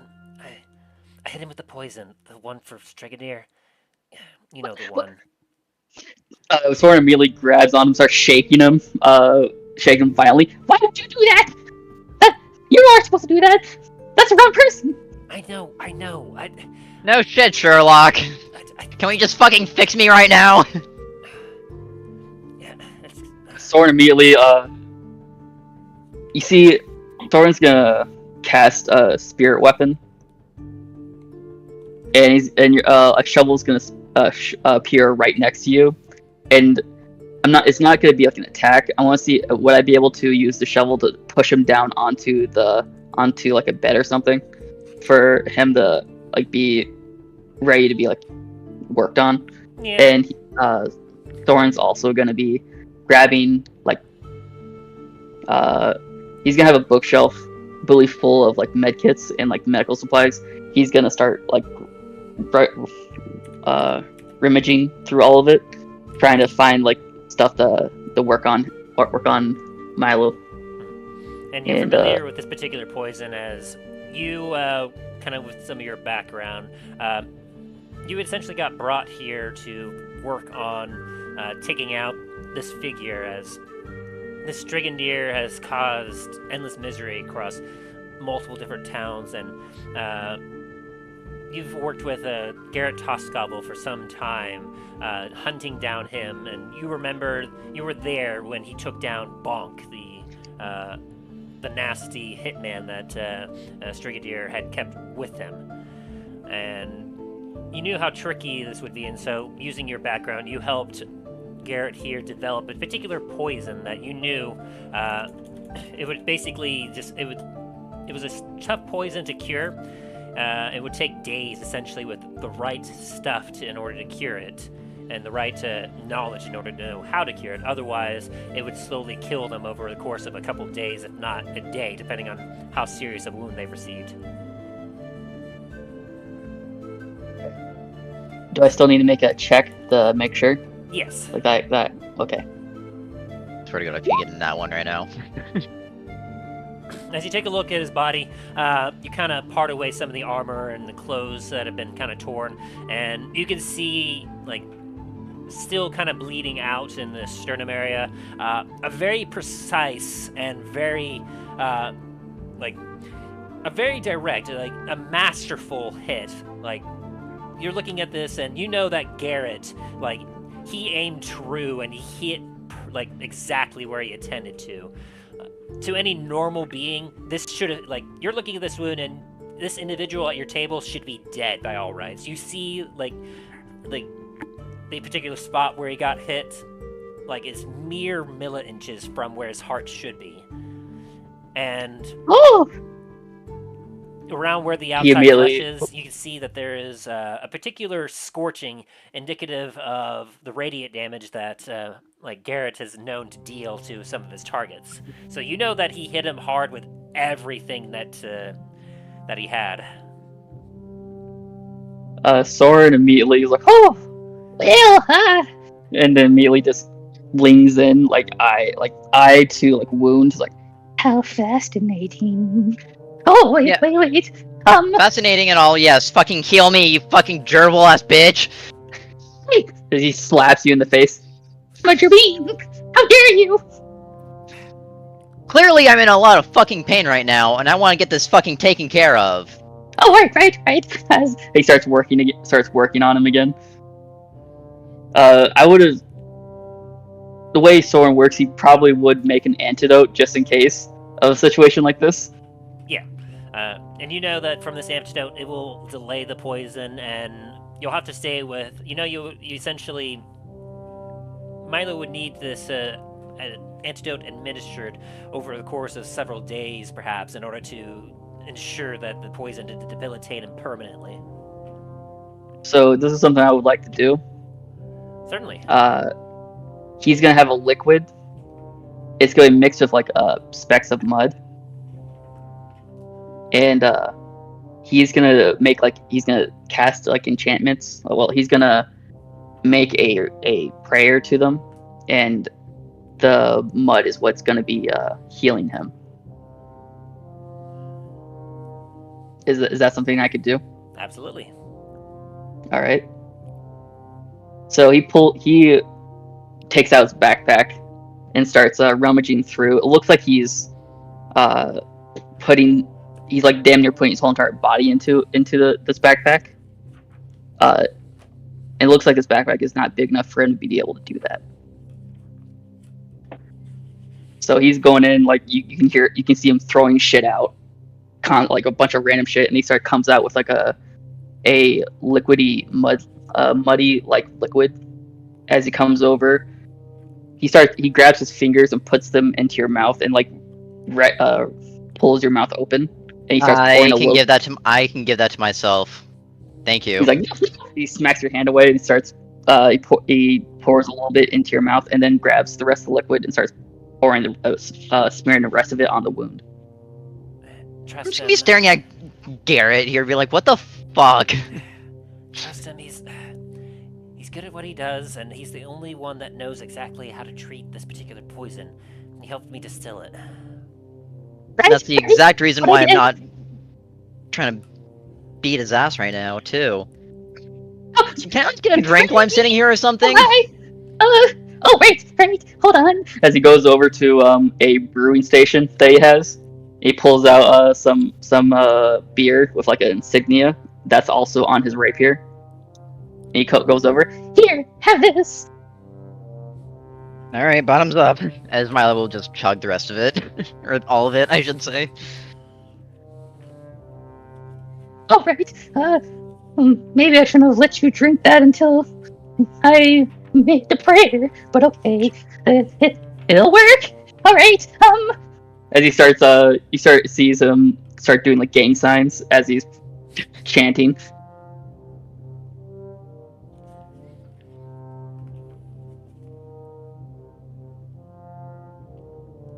All right. Do I need to make any rolls for him praying? Let's see. I'll say that you're doing kind of a ritual casting of. Let's say. Yeah, this will be a ritual casting of heal, that a very special case. Go ahead and roll me. Oh, actually, you don't need to make any rolls. As you go through this, you watch as the skin begins to mend and the blood stops bleeding. As Milo, you're instantly healed 70 hit points from the actions and the course of healing that he's taking here, making him feel significantly better.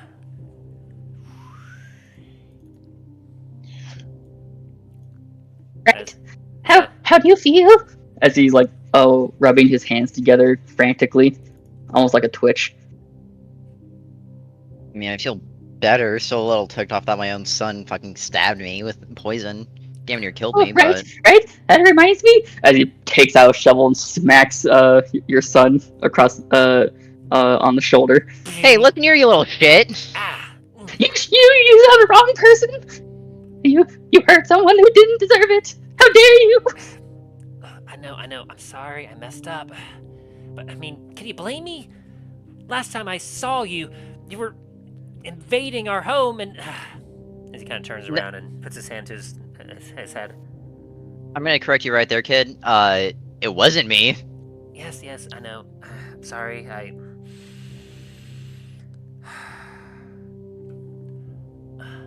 You do realize how fucking long it took me to fucking grieve over the loss of my 2 kids and my wife.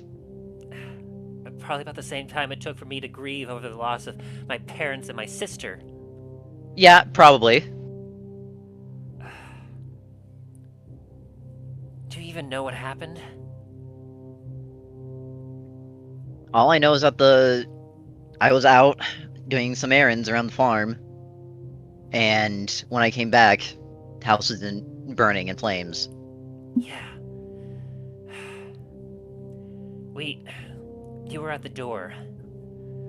I was inside helping Ma with getting some food cooked up for you, and she thought it was odd that you had a couple strangers with you. You had that bonk, another halfling, and it was very odd, but obviously it was you, so we thought that maybe that you brought some friends from the town over, and maybe they came to see you, so like we initially let them in, but then Ma noticed something strange about him. Said that she was all like, "Why, Reed, dear, what happened to you? You don't look the same as when you left earlier." And then I saw her grabbing a skillet nearby. That's when shit hit the fan.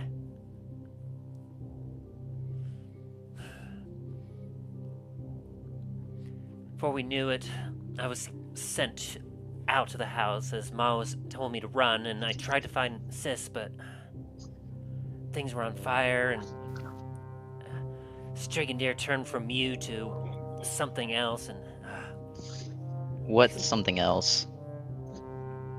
Another form, I don't know. Everything was burning and there was smoke in my eyes. I ran out and I was hoping to see Ma and Sis make it out there as well, but I only saw him and Bonk go out. As they then wrote something on a note and then dropped it at the front of the house, and he kind of wipes away a tear on the side of his eye and looks away. I assumed that if he was made himself look like you, that he must have seen and killed you, and when I didn't see you come home for another hour or two, I assumed the worst, and so I ran.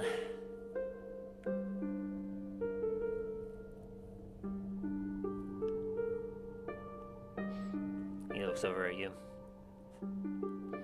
I've been training myself and hunting him and Bonk down ever since. It's because of Soren that I managed to actually get to Bonk. Oh, you killed Bonk? Yeah. Yes, nasty business that was. Oh my. Ooh. I mean, as a fucking bugbear fucking paladin, yeah. It wasn't Not easy. I bet. But we managed to draw him to a particularly isolated location, and similar to how I attacked you, I was able to make myself invisible, and, well, let's just say that my passion for avenging my whole family has granted me some unique powers, as I vowed vengeance upon the two that destroyed my life. You didn't sell your soul to like a demon or something, did you? No, as he kind of waves his hand at you. Alright, at least I raised you enough to not do that. I might be foolhardy at times, but I'm not an idiot.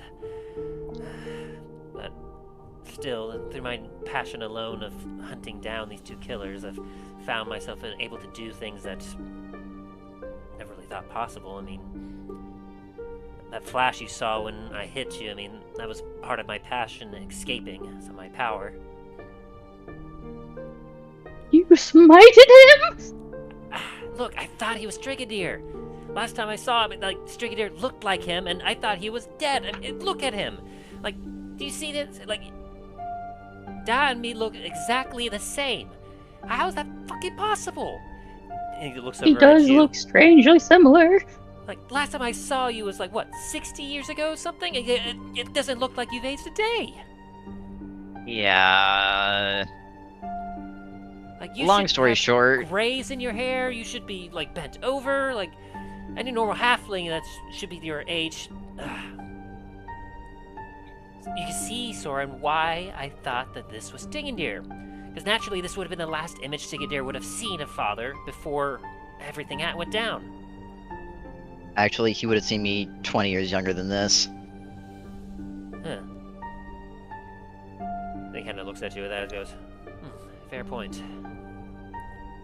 Well, I never told you why or how they knew us. I try to keep that away from you and your sister, since I thought that part of my life was behind me. But fortunately not. I unfortunately got myself locked in prison, where I found both Strigandir and Bonk. They said they could get me out, so I agreed. And worked with them for way too long. And I met your mother.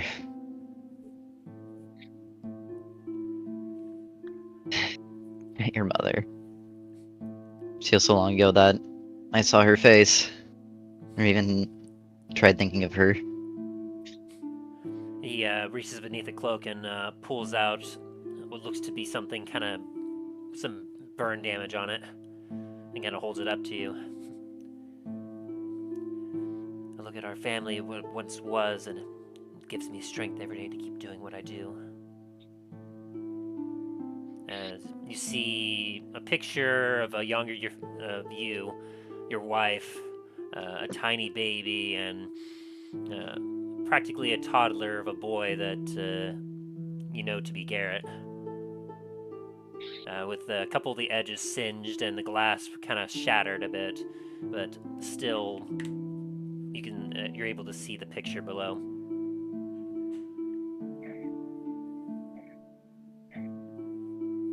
Or the painting, I should say. Garrett, I'm sorry.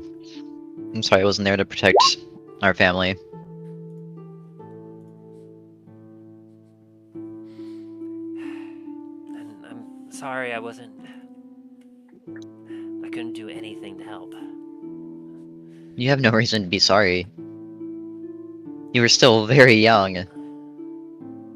And you didn't know the dangers that, unfortunately, neither did I, that would show up at our doorstep. You should have seen her. Before she told me to run out, she managed to get a couple good smacks on the three of them. But then, as the fire was getting out of control, as one of them had knocked over the candle, she got trapped, and she managed to grab the little halfling that had come with them, and well, she took him out with her.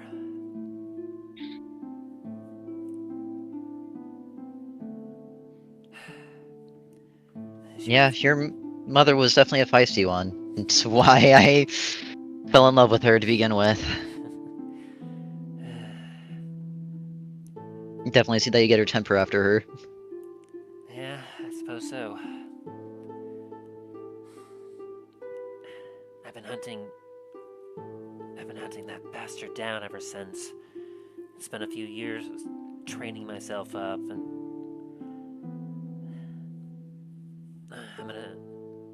I'm a bit of a assassin, you know. That would explain a lot, actually. Well, I had to get food and make some kind of living every once in a while I hunted down that bastard. And, well, after taking out Bonk and getting that part of my vengeance completed, well, Strigadeer proved to be a lot slippier than I thought. I guess losing Bonk made him a lot more careful and cautious. Yeah, Bonk was definitely a crutch for him. Never did anything without him. He kind of sits down in a chair and leans back a bit.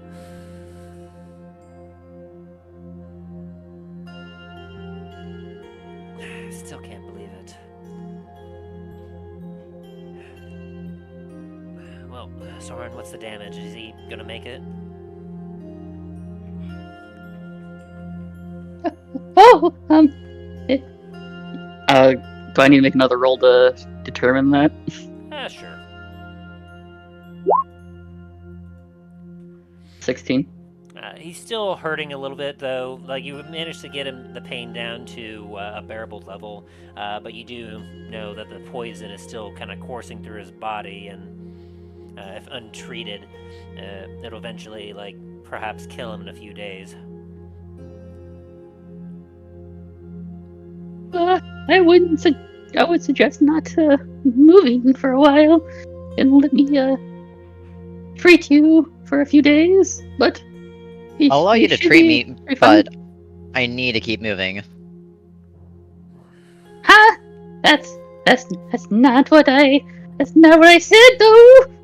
As you see, he starts panicking.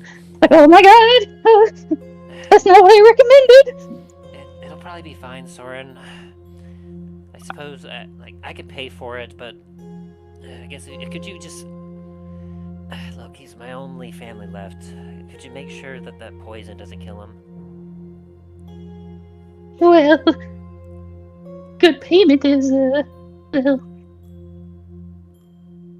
I'd like a gold piece for it. He takes one out of his pocket and flicks it to you. Ding! Oh, well, very nice. You see, like, he bites it like 30 different times, just like a jittery type of bite. Like you see, like, rodents bite things sometimes. Oh, it's real, very nice. As you see, he flicks it up into the air, and it and as he opens his backpack, and it falls into his backpack. Okay. He's staring at Garrett after that. I'd be like, did I not raise you right? Look, he's a friend. All right.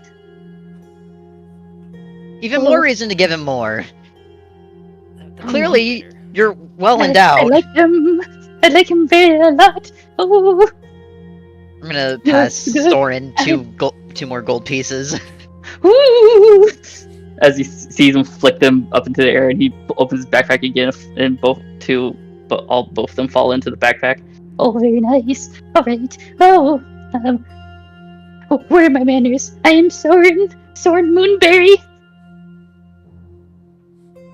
Soren, it's a pleasure to meet you.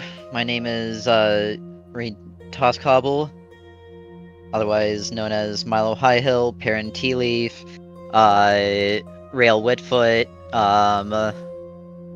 Sorry, give me a moment. I have too many. It's hard to remember all these. Where else? What else? Where is it? I know it's here somewhere.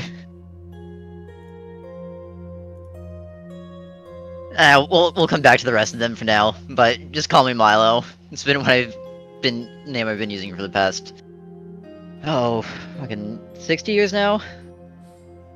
See Soren immediately get into your personal space, like eye to eye. He's like, Highhill, Milo Highhill, as in the owner of the tavern chain. What are you going on about, Soren? Do apologize. I don't own any taverns. That would be a Rios Strongwood. Rios Strongwood? Isn't that one of the aliases you said? It wasn't, but yes, that is I. Oh shit! I'm sorry.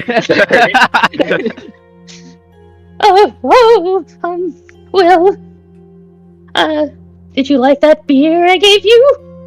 I'll be honest, I chugged it so fast, I was in so much pain, I don't remember what the fuck the taste of it was. Well, there's more where that came from. As he goes back over to his brewing station, you see like he pulls out a flask that he was making. This is fresh. All right. Pulls out a mug and pours some of it. Comes back. Try it. What do you think? Soren, you just got back from the brink of death. Is this really the time for this? This is important business. And you see him like pointed down onto like a desk as he's like smacking his finger onto it. Humor him, would you please, Me and you need to have a serious talk about your friends. As Milo will then pick up the ale and slowly sip it this time. What kind of taste is he getting there, Soren? It's a mixture of like of wheat, a lot of like a mixture of like fermented berries and wheat, a little bit of grain.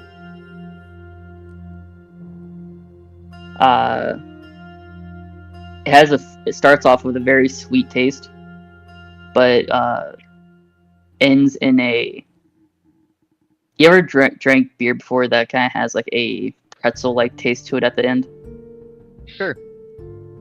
It starts off with a very like a pleasant sweet taste to it, but ends with like with that type of taste.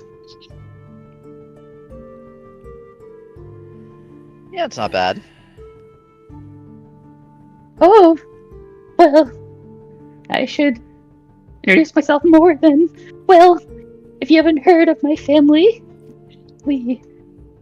I am a part of my family owns a brewing company, and we try to make partnerships with taverns and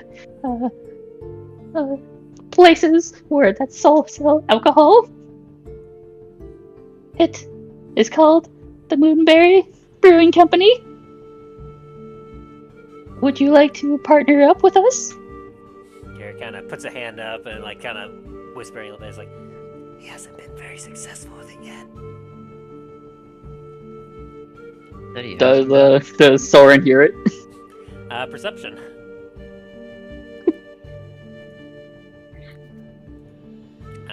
don't bother. He rolled a nat 20 on his stealth with that. So no, you did not hear him say that. Sorry, did he say he was successful or was not Was successful? not successful in hearing that. Okay. No. Oh. In his company. He has. He says he hasn't been very successful with his partnerships. Gotcha. Yes. Basically, it seems as if not many people have given him a chance.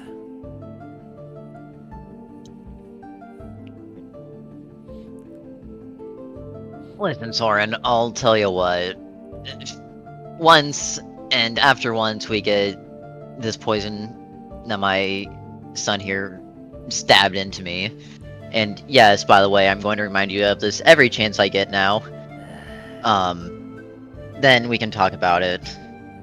Does that sound fair? My big brother would be so proud of me. Oh, okay. All right. I would suggest you sleep here tonight. I will stay up and take care of you. But you take rest. You rest. All right. All right, Garrett, I need you to do something for me. What do you need? I need you to go sneak into the tavern and go to the second bedroom. That's where I was staying for the night. My 2 other companions are there. Since you look plenty enough like me, they'll probably believe that you're me, and I need you to bring them over here in the morning. I It's- certainly do You're that. saying I have to meet more people? As you see him like violently start shaking. As he starts getting to a field position. Look, Soren, I thought I could handle this on my own, but clearly... Clearly, you stabbed the wrong motherfucker!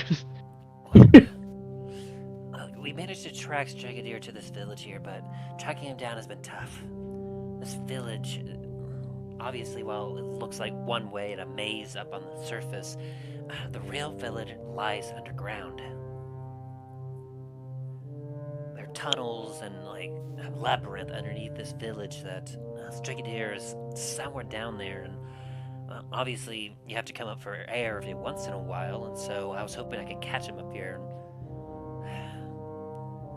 It's been tough. He's very good at hiding and trying to determine exactly what it looks like at any given time. It's like finding a needle in 10 haystacks. Tim, how big is the space, would you say? The village? No. This room that I'm in. I'd say it's probably about 10 to 15 square feet-ish. It's not terribly large, but for the size of Soren, it seems to be very cozy. Okay. Alright. But, yeah. How long is it gonna take to get this poison out of me, Soren? About, at most, like, probably 10 days. Yeah, sorry, I'm not sitting here waiting 10 days. I'm sure, Soren, you could probably tag along with him and just maybe administer the antidote to him, like, every day until it goes away. Oh, if Strigandir is here, I'm not leaving until I find that motherfucker. Does that mean I have to meet more people with it then I'm willing to? Well, Yeah, unfortunately, you're gonna have to meet more people. I have 2 companions tagging along with me. Are they scary looking? One's a dwarf, he's fine.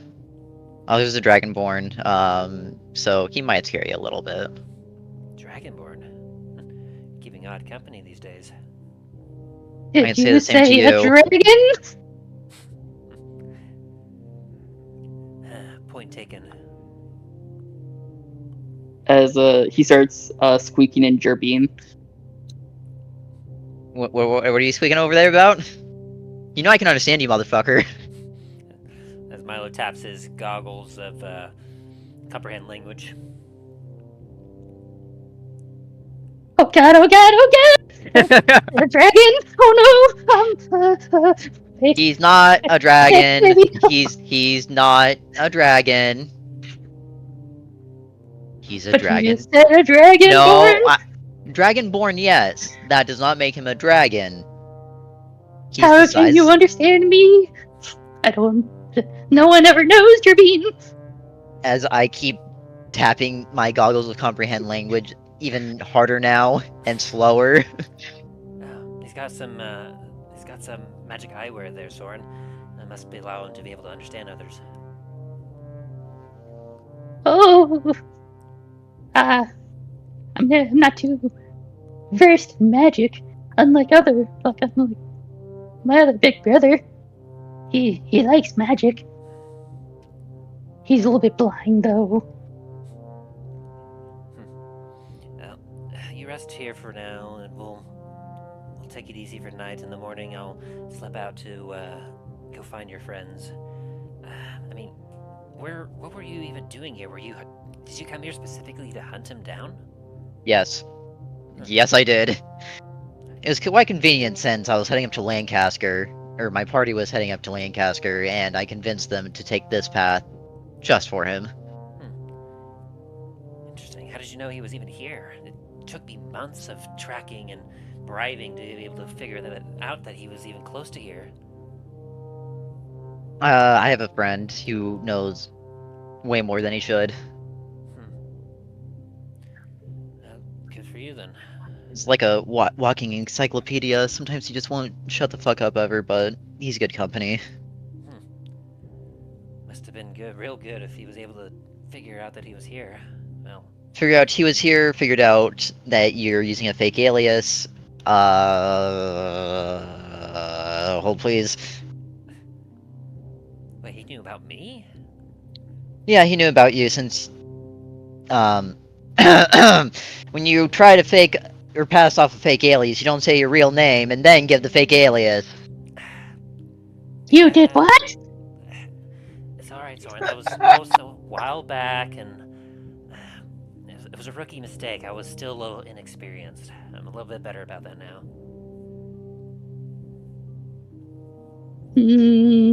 As he kind of slinks under the bed and just hides there for a bit. Don't worry, my friend only told me about it. I don't think he's told anyone else about it. He better not. I might have to pay him a visit when I'm done hanging with you. That's a threat of my friend. I can't let him breathe.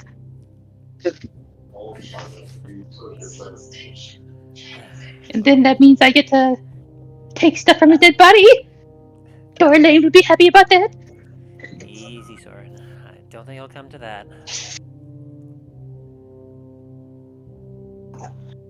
So if you don't heal me, are you just gonna loot my entire corpse or something, or like? Well, as they say... As T.R.A.I.N wills, yes, that's what I would do. Can you say I hang out with a strange company? Look, in my line of work, like, it's really hard to find reliable people that will heal you on a regular basis. Most people, when they hear assassin, they want nothing to do with you, and well, sometimes send the guards after you, and then you have to try. How do you think people feel when they hear the word phantom? Like a ghost? Yes, as Milo will then turn into a ghost. You start seeing Soren start taking out start taking out exorcist gear. It's like, You're undead? That's a slight against T.R.A.I.N. I must end you. So you are dead.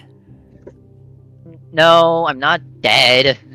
I just deal with so many fucking dead bodies that I'm damn near dead at this point. before Soren could stop, he splashes holy water on you, and like as he mid stops his chanting. Oh. My bad. Milo just kind of wipes his face. Thanks.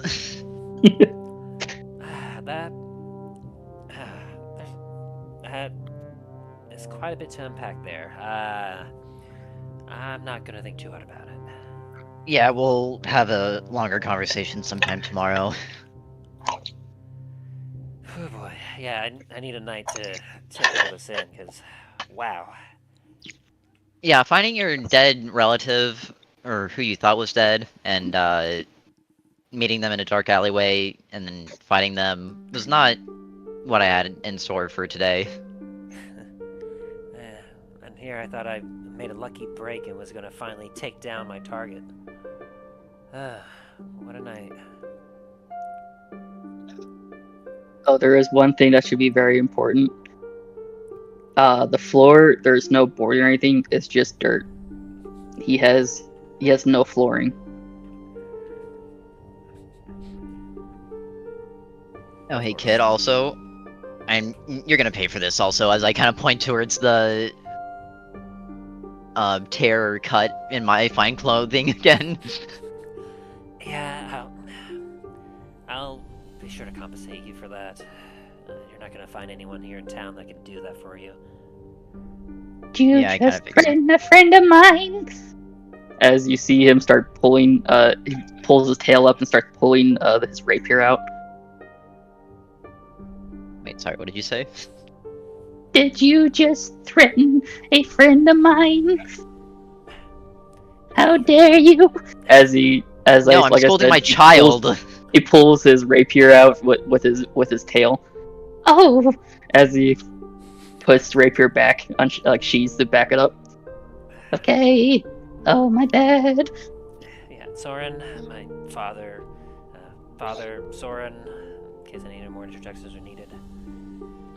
I need a drink. I have the perfect thing. As he goes over, pulls out his freshly made beer and pours him a mug. Here. Thanks, Soren, as he takes it and he downs it in one go, just. No, I'm not as good as Big Brother or any of my older siblings, but I try. Hey, I hope Garrett, it's how does that that's taste? enough.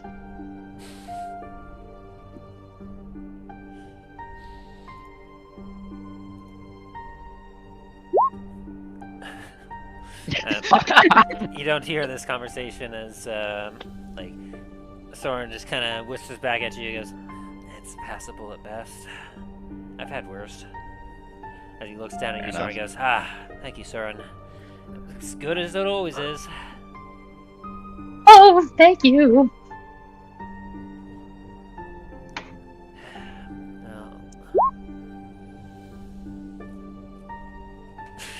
Are you inciting him? Yes. Let me see what is. He's very insecure. I'm also gonna help Garrett here with his deception check.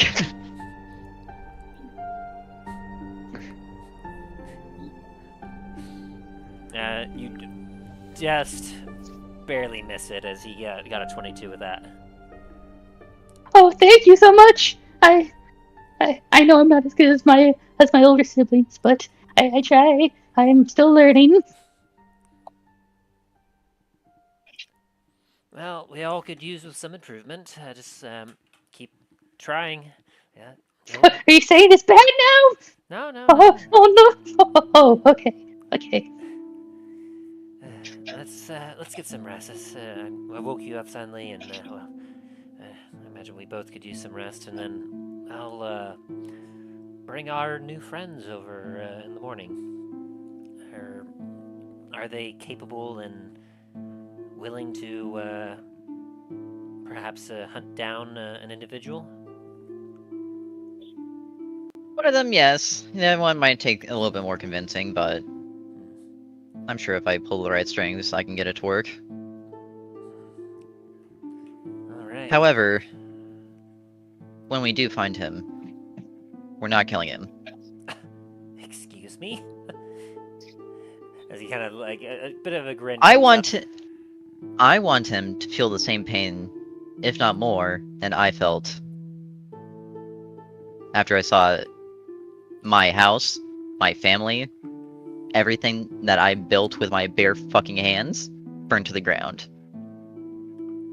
Oh, certainly. I mean, down for a little bit of torture, let him suffer a little bit, but that bastard's definitely going to die. Oh, he will eventually. When he's bleeding out on a chair.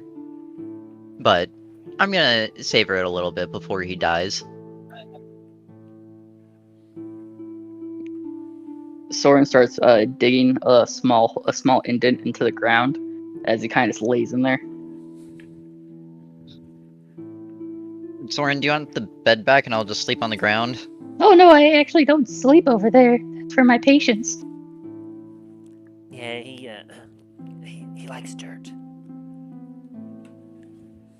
It's kind of his thing. I'm more concerned now about me sleeping in this bed that probably has had several dead bodies in it, but you know what? I mean, Oh, hey, don't worry. I sanitize it every hour. and hey, you can just turn ghost, right? You said that you deal with enough dead bodies, you're practically one of them, so be right at home, right? Just because I can turn into a ghost doesn't mean I'll enjoy that much being around dead bodies. You have disturbed dirt.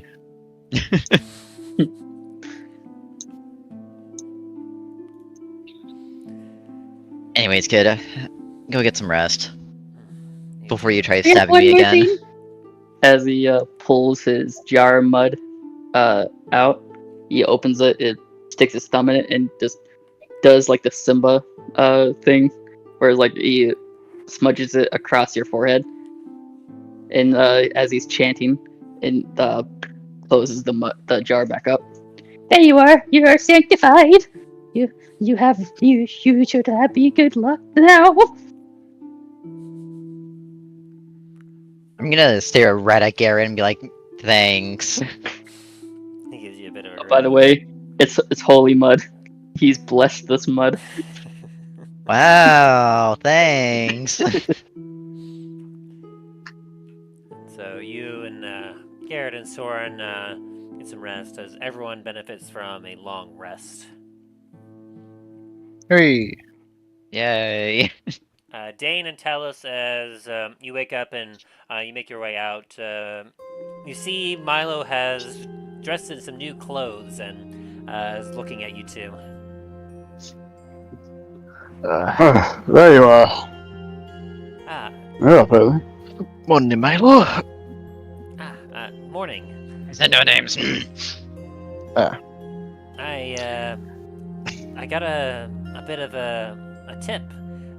If you two would like to follow me. Why? All right. So my apologies, I forgot. I mean, he wouldn't know any difference, as he'd be like, "Yes, I'm him." Yeah. Well, no, to be fair though, I did write on a note for both Dane and Talos before we entered the village, no names. Yeah, but if Dane forgot and he just let it slip out, I mean, that's how it is. Fair enough. Yeah, it's just a little romp through the town, and we'll get there. As he starts Hey. to make his way out. Hey, you got a lead on something? Yeah, there's a really bad person here that could use some good old-fashioned justice, and well, I was thinking that maybe we could do something nice for the town and help out. Papa's gonna abruptly kind of stop for a second, kind of just like,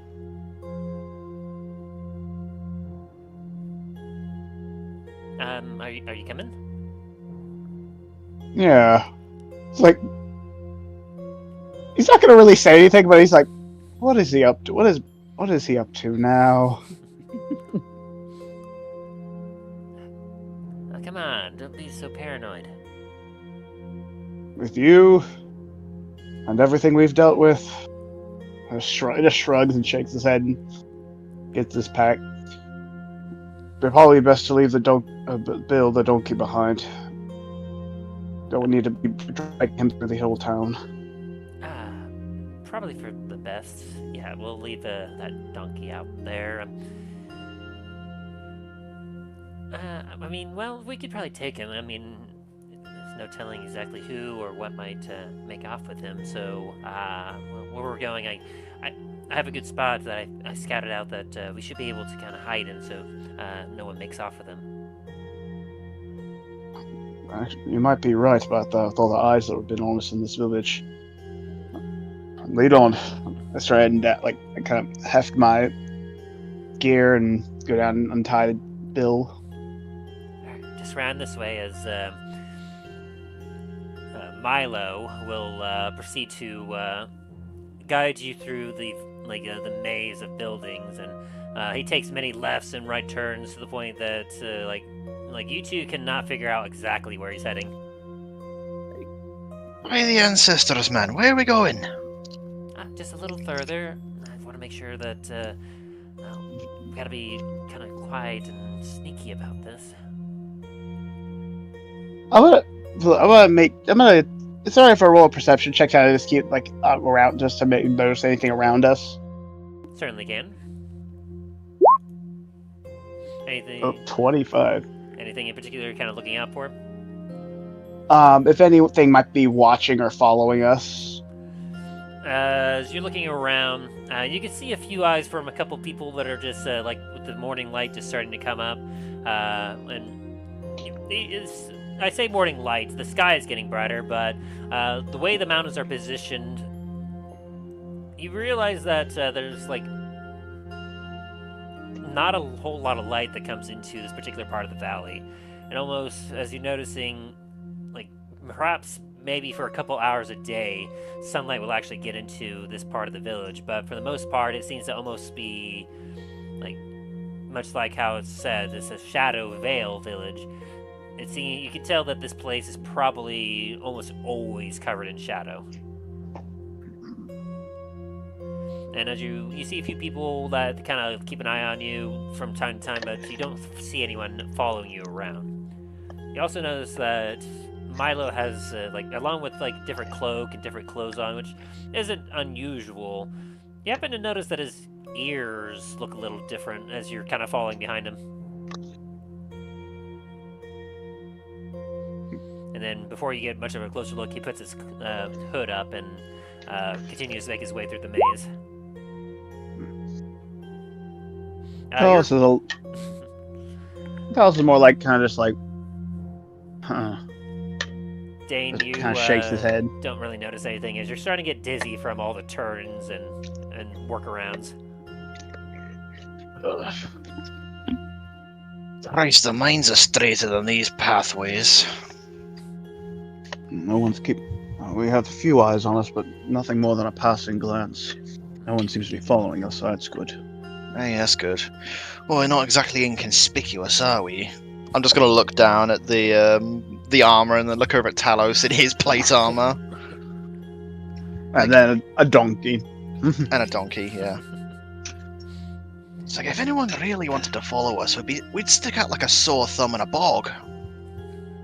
Eventually, Milo stops at what looks to be a smaller shed, and he opens up the door and beckons you to inside. All right, in here, quick.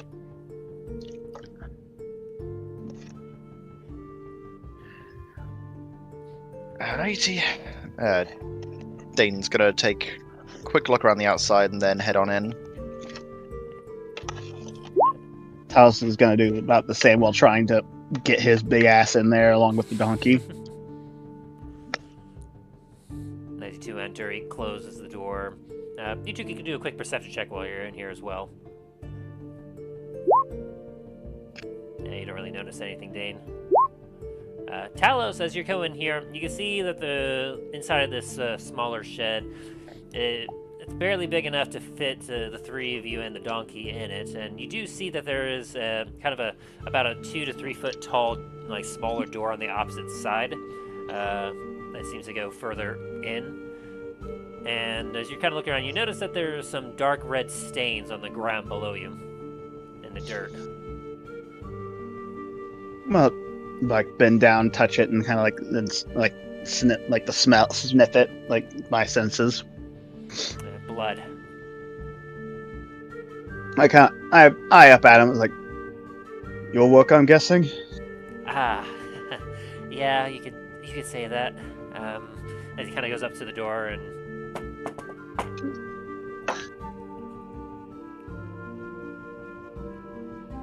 give it a moment. As you start hearing like is this a Soren store? Yes. You start hearing like 30 different latches being unlocked. But before like halfway through, he kind of stops. Then immediately like opens one of the little peeking peepholes, yes. And he says, "Who is it? Oh, hi,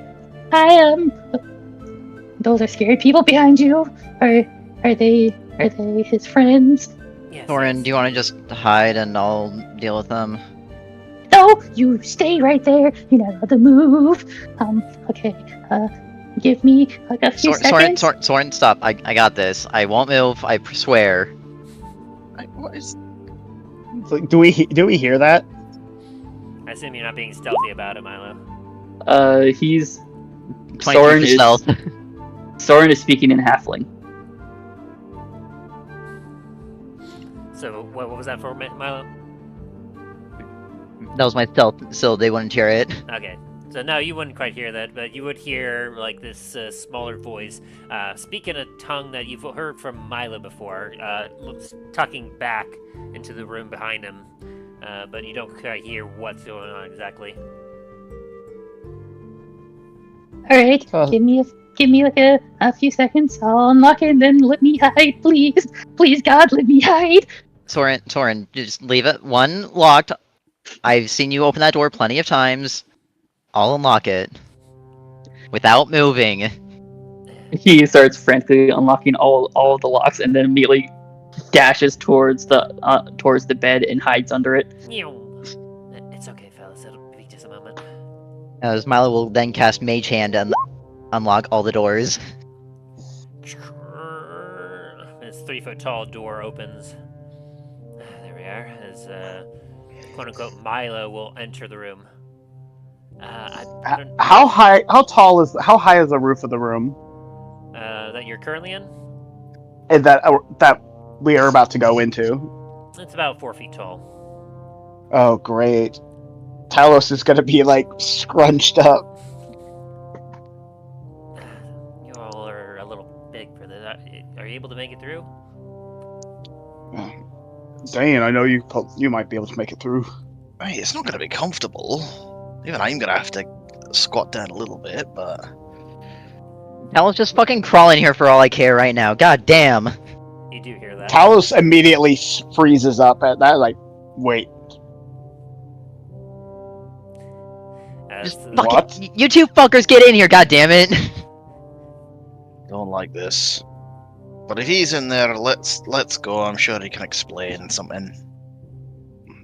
Talos, like, he leaves the donkey behind in the other room and kind of scrunches himself as best he can to get in.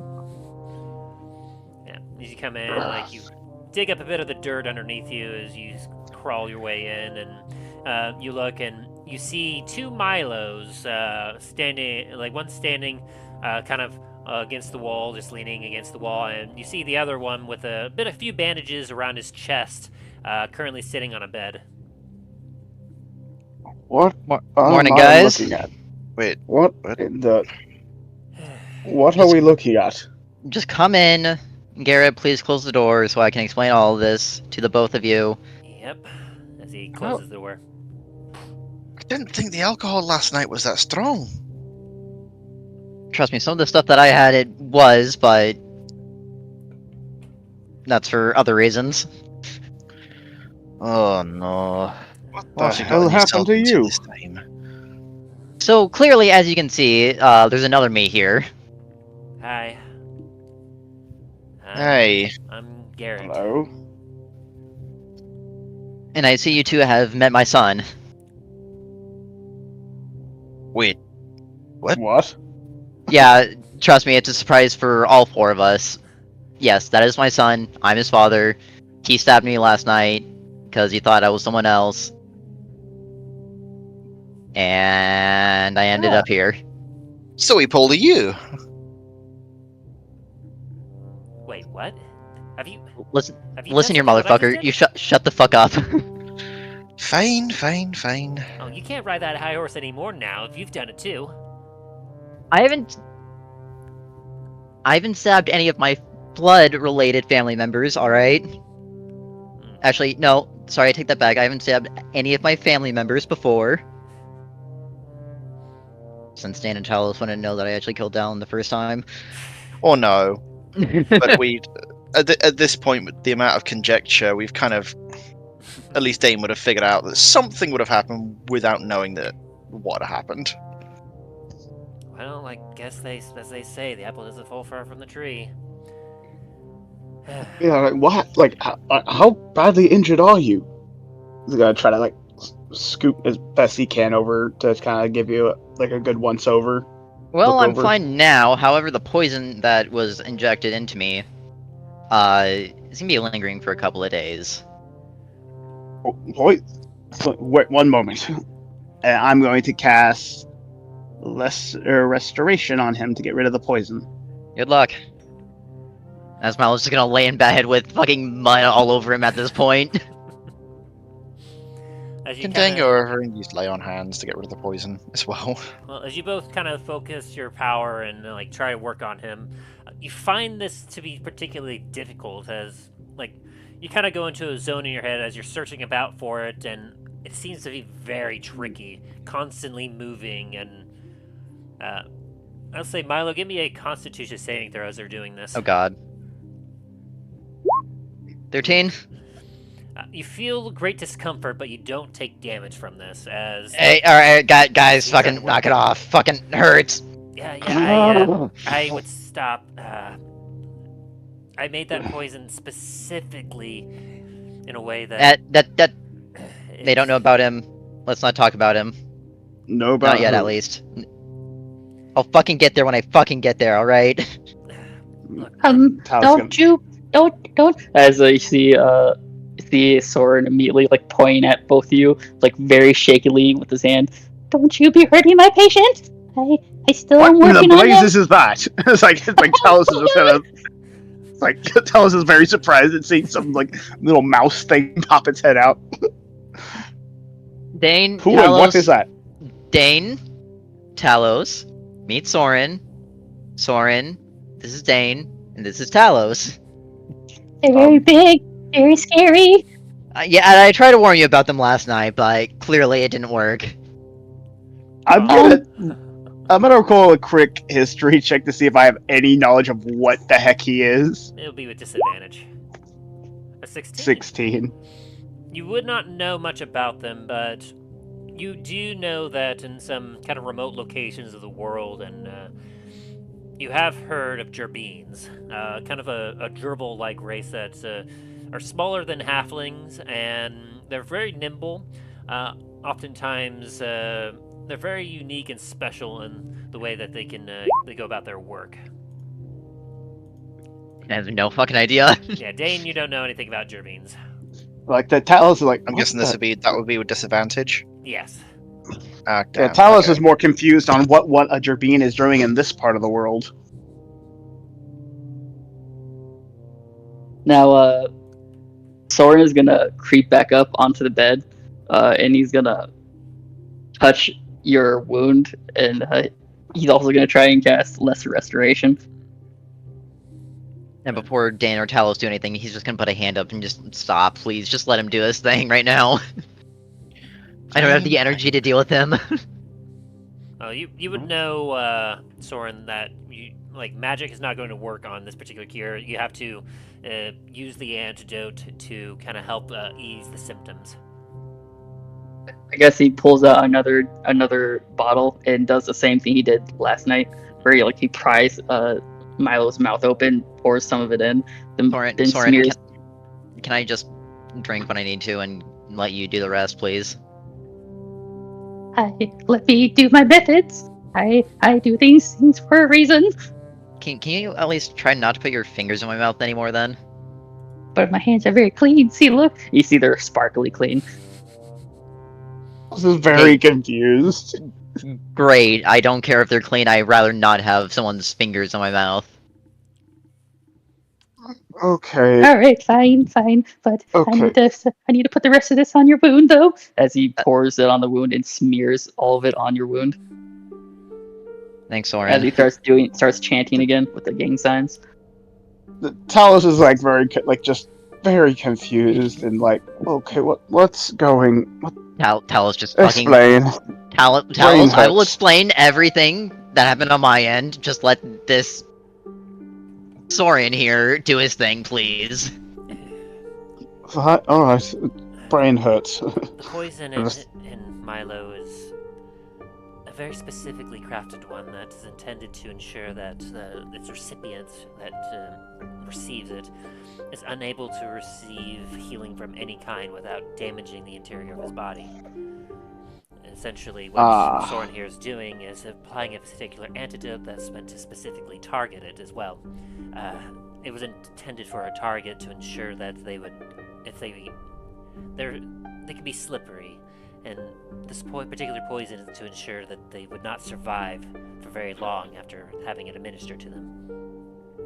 I take it that it was done accidentally.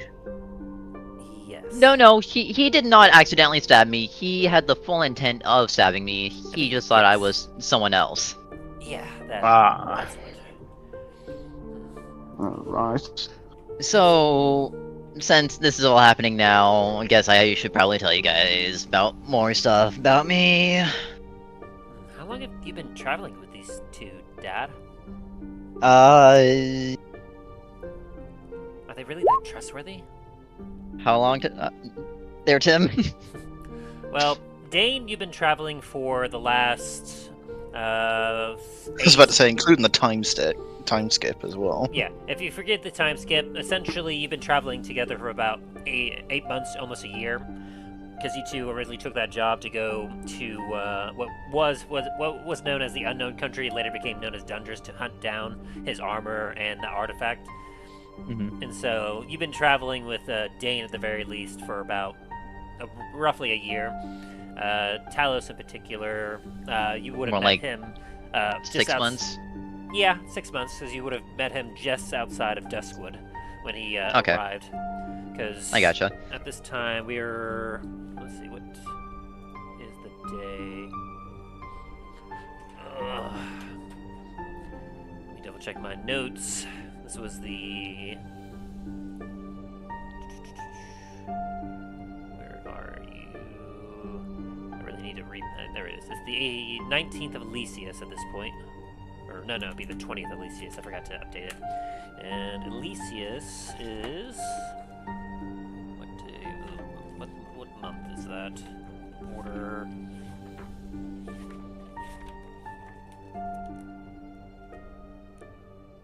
Sorry, I'm just trying to remember where the calendar is in the guide.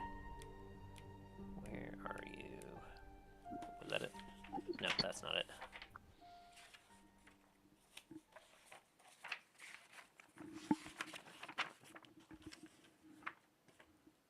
There it is.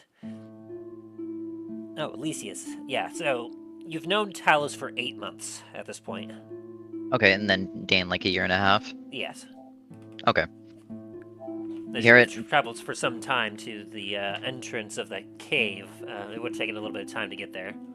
Mm-hmm. So... Garrett, to be fair, I've known Dane here for a year and a half, Talos a year. But either way, we're gonna need their help if we deal with him. As much as I don't like to admit, I need help. This is one of the situations where we do need it. I gotta say, you brought some decent help. I mean, they're heavily armed and armored, as he kind of taps onto the metal plate armor that you're wearing, Dane. Ting ting.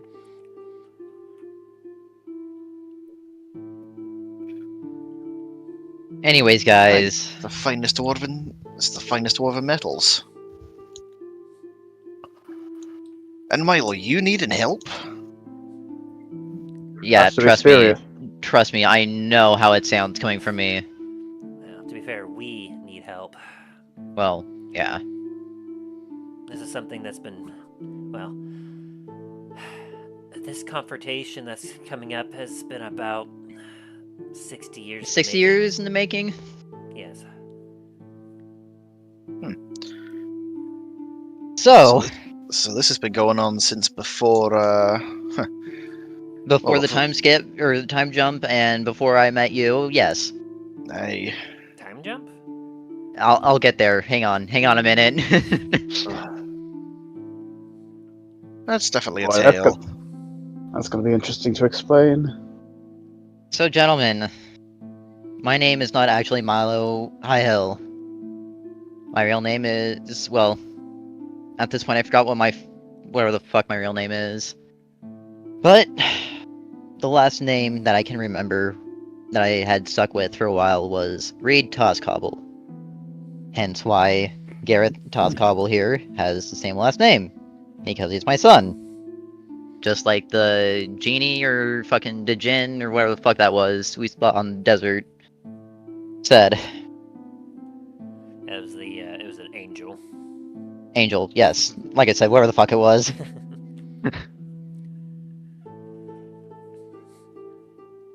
I had... Diva? Yes. He said I had a family member still alive. That is him. I'm assuming. I hope so. Well, I mean, the resemblance is rather striking, but I suppose I could be some other asshole's kid. I mean, to be fair, you thought I was someone else because of him. I mean, yeah, that's fair. Anyways, before I met his mother, my past wife, I was in jail. I know, shocking. While there, I met a changeling named Strigandir. Well, sorry, that's his human name. His real name is Dekt. And a bugbear named Bonk. I Bonk? traveled... The bugbear. Yes. He also had a great club. Actually, speaking of that, do you have that, Garrett? I mean, you think I wouldn't have taken a trophy off of him? As he, from a bag of holding, pulls out what looks to be a slightly broken, large hunk of wood with a few nails in it, and like it looks very damaged. So wait, Garrett, you killed Bonk. Mm-hmm. Yeah, he did. So you bonked Bonk. Now is not the time for jokes. There's always a time for jokes. Yeah, in some cases anyway. Anyways, before I met his mother, I was in a thieves guild with them. And when I met his mother, I decided, I'm done. I need to get out of here. Since I found purpose in my life for the first time in a while. They, however, were not too keen on that. So, about 10 years before we met Dane, was it? No, sorry. 20 years, right? Yeah. About 20 years of... About how long I was hunting down that bastard Bonk and before I got him. Alright, so then, sorry, 30 years before I met you, Dane. I finally left. However, they were not too happy with me leaving. 20 years ago, I was with my family at our small farm, and I went out to do some errands. When I came back, the house, the fields, everything was in flames. I saw my wife, my daughter, and another halfling who I, at the time, thought was my son, dead in the flames. With a note saying, "We found you." I was gonna go he's gonna be making a very tight fist at that hearing about that. Like, time, I'd managed to escape from the burning house when they were attacking my mother. I managed to get away, but with all the flames everywhere, I had to run far away, and, well... me personally, I was hunting down the two of them ever since.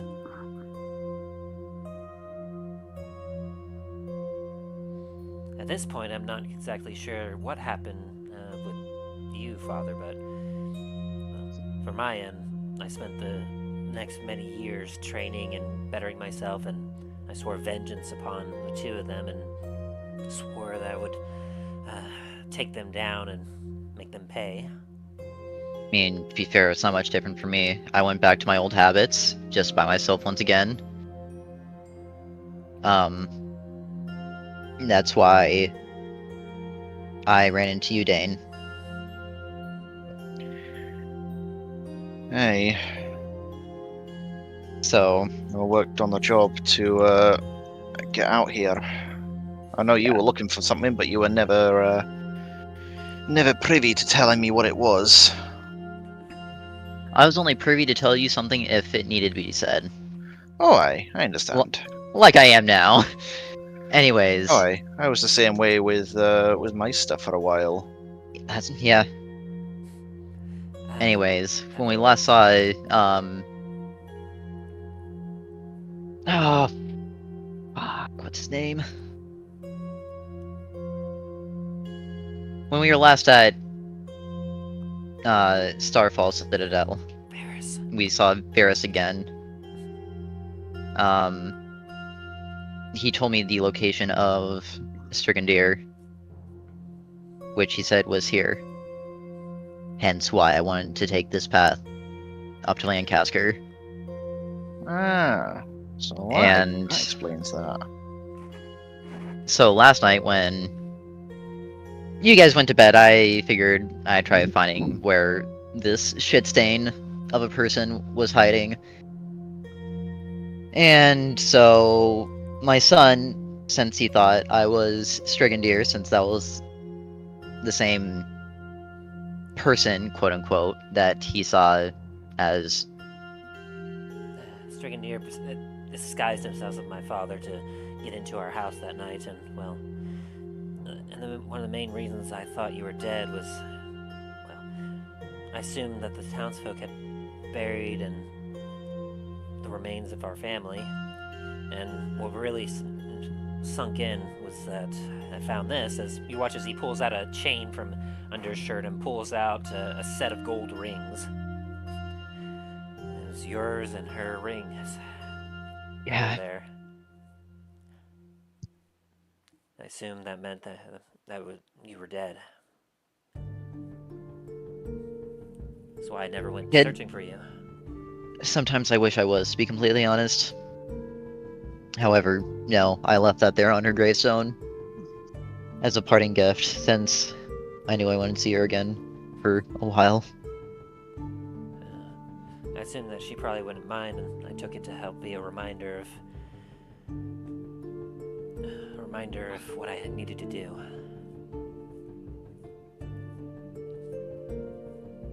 She was always a loving person. I don't think she would be too kind about you having your life become to this, but I think she would understand. So, I suppose that's where we are. You two have been traveling with my father for a while now. It seems. Maybe about a year. I've been doing hunting this bastard down for years. For most of my life at this point.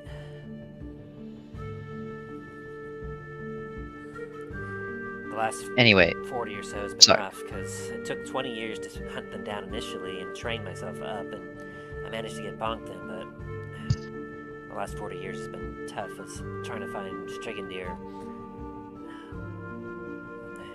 Do we tell him what he can do? He's a changeling. He does what I do, but better, to a certain extent. History check for Dane and tell us. Alright. not sure. Talos, you remember hearing tales of a scandal from some of the high society that it was discovered that someone was impersonating nobles and royals at the time, and they figured out that they were a changeling. You know that a changeling is one that can essentially almost mimic in their body and like they can change their entire form to mimic another almost perfectly, with a few exceptions being that sometimes there's a few details they might miss, or obviously they won't have the same mindset, but you know that they are incredibly dangerous, especially when it comes to espionage. That is going to be a bit of a challenge. I know in the more political realm, the changelings are quite dangerous on their own just for their abilities, but if this one has skills like yours, Milo, as well as its ability to change, it'll be tricky. And you think I'm deadly? Yeah, it's not good. Now, the one thing Anyway. if I remember from that, they may be able to change their appearance, but there's always something that's left out. It's always something small. Well, And of course, they can't change their mind. for Strigan Deer, as he looks at you and gives you a grin, Milo. I told you that Ma hit him with that skillet, right? Yeah. I forgot to mention, it was hot, full of oil when she did it. And he kind of points down to his bottom left chin. It's how I've been able to kind of like keep up with him, is that no matter how hard he tries to hide it, you can still tell that there's a bit of that burn on the bottom left chin of his. Never been able to cover it up completely, though he does a really good job of manipulating it. There's still a little bit there at all times. Must have burned the nerves there, that's why he can't fully change it. It's a good theory. As they're all speaking, Soren's gonna go around filling mugs up and giving everyone a mug of his beer. Thanks, Soren. As Thanks. Milo will down it in one fell swoop again. Also gonna take a little sniff at it and then kind of just shrug and take a sip. Anyways, These are small mugs, aren't they, Soren? He has mugs sized for a whole bunch of different people. I was Yeah. using myself thinking that they were getting shots of beer, basically. It's like that scene from Zootopia where they're freaking with the cake, the tiny cake. But yeah, he has like different sizes of mugs. He actually has one giant barrel that you guys see, but if you look at it, it actually has a handle. Built the keg. It's for like a Goliath or something like that. Ah, Someone gotcha. who's massive. Anyways, so that brings us to the present. From what Varys told me and what Gareth here has said, Strigandir is still here in this town. However, it's not on top, it's underground. Joy. Yeah, there's a labyrinth underneath here. It's where the majority of the population reside and do their business. Don't imagine it'd be too difficult for you all to guess, but this is a bit of a smuggler's town. Thieves' Well, if haven, it's if you will. Well, if it's hidden, I might be able to have a way to find it if there's any hidden passages. I have a bit of a knack at finding certain hidden things. But you can't find all the hidden stuff I put on you. I was just gonna kind of eye him a little bit with it's like, what's that supposed to mean? Look. I was gonna kind of shrug and try to get Soren to give me another beer. That is indeed a handy skill. I guess I'll play some cards on the table. My skill set has been accustomed and attuned to specifically fighting and, assassination in particular. I've dedicated myself to hunting down and ending the Bonk and Strigadeer's life, and well, so many of my other skill sets aren't quite as attuned. Remember our agreement? When we kill them, I get to take their things. Yes, yes. Hey, I didn't make that agreement. Well, I want. But your son did. I'm sorry. Do you want your beer in my taverns?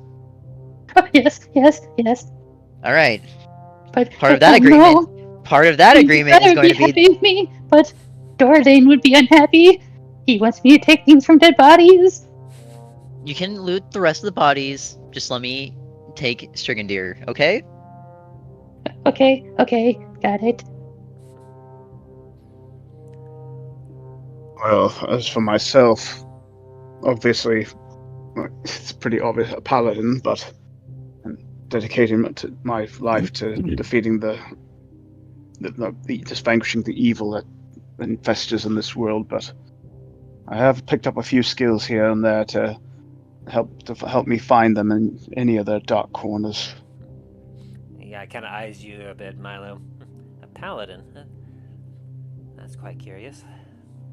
I'm actually going to look over to be at him fair, and you kind fucking smited me last night. You have Like- no room to talk. of, as he says that, can I roll a religion check just to see if I can sense anything from him? I say roll an Arcana. More specifically. Arcana, okay. 5. He has an atmosphere about him that you're not quite sure how to pick up. Give me an insight check. Insight, all right. 9. Not even better. I'll say you get it with advantage just because of this Okay, particular 13. situation.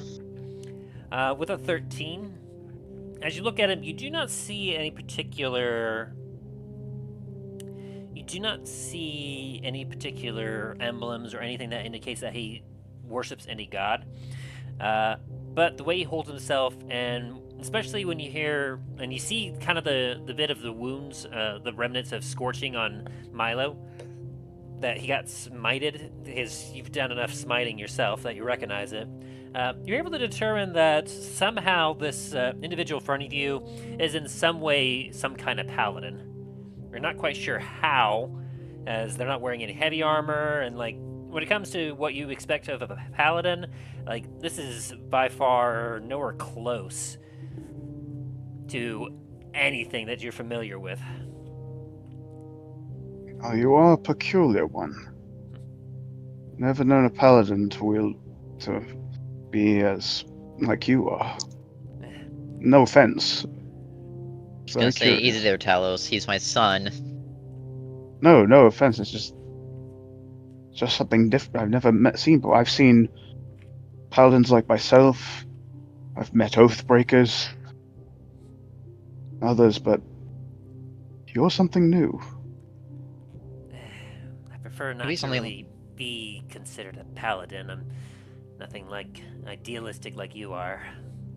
But you do have that aura of right. You do have an aura of righteousness around you. I mean, to be fair, Dane really doesn't worship any gods. He worships his ancestors, which is his family. Could be something Hey. similar. But as long as there's some form of devotion, it can be channeled. I'm simply I'm here guessing to you've avenge my devoted- family. That is a devotion. Perhaps your strength comes from that. I mean, it's what's driven me for most of my life at this point. To seek vengeance upon Strigandeer. Hmm.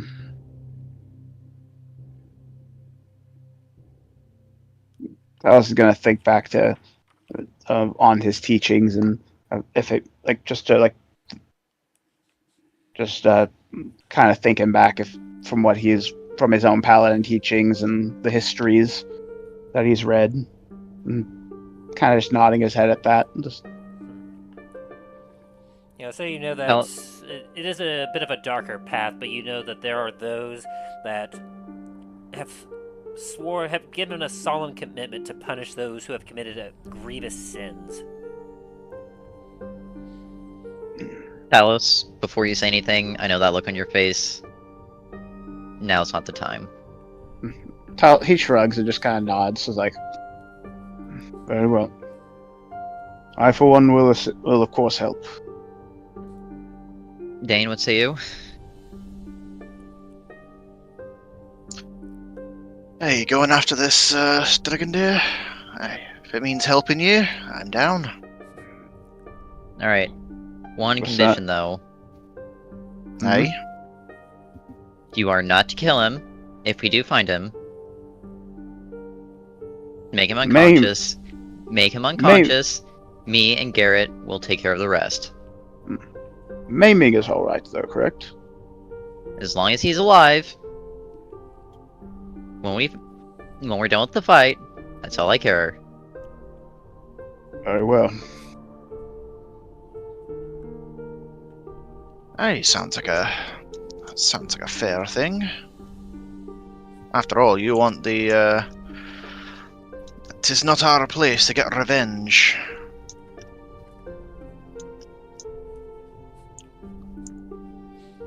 You have good friends, Dad. Yes, besides, I think having this person taken care of might actually help us on our own journey, and would rid the world of someone of such, like the way you describe him. Perhaps he might have some information that we all might need. No, don't worry. If he does have any information, I'll get that out of him. Very well. Where do we start? Well, Soren, can I move again, or am I bedridden? he's fine to move, Soren, as you take a look at him. As he goes over, grabs a magnifying glass and just starts looking you all over. Yeah, you're good. I gotta disappear for a moment. I gotta take a phone call. Milo will finally kind of sit himself upright for once. Past probably 12 hours now. Soren goes over behind you and starts trying to push you up, trying to help you out. Well, now we make a plan. I've done a little digging around here and there. Haven't been able to really find any blueprints, schematics, or anything, but I have done some delving down below into the labyrinths below town, essentially. We'll essentially need to go down there ourselves and hunt him down, due to the nature, specifically, of the way it's underground and everything else. Finding him's difficult. He's near impossible to locate with magic, as due to the nature of the mountains and the underground passages and tunnels. It makes it very difficult to be able to locate him. How many entrances are into the underground part of the city? Too many. Practically every building in the village has at least a way inside. As he kind of shuffles over to a corner of the shed that you're at and scoots away some of the dirt and opens up a hatch. Oh. And then closes it. Let's make it harder. Alright. I know. I've been very careful and cautious about hiding and making sure that he doesn't know that I'm here. It's been difficult, but I have my ways. I can't have him escape. It is isolated enough here that, well, yes, it is a smuggler's place, and this is probably one of the hardest places to find him. But it's also going to be very difficult for him to be able to escape.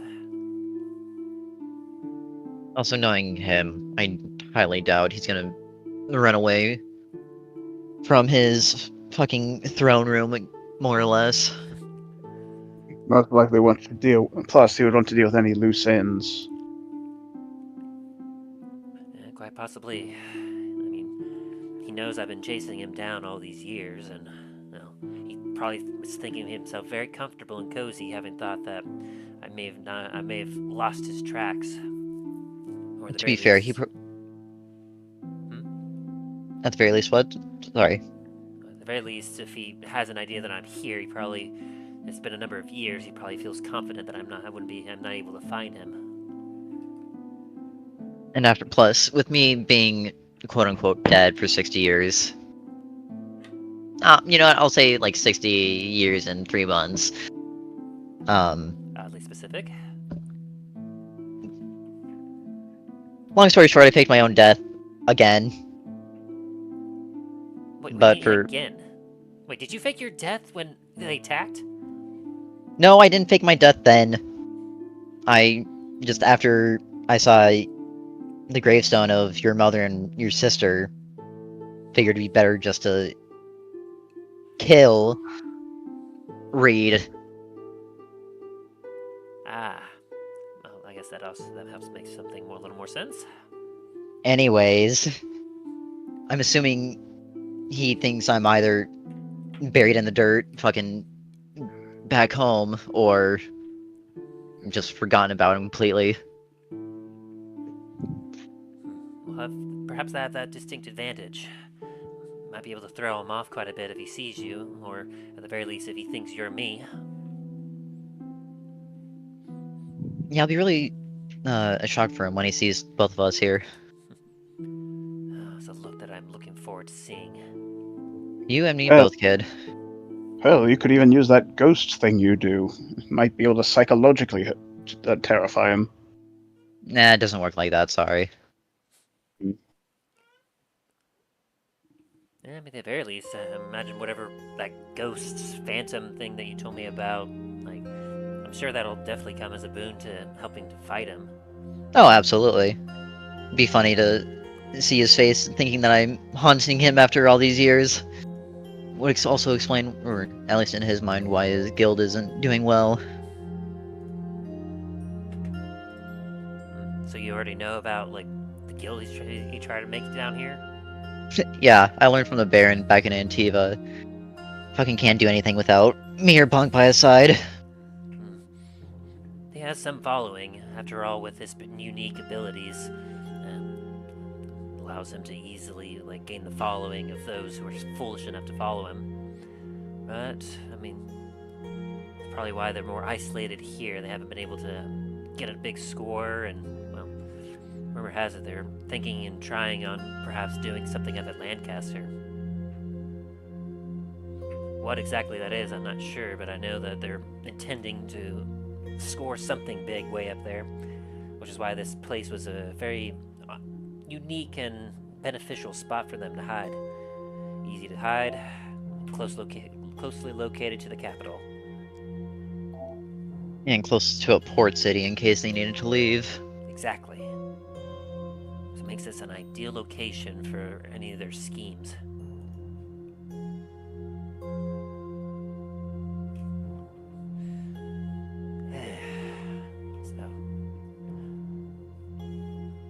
I'll try to tell you all exactly what I can about the underground systems down here, and then, well, we'll have to go down there ourselves and investigate, and maybe even fight our way to Strigandir himself. Alone, I don't think I would be able to do that, as, well, I'm very capable. I'm not good against long-term fighting or against too many opponents. But as he looks over at you, Dane, and you, Talos, perhaps with some big, strong guys like you with your heavy armor, we might actually stand a chance. Sorry, guys. Something just came up. I'm gonna have to go. I was about to wrap up the session anyway. Okay. Well, I'll give it a few minutes then. As he starts to gather a few things and place them on a table of Soren's. All right, here's what I got. If we put our heads together, I believe that we can do this. Today, we put an end to Strigandir. And as he lays out the materials and you all begin to scheme and plan on a way of delving after and finding this changeling, that is where we're going to end the session for today. as you all get 1,000 experience points for combat and roleplay purposes. Whoa. Alright, I'll be right Do I back. Do I get more experience for emotional trauma? From Soren. Not quite. Soren, fucking my son stabbing me. Okay, back.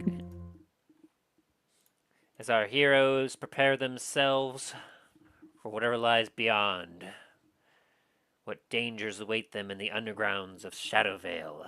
Will they be able to find Striganir and finally put an end to this age-old threat?